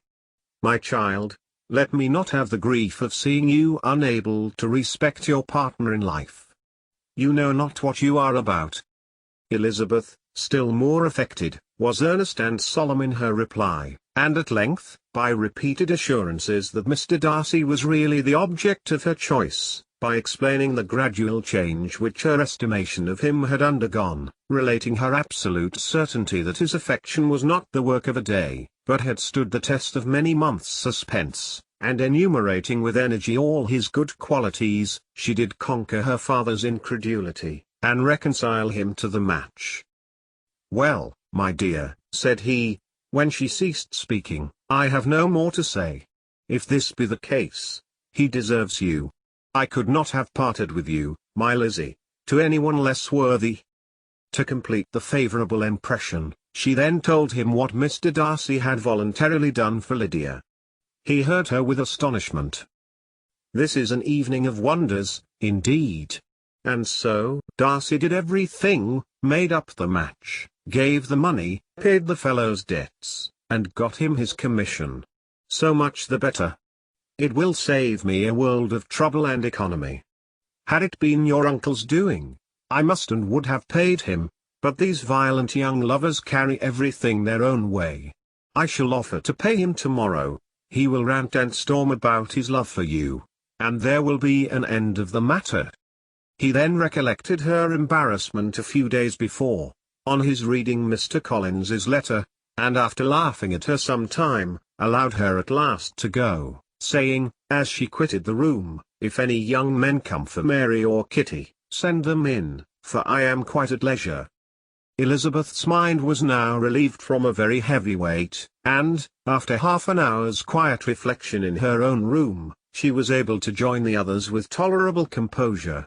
Everything was too recent for gaiety, but the evening passed tranquilly away. There was no longer anything material to be dreaded, and the comfort of ease and familiarity would come in time. When her mother went up to her dressing room at night, she followed her, and made the important communication. Its effect was most extraordinary, for on first hearing it, Mrs. Bennet sat quite still, and unable to utter a syllable. Nor was it under many, many minutes that she could comprehend what she heard, though not in general backward to credit what was for the advantage of her family, or that came in the shape of a lover to any of them. She began at length to recover, to fidget about in her chair, get up, sit down again, wonder, and bless herself. Good gracious! Lord bless me! Only think! Dear me! Mr. Darcy! Who would have thought it? And is it really true? Oh! My sweetest Lizzie! How rich and how great you will be! What pin money, what jewels, what carriages you will have! Jane's is nothing to it, nothing at all. I am so pleased, so happy.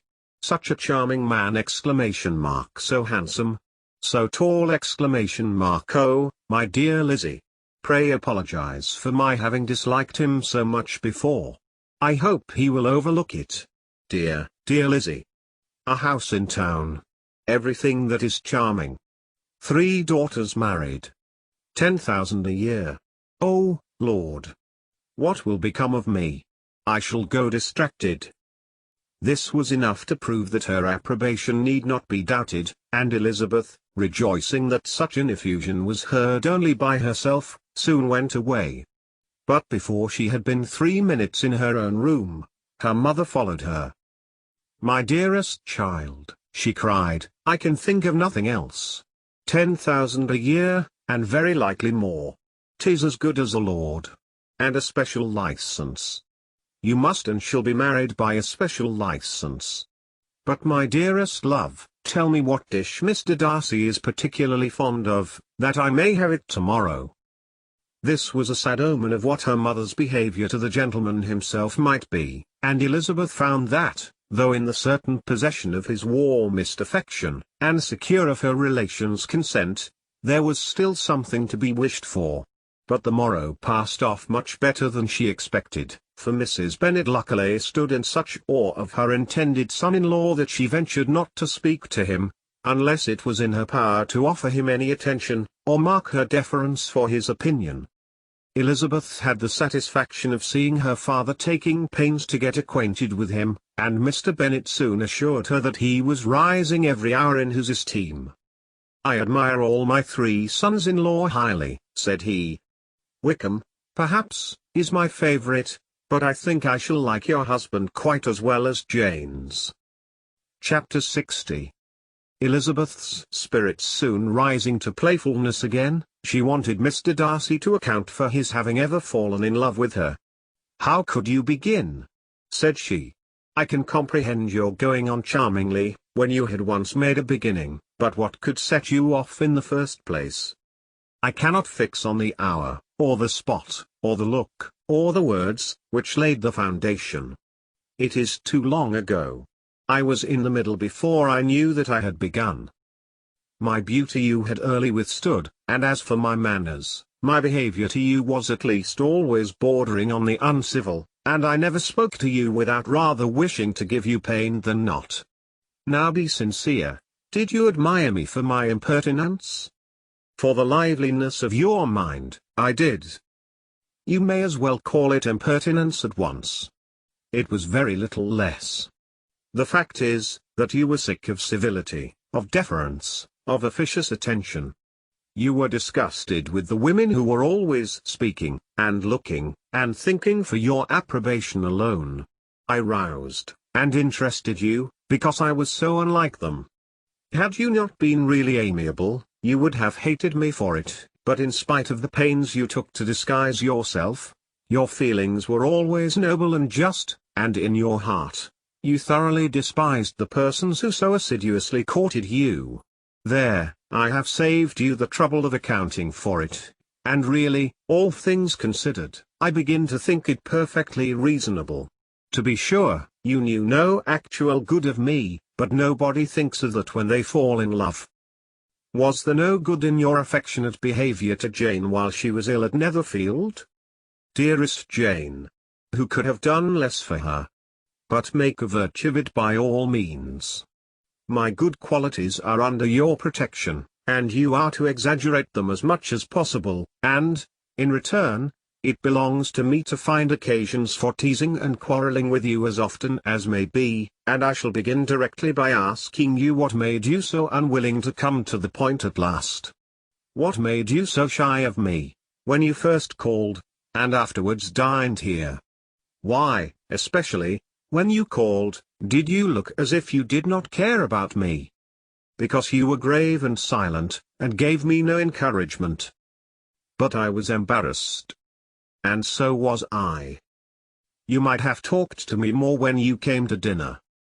A man who had felt less, might. How unlucky that you should have a reasonable answer to give, and that I should be so reasonable as to admit it. But I wonder how long you would have gone on, if you had been left to yourself.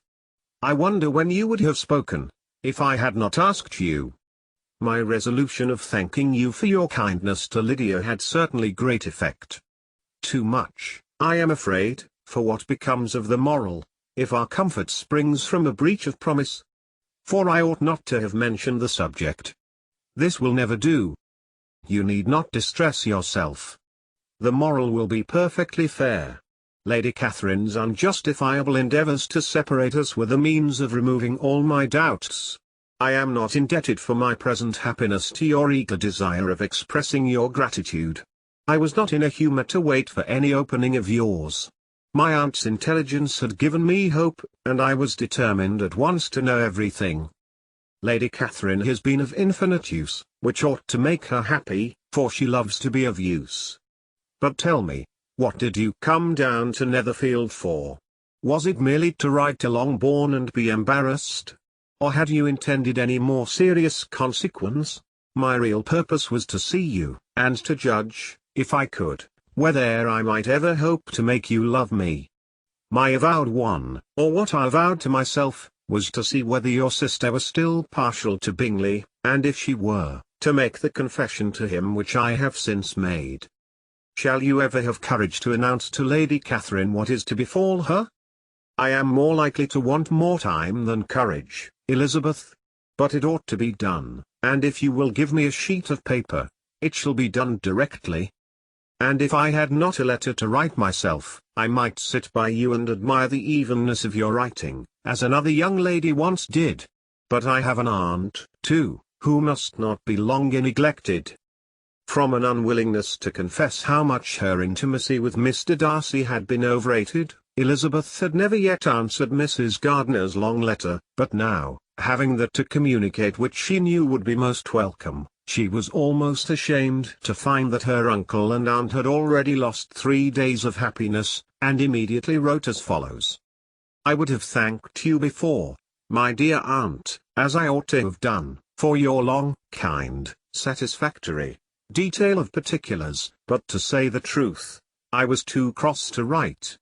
You supposed more than really existed. But now suppose as much as you choose, give a loose rein to your fancy, indulge your imagination in every possible flight which the subject will afford, and unless you believe me actually married, you cannot greatly err. You must write again very soon, and praise him a great deal more than you did in your last. I thank you, again and again, for not going to the Lakes. How could I be so silly as to wish it? Your idea of the ponies is delightful. We will go round the park every day. I am the happiest creature in the world. Perhaps other people have said so before, but not one with such justice. I am happier even than Jane.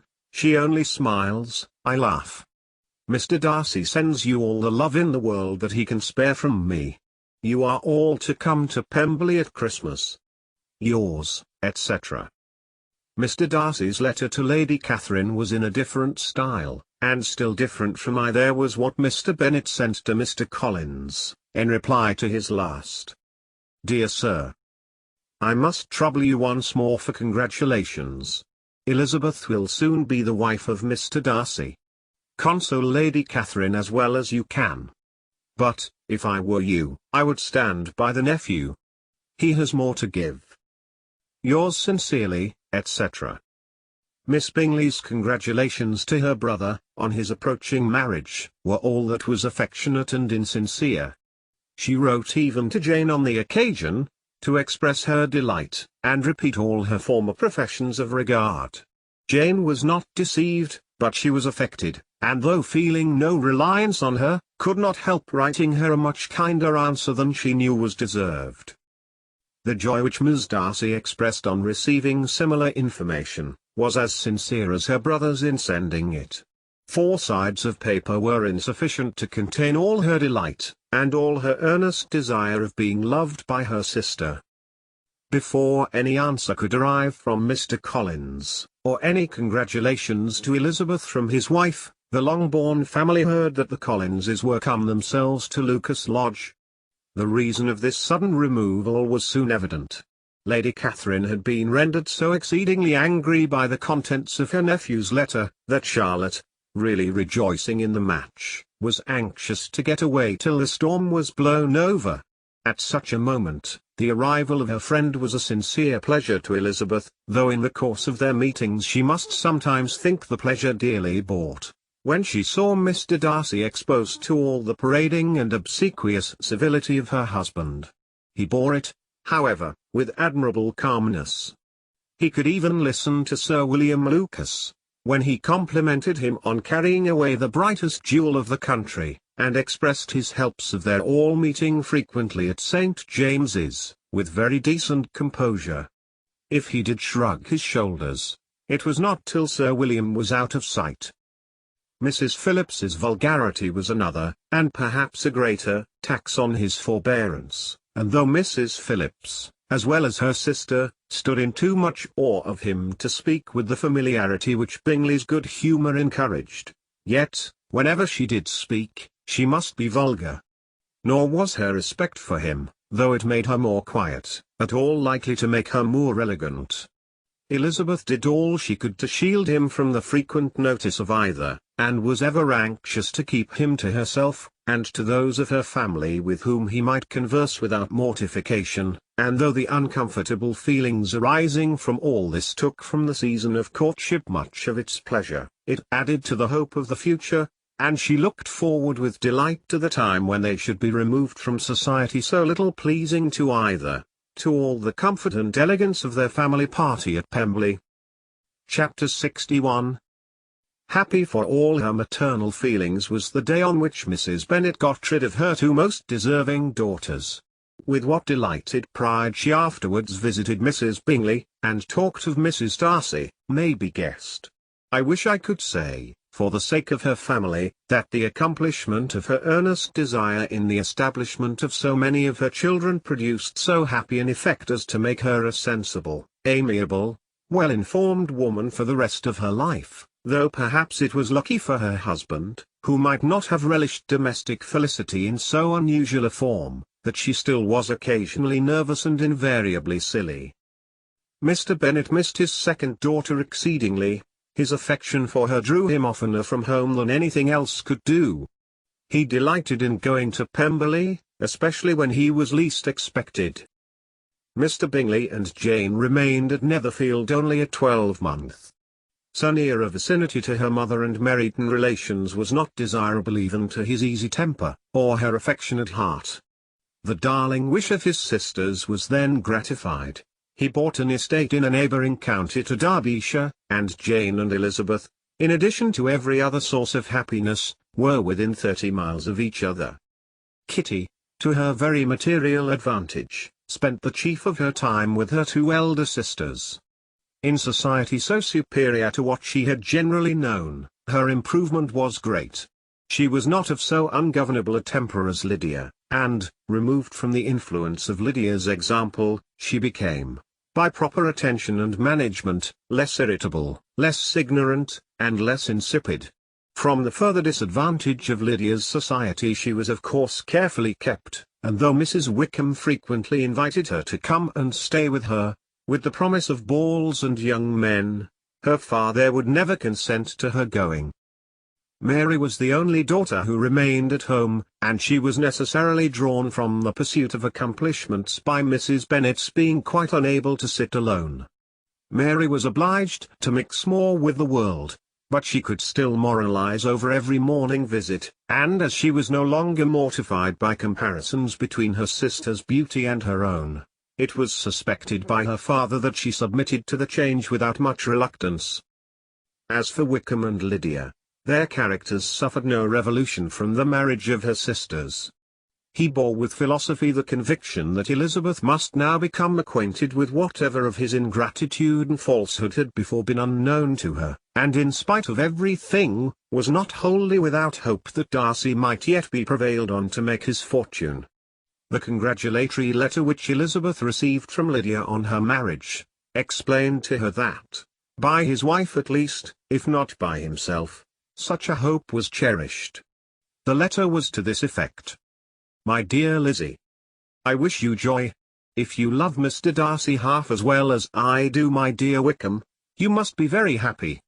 It is a great comfort to have you so rich, and when you have nothing else to do, I hope you will think of us. I am sure Wickham would like a place at court very much, and I do not think we shall have quite money enough to live upon without some help. Any place would do, of about 300 or 400 a year, but however, do not speak to Mr. Darcy about it, if you had rather not. Yours, etc. As it happened that Elizabeth had much rather not, she endeavoured in her answer to put an end to every entreaty and expectation of the kind. Such relief, however, as it was in her power to afford, by the practice of what might be called economy in her own private expenses, she frequently sent them. It had always been evident to her that such an income as theirs, under the direction of two persons so extravagant in their wants, and heedless of the future, must be very insufficient to their support, and whenever they changed their quarters, either Jane or herself were sure of being applied to for some little assistance towards discharging their bills. Their manner of living, even when the restoration of peace dismissed them to a home, was unsettled in the extreme. They were always moving from place to place in quest of a cheap situation, and always spending more than they ought. His affection for her soon sunk into indifference. Hers lasted a little longer, and in spite of her youth and her manners, she retained all the claims to reputation which her marriage had given her. Though Darcy could never receive him at Pemberley, yet, for Elizabeth's sake, he assisted him further in his profession. Lydia was occasionally a visitor there, when her husband was gone to enjoy himself in London or Bath, and with the Bingleys they both of them frequently stayed so long, that even Bingley's good humour was overcome, and he proceeded so far as to talk of giving them a hint to be gone. Miss Bingley was very deeply mortified by Darcy's marriage, but as she thought it advisable to retain the right of visiting at Pemberley, she dropped all her resentment, was fonder than ever of Georgiana, almost as attentive to Darcy as heretofore, and paid off every arrear of civility to Elizabeth. Pemberley was now Georgiana's home, and the attachment of the sisters was exactly what Darcy had hoped to see. They were able to love each other even as well as they intended. Georgiana had the highest opinion in the world of Elizabeth, though at first she often listened with an astonishment bordering on alarm at her lively, sportive manner of talking to her brother. He, who had always inspired in herself a respect which almost overcame her affection, she now saw the object of open pleasantry. Her mind received knowledge which had never before fallen in her way. By Elizabeth's instructions, she began to comprehend that a woman may take liberties with her husband which a brother will not always allow in a sister more than 10 years younger than himself. Lady Catherine was extremely indignant on the marriage of her nephew, and as she gave way to all the genuine frankness of her character in her reply to the letter which announced its arrangement, she sent him language so very abusive, especially of Elizabeth, that for some time all intercourse was at an end. But at length, by Elizabeth's persuasion, he was prevailed on to overlook the offence, and seek a reconciliation, and, after a little further resistance on the part of his aunt, her resentment gave way, either to her affection for him, or her curiosity to see how his wife conducted herself, and she condescended to wait on them at Pemberley, in spite of that pollution which its woods had received, not merely from the presence of such a mistress, but the visits of her uncle and aunt from the city. With the Gardiners, they were always on the most intimate terms.